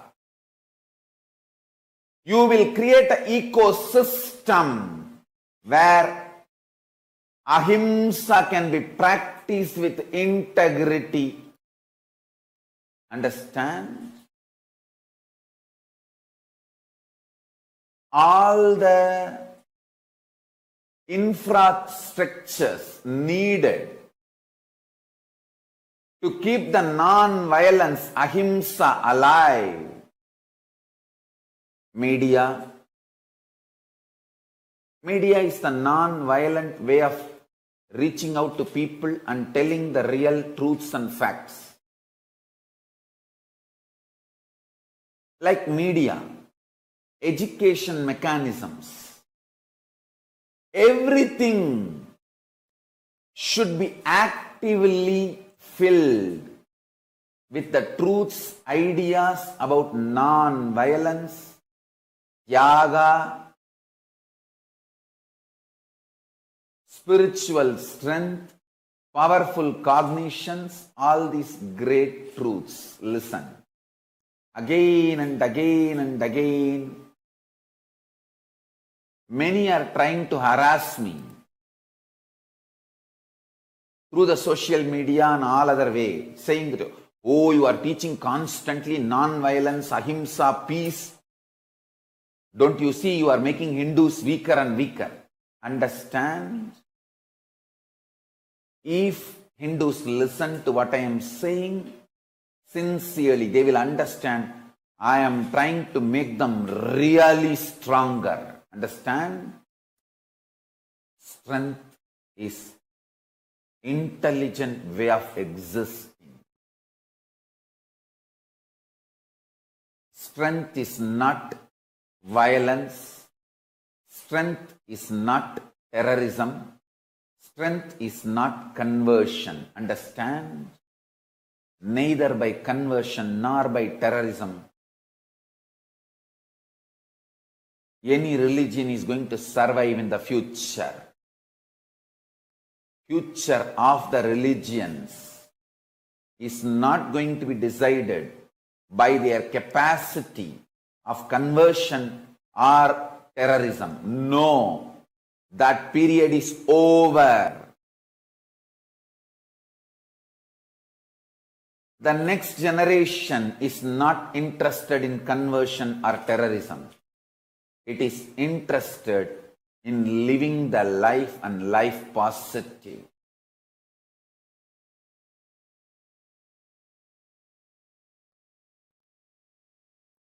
Let me first make clear explanations. Let me first make you all understand how I adopt Ahimsa, non-violence, for relationship with me and relationship with my Guru, relationship with my first team,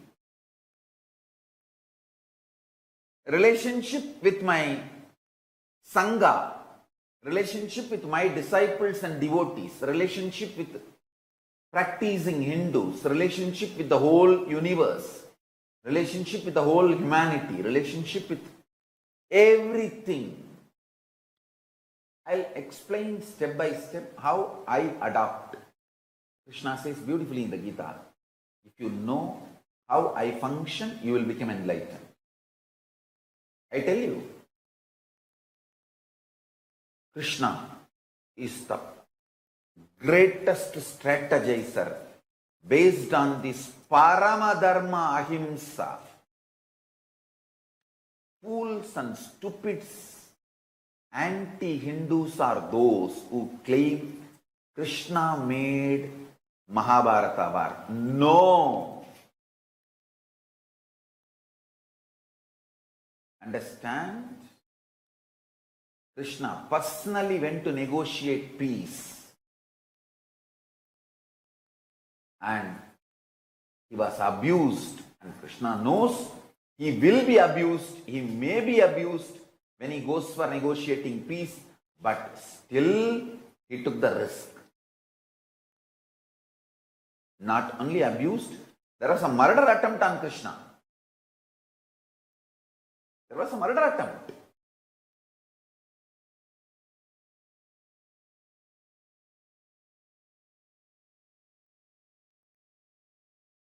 Krishna followed all the rules of an ambassador, means coming without any protection, weapon, without any security guard, army, nothing.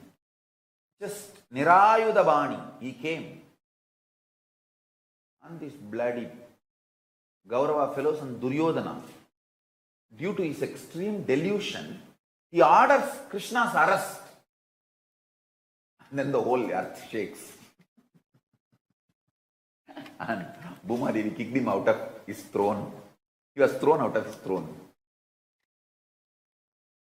THROWN. Thrown out of his throne. THRONE. That time itself Bhuma Devi decided this fellow, this Duryodhana, should not win in the war. See, arresting Krishna, not only not right as per the country law,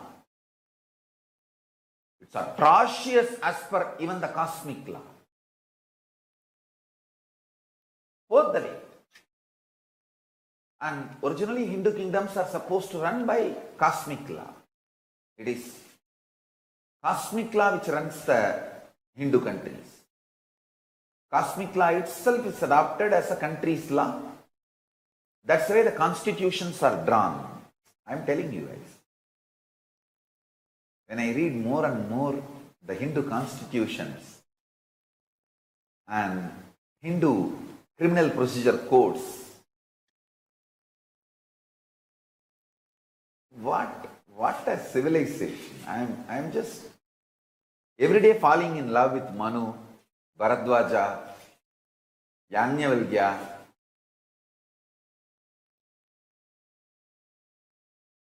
Core of me are Krishna. Our core which does the strategy.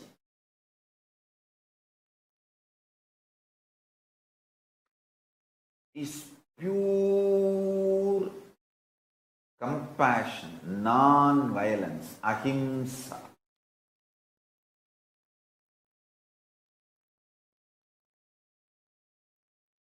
Janma karma chame divyam evam yo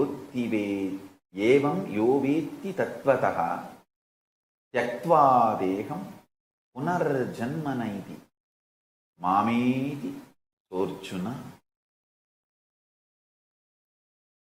All violence is delusion. Please listen. 99.9999% of the material out of which you are made and I am made. Listen. 99.9999% of you and 99.9999% of me, both not only same stuff, they also know each other as the same stuff. Listen. 99.99999% of the stuff out of which you are made, I am made, all of us are made. That stuff is same. And the most important thing is not only it is same, it knows we are all same.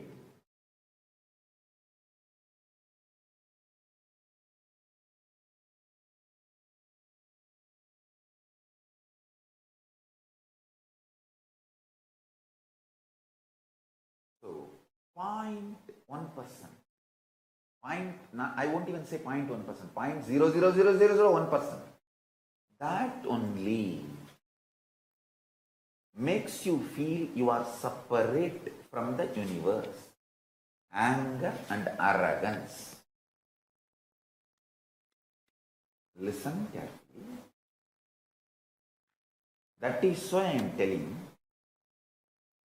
feeling separated is the most stupidest and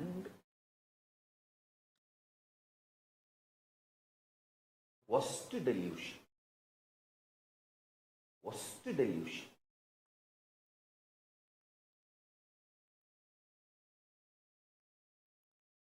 It is from the feeling separated stems violence. Violence is rooted in feeling separated.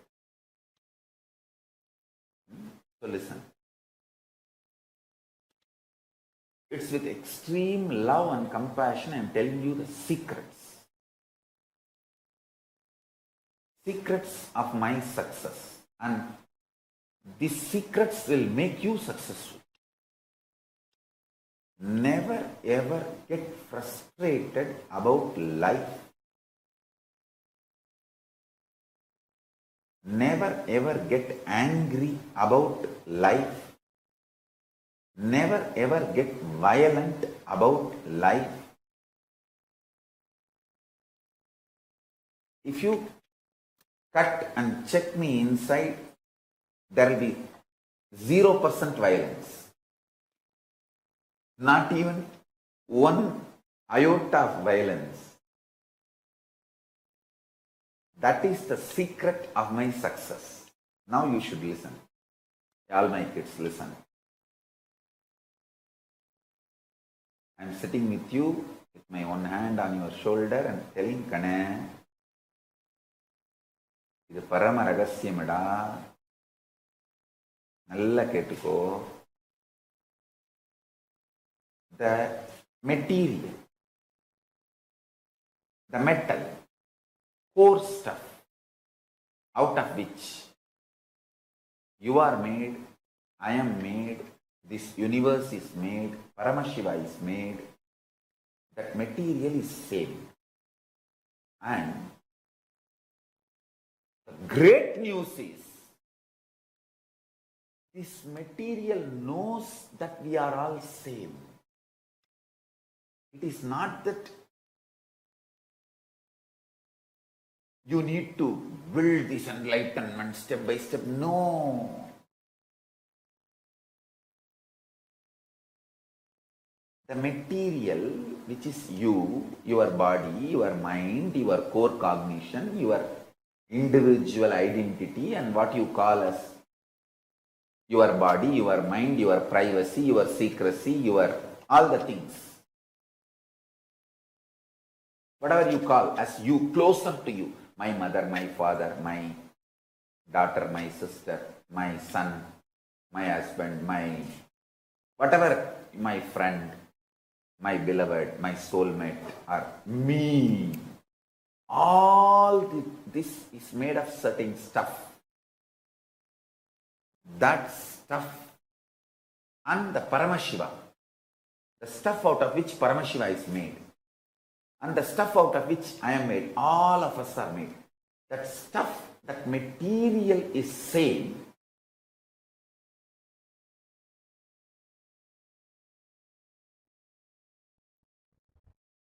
Listen.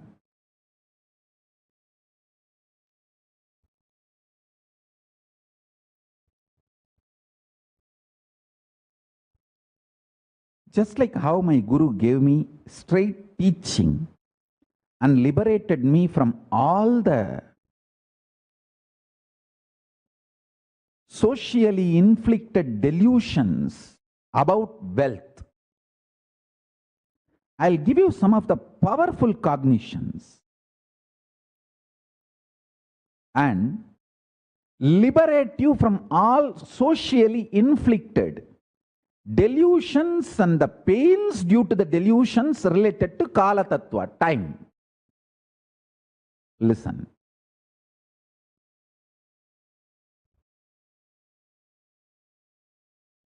Even death is okay, but don't ever become violent. Non-violence is the best strategy even in the face of the death, because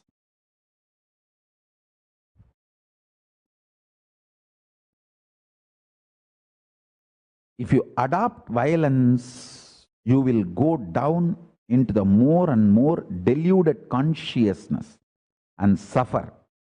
If you adopt non-violence, even if you die, you will raise into higher and higher consciousness.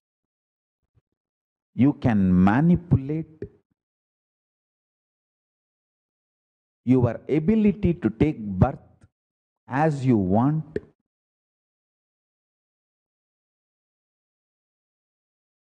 Your ability to enjoy life as you want by the pure observance and cognizing Ahimsa Paramo Dharmaha. When you cognize non-violence is the ultimate dharma,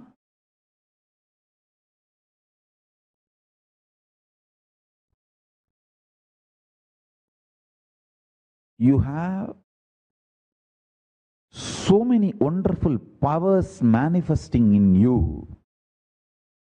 You will master the higher states of existence, higher space of existence, because non-violence will bring tremendous strength and fearlessness. Every time you are non-violent and face the crises in your life, you will become fearless. Listen, non-violent response to every crisis removes the fear and strengthens your cognition, ability to cognize powerful cognitions. Now, just now, sit and listen and pen down this statement once more.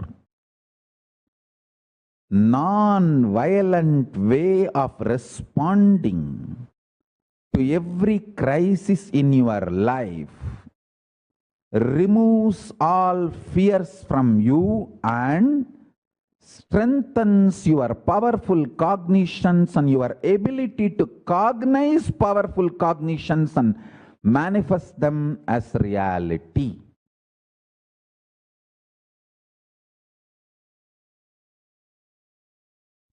Understand?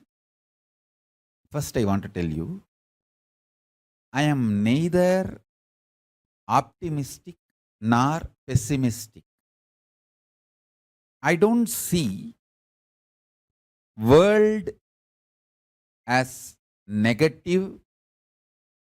I don't see world as positive. I see the reality as it is. Listen. I don't see the world negative. I don't see world as positive. I just see it as reality and give you the existential truth to give you superconscious breakthrough. When you have superconscious breakthrough, whole life becomes positive, which is beyond positive and negative. Understand? When I say life positive, it is not the opposite word to life negative. For example, when you are frustrated,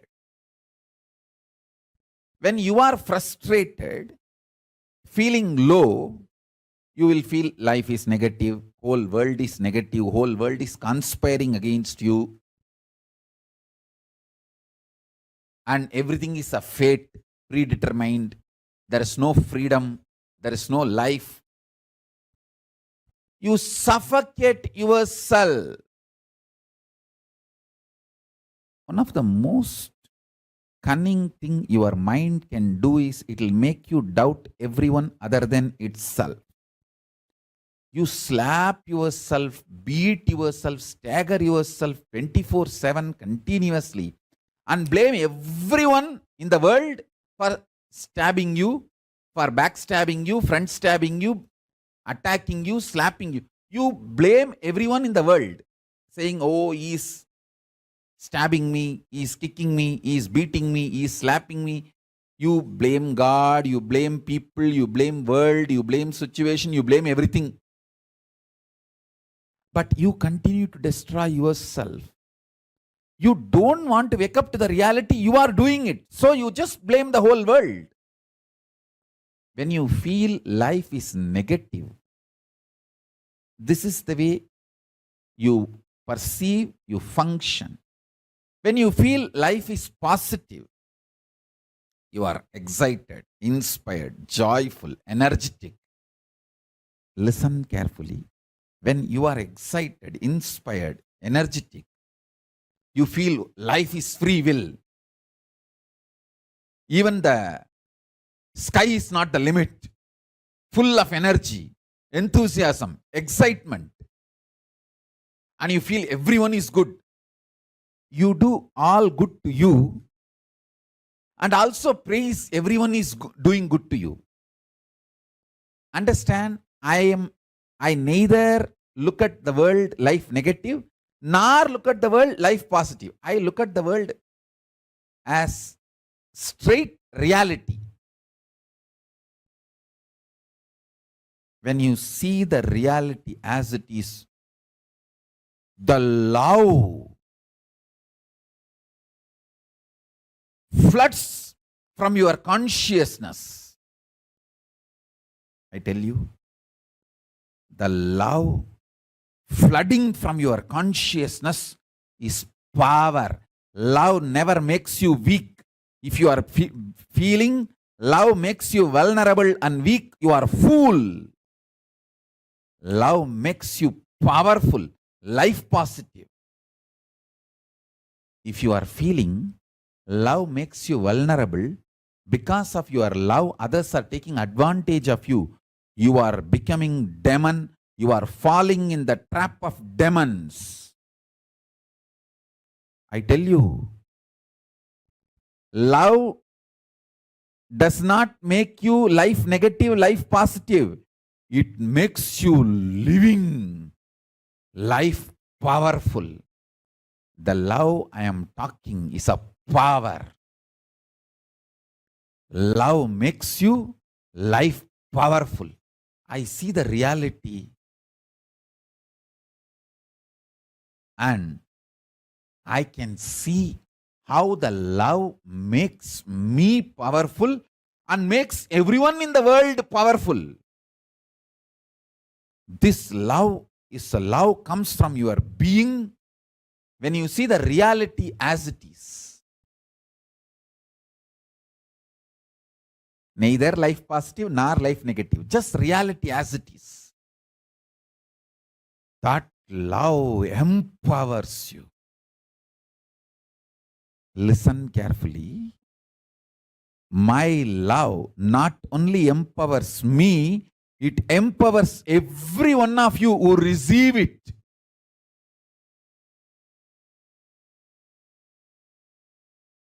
In multiple level, my love empowers you.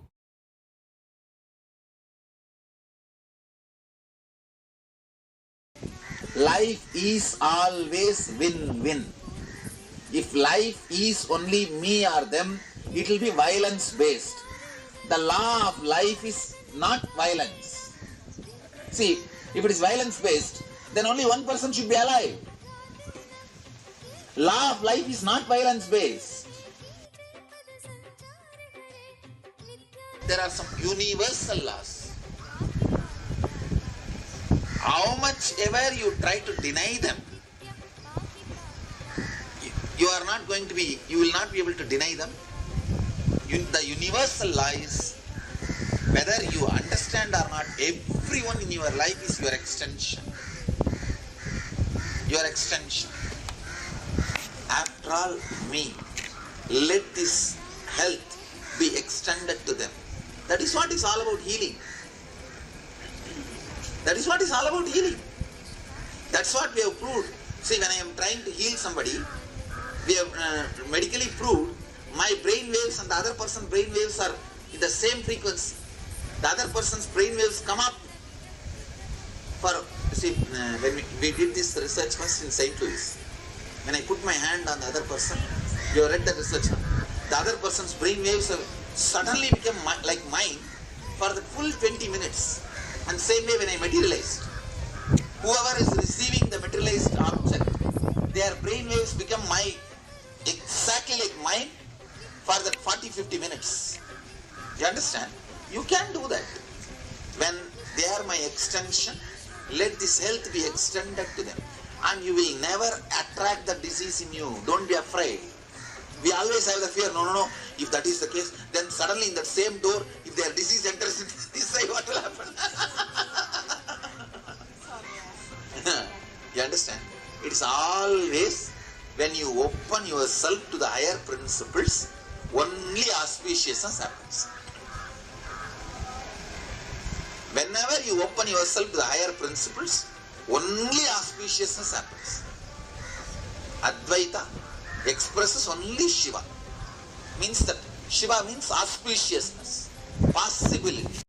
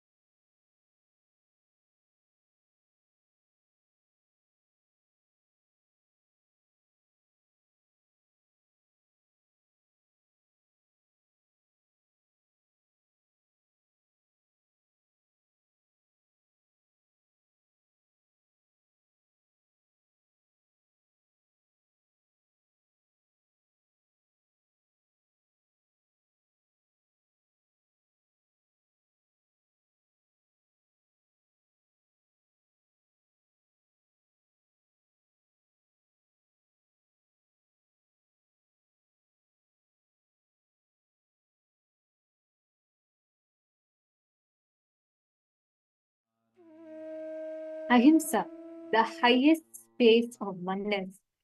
The best way you can break free from any Maya, any delusion that you are stuck in, is to establish the Paramashanta Swarupa in you. Shanti-based Shakti, Shanti-based Bhakti, and Shanti-based Mukti. Peace-based lifestyle, peace-based decisions, peace-based living, peace-based thoughts, everything. When you are established in such a space, every dimension of your life, all the violence and incompletion that you may carry, or which you don't even know you are carrying and you are carrying, will all drop from you. Today, all of us are going to be receiving this as our initiation. Just very, very soon, we're all going to be preparing ourselves for the darshan. We're going to be receiving the darshan of Bhagavan Simhagnamurti today. And today, any delusion that you're stuck in, like beyond your understanding, you are stuck in certain delusion, you will start having amazing breakthroughs. Paramashanta Swarupa is when you get established in that peace where there is no, the external situations do not keep creating that influx of reactions in you, urge for you to respond to something. Instead, you again and again and again establish yourself in your source, in Paramashiva. Think of it like this, right? Let's say there's a whiteboard. You can draw a horror drawing on it. You can draw a romantic painting on it. You can draw a piece of nature. You can draw an eloquent, artistic scenery. Anything you want, you can draw. But whether you draw a ghost or whether you draw a god, the board by itself is not affected by the art on it, right? What you are, the core of you, the fundamental core component of you is not affected by any of the external ups and downs. And Paramashanta Swarupa is you recognizing that component of you, which is not getting frustrated, which does not get depressed by your depression, which does not get excited about your pleasures, which does not get pained about your pain, which does not get happy about your happiness. It is just sitting eternally in the state of Paramashanta, that intense peace. That dimension of you is what all of us are going to be awakening ourselves to today. When you understand, when you experience this space of Paramashanta Swarupa, you will see every time, whenever you start understanding, whenever you start seeing light, the internal agitation in you, the internal powerlessness in you completely drops. You are not touched by the pleasures, you're not touched by the pain, and you're not touched by any of the disturbance that happens in you. Now, when you adopt Ahimsa, non-violence as a strategy for everything, never ever get frustrated, never ever get angry about life, never ever get violent about life. The core material, the stuff out of which you are made, the same stuff this universe is made. Paramashiva is made. That material is the same. And the great news is that material also knows we're all the same. Wherever you have, for every crisis, you fall back to violence as your way of responding to life, spontaneous response system to life. You need to drop that. You need to look in, analyze, and How many of you are understanding this?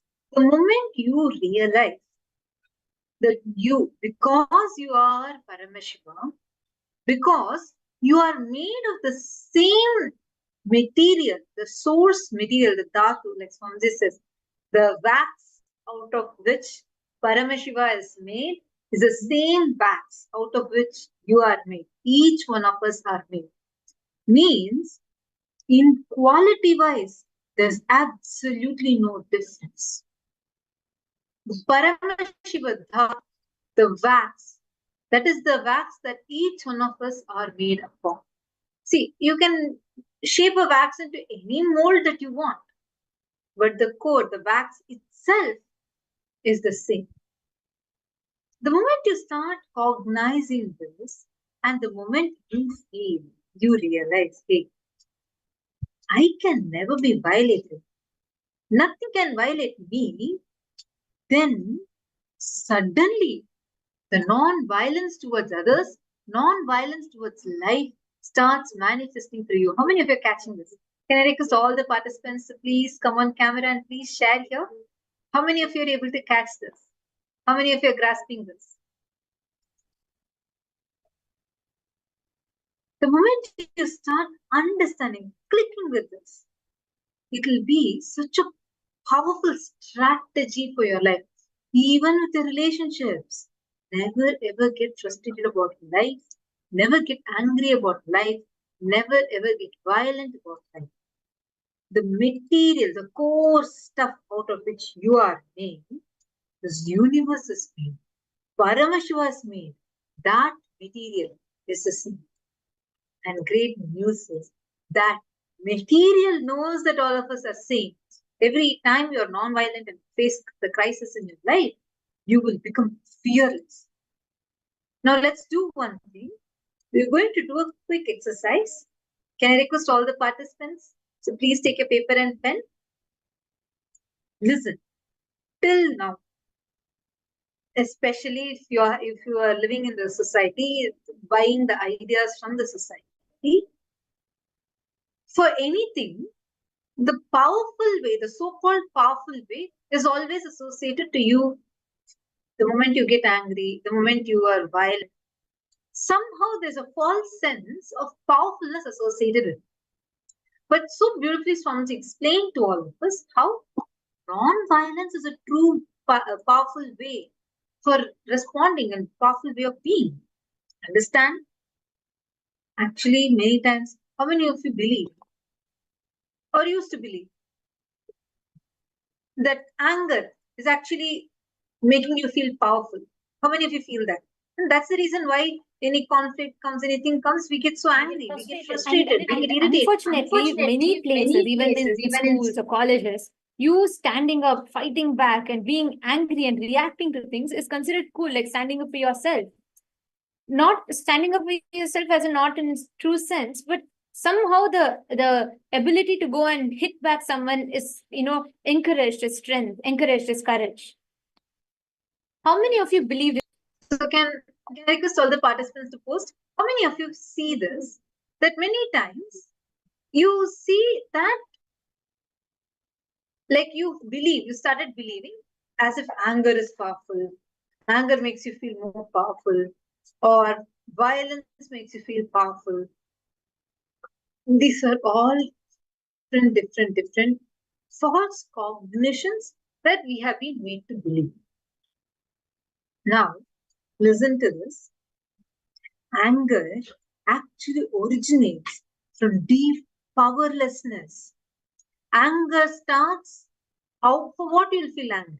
Only when you're feeling powerless about you inside you, that powerlessness flares up and becomes anger. Anything that is violence-based only creates powerlessness in you. Anything that is powerfulness-based will not create violence in you.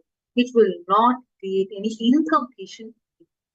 So now, we're going to do an exercise where you're going to look into how every time you're non-violent and face the crises in your life, you will become fearless. Now sit and write down this one statement that Swamiji said.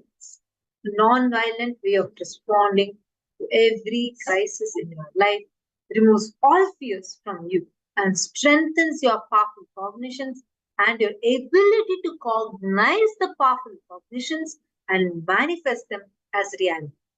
Can I request all the participants? Sit and please pen this down. Please take your paper and pen. Just write down this exact statement. We're projecting it for all of you.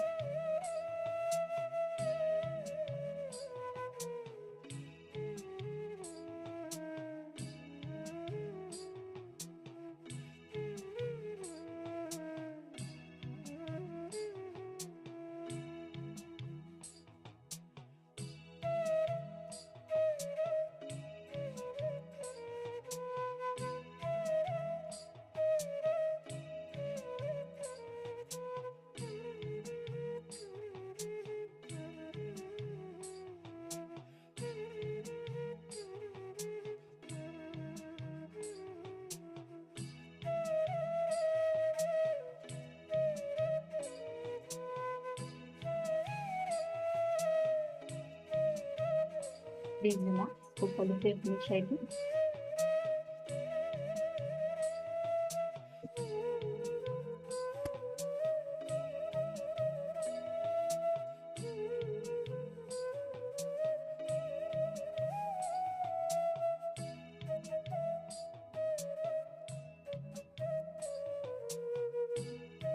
Now, with this same understanding, every aspect of your life, wherever you want to experience the real Paramashanta, the real space of peace, Shanti-based bhakti, Shanti-based Shakti, Shanti-based Mukti, every aspect of your life, establishing it based on Shanti, based on peace, Shanti. When you establish yourself in that space, right, all your decisions do not have, are not infused or are not influenced by your incompletions, immature cognitions that you hold for life. Every decision of yours is again and again coming back from that space of oneness. Where, when I say oneness, what I mean is that space of absolute, unperturbed, undisturbed peace. This peace will give so much of a strength to you that you will not have any external triggers that again and again disturb you, violate you, and you will not be disturbed by it. This will have an amazing influence on you. I request all the participants to now please settle down. Please close your eyes.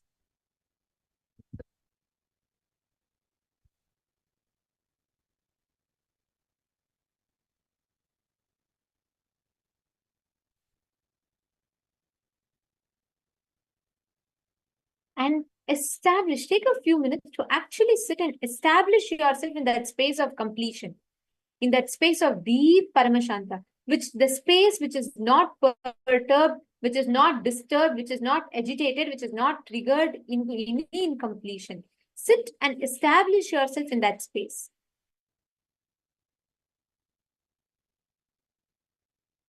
Please settle down. I request every one of you to do this.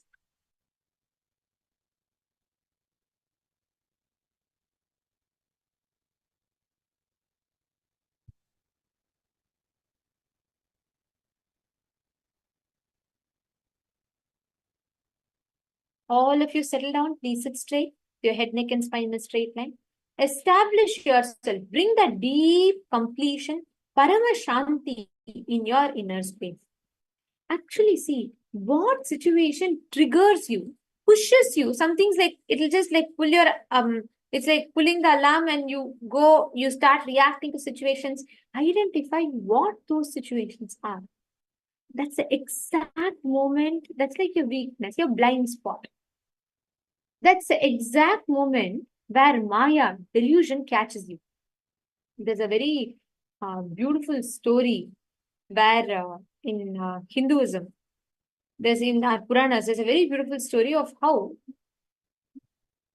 when we all, many times when we all do, we live a lifestyle, even if you think you are living a perfect life, there will be some one or two places where you will be pushed to, where you may be having everywhere else perfect, but there'll be one or two places where your blind spot is and where you're pushed to react in a violent way, or you do some mistake, some mess up, something, and you start manifesting that same similar pattern reactions in your life in multiple aspects. Many times, if you just analyze your thoughts, which of your thoughts that incompletion, if you know you are thinking and you're constantly agitated, if you're acting out of completion, there'll not be any thoughts. There'll be signals. There'll be constantly, you'll know what to do next.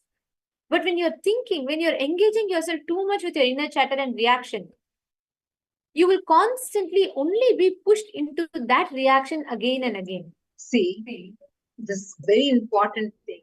Actually, Swamiji says, right? Paramashiva says, thought, if you have thought itself means you are actually trying to escape from reality. Having a thought, having or cherishing a thought is actually causing disturbance to the very existence. Like you not wanting to be with reality. Only when you want to escape from reality, you start having thoughts. Understand? This is something too important. Listen, Paramashiva created this whole world without any thoughts. To run the universe, he does not use any thoughts. He may give instructions, guidelines, how to do, what to do, but not thoughts. Like how Swamiji exists, how he functions. Swamiji gives detailed visions, revelations, instructions, but no thoughts. Thoughts means jumping again and again, you going away from the present moment. You not being in the present moment. Anytime, if you oscillate between past, future, you are having a thought. Whenever you have an agitation, reaction that's happening inside you, once again, you are having thoughts. Thoughts are not needed for you to function in your life. To move, actually, this is such a powerful cognition. Like when Swamiji said, Paramashiva says, thought is inability to cope up with reality. This is like, oh my God. All of us are literally hit by that. Constantly we are taught to distract ourselves. Imagine and see. Just if you are let to sit with yourself, why so much? You want to let to be with yourself. During lockdown, when COVID happened, lockdown happened, people went nuts like crazy, like really mentally crazy. Of course, Swamiji gave a lot of support, healed so many people, making this Paramashivoham available, and apart from that, making the CCC camp available. But people cannot be with themselves. Society has, the current modern day world has trained us so much that you can't be even few minutes with yourself. You either distract yourself with Netflix and chill, or scroll, do doom scrolling, go to your Insta, go to your TikTok, go to social media. This is the way how we have become. You're trained again and again and again, pushed to have thoughts. That agitation in you, the reaction in you is being made forcefully, made to be cherished. But understand, very powerfully Swamiji says, thoughts are inability to cope up with reality. Because you're not able to cope up with reality, that friction, that reaction, the agitation, that agitation is creating a thought in you. Thoughts are not needed for you to run your life. Swamiji runs the entire Kailasa without thoughts. Paramashiva, as Paramashiva, he manifests the entire universe, runs the whole cosmos without any thoughts. Very clearly, Paramashiva is revealing this in the Agamas, and so beautifully, Swamiji is making it so accessible to all of us. You do not need thoughts to run your life. And that is why unclutching, completion, these things bring tremendous healing in your inner space and brings that completion, brings you to the present. It's like you're oscillating past, future, past, future, past, future, past, future. It just catches you to the present moment. When you unclutch, you're made to be in the present, where you are functioning without having thoughts in your own space. Actually, in this frequency, When you enter this zone, miracles will start manifesting as your very life. You will not have anything else. Even when you surrender, whenever you surrender, when you just surrender to Swamiji and let Swamiji to flow through you, once again, you will be able to live beyond thoughts, without thoughts. There's a beautiful incident in Mahabharata when after the war, Arjuna and Bhagavan Krishna, both of them were walking. So while walking, Bhagavan Krishna just points towards the tree and says, "Oh Arjuna, look, there is a green crow." Arjuna sees and says, yes, Krishna, there's a green crow. Then again, Krishna says, no, look, it's a black color crow. Then Arjuna looks and says, yes, Krishna, there's a black color. Krishna laughs and says, hey, what are you joking? When I show the same crow and say it's green color, you're saying green color. Now I'm saying the same crow is black and you're saying, yes, it's black. Arjuna says, I don't know, Krishna. When you tell it's green, I see a green crow there. When you say it is black, I really see a black color crow. His senses were completely surrendered to Bhagavan Krishna, that not just he was beyond thoughts, he was even beyond any perceptions. He was in tune Bhagavan Krishna's frequency. Whatever Bhagavan told, he was able to see that.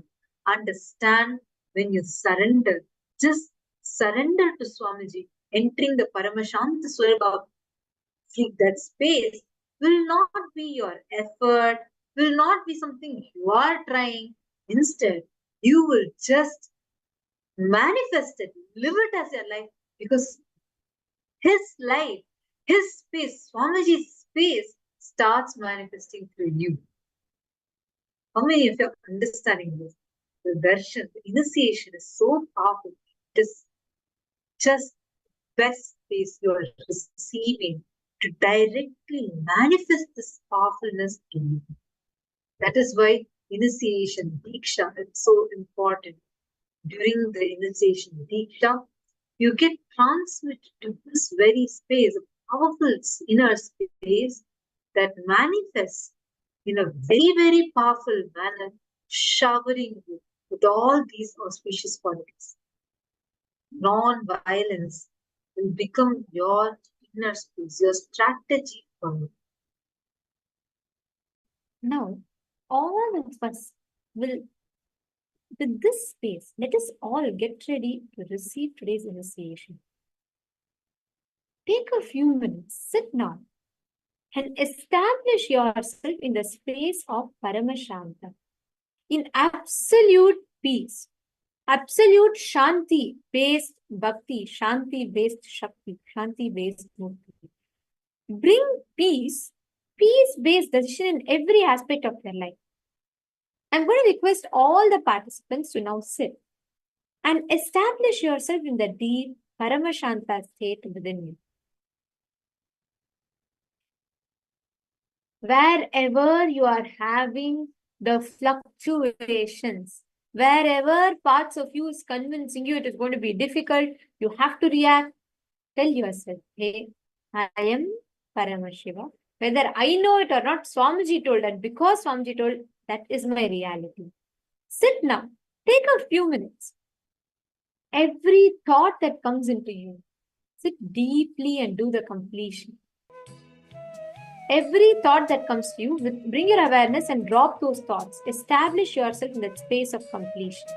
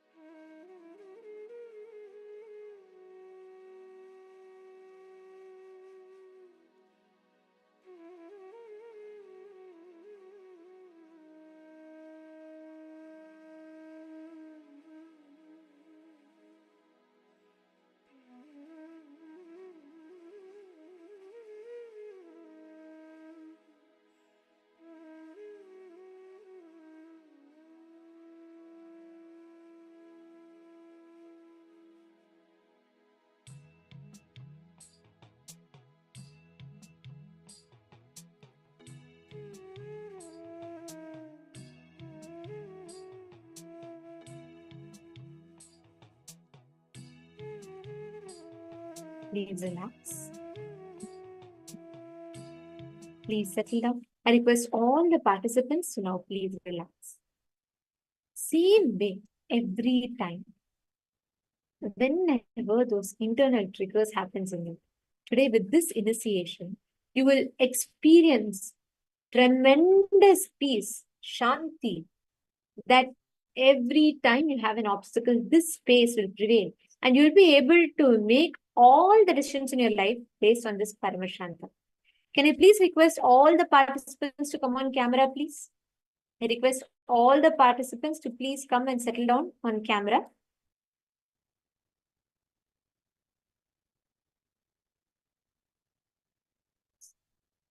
Very, very shortly, we're all going to be entering into the darshan of Bhagavan Simhagnamurti. All the Kailasavasis, all the Adinavasis, all the participants, I request everyone to please come on the camera and settle down.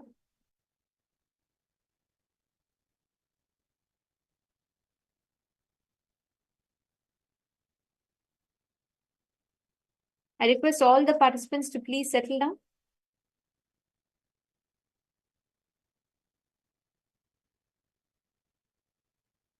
Close your eyes.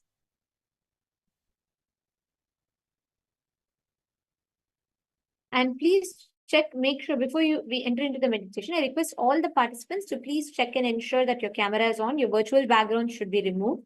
And make sure you check your names and you're fully visible in the camera. Ma Dharmadarananda, I think you're not fully visible in the camera. Ma, please could you check yourself? Ma Shu Chen, Ma Madeline Portuguese, Ma Ananda Premini, please could you ensure there's more light in your room? Ma Pratyangira, Ma Jagaranyananda, Ma Aina, Ma Purushananda. I request everyone to please come on camera. All the participants, please settle down.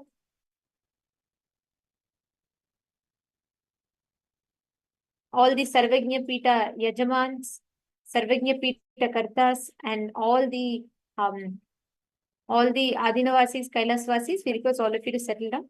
We are now going to be preparing ourselves to receive the darshan of Bhagavan Simhagnamurti.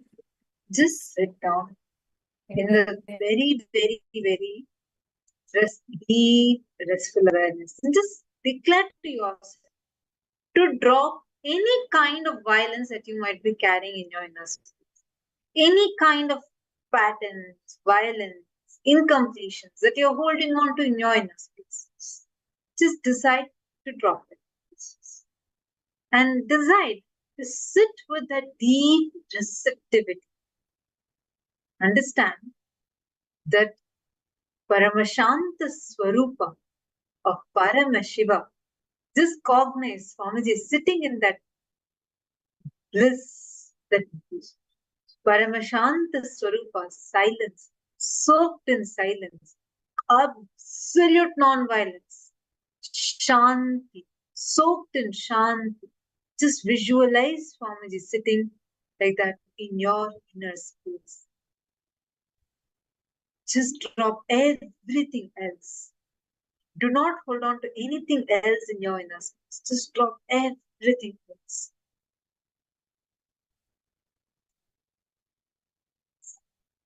Just experience the deep, restful awareness happening in you. Just by visualizing Swamiji in that Paramashant Swarupa, Paramashivoham.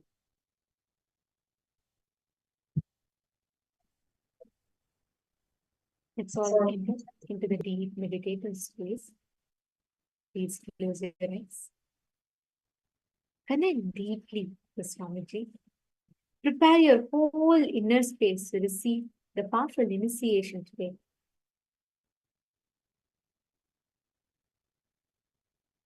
Intensely sit and seek